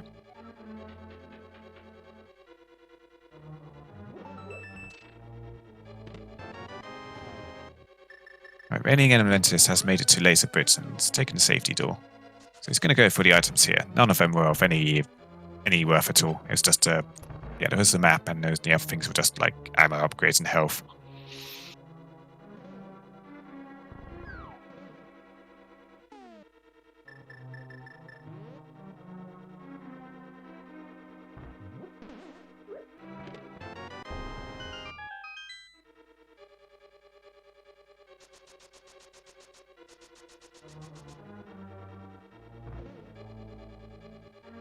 Takes a death getting away from the third chest, but that of course is why you take the safety door.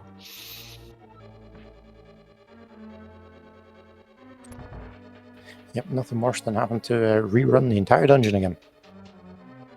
Yeah, this will be a triple dip turtle rock for him.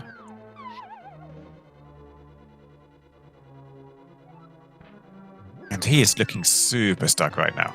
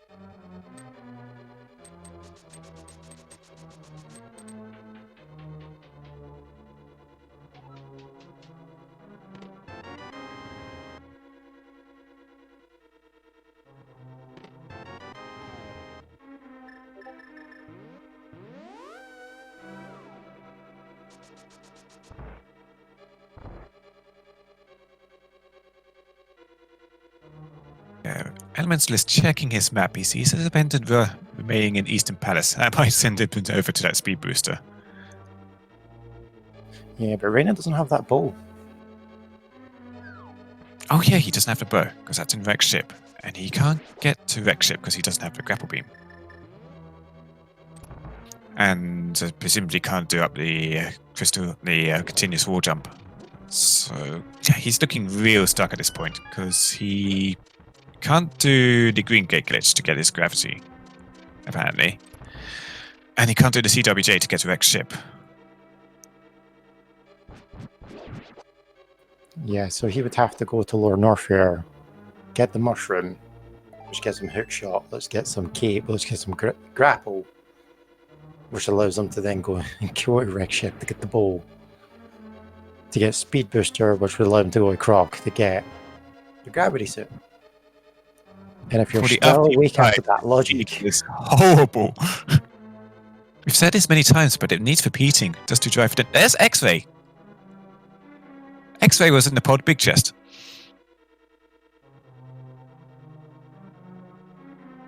was it just that people were in go mode when they came to pod and didn't check the big chest, and we never saw it? Pretty much.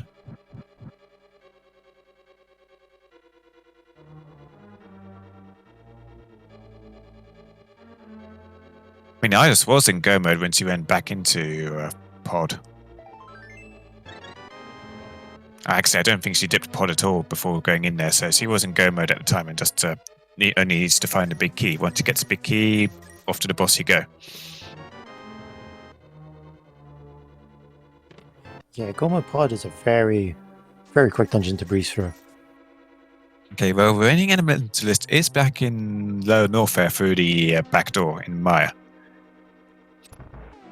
Sees there's nothing at Golden to eat, so hopefully he stays in here. And to stay in here, he would need to kill the Golden Chorizo, who is unfortunately on the wrong side of a room for a nice efficient kill.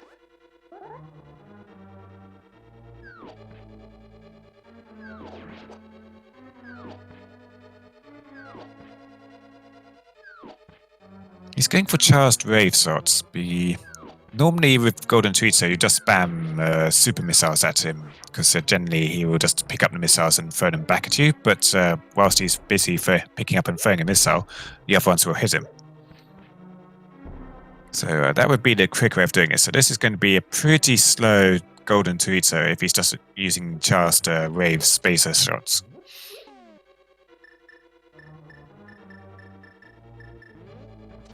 Yeah, it's likely just a lack of knowledge from Rainan's side.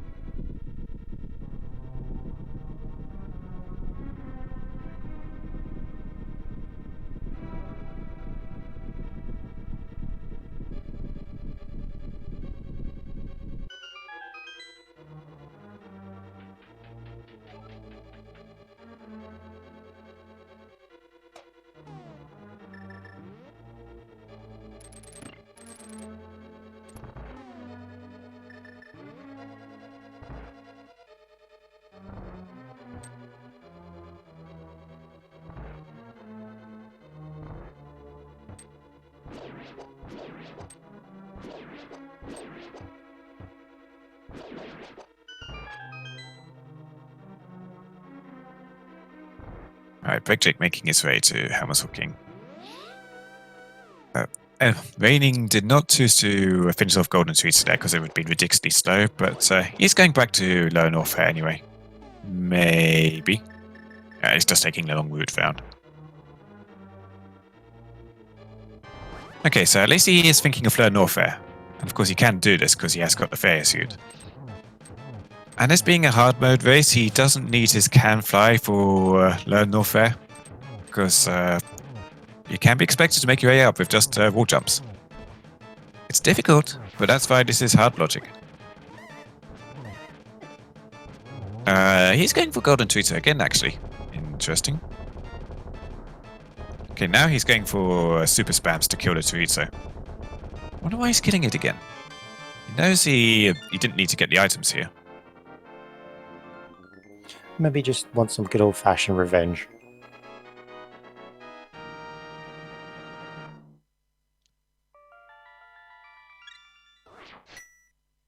If a boss is giving you trouble, absolutely go kill it later on.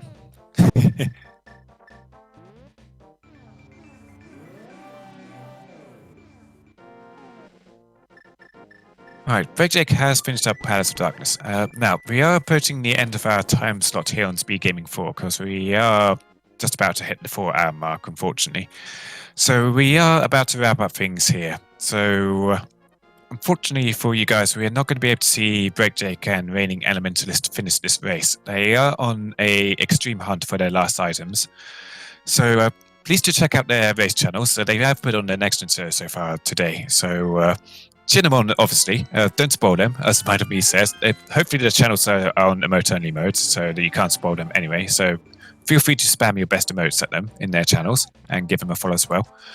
But other than that, I think we are going to wrap up for tonight. We're not done on Speed Gaming in general. Later on the Speed Gaming 2 and 3 channels, in about an hour's time, we do have 2 Metroid Prime Randomizer tournament races going on.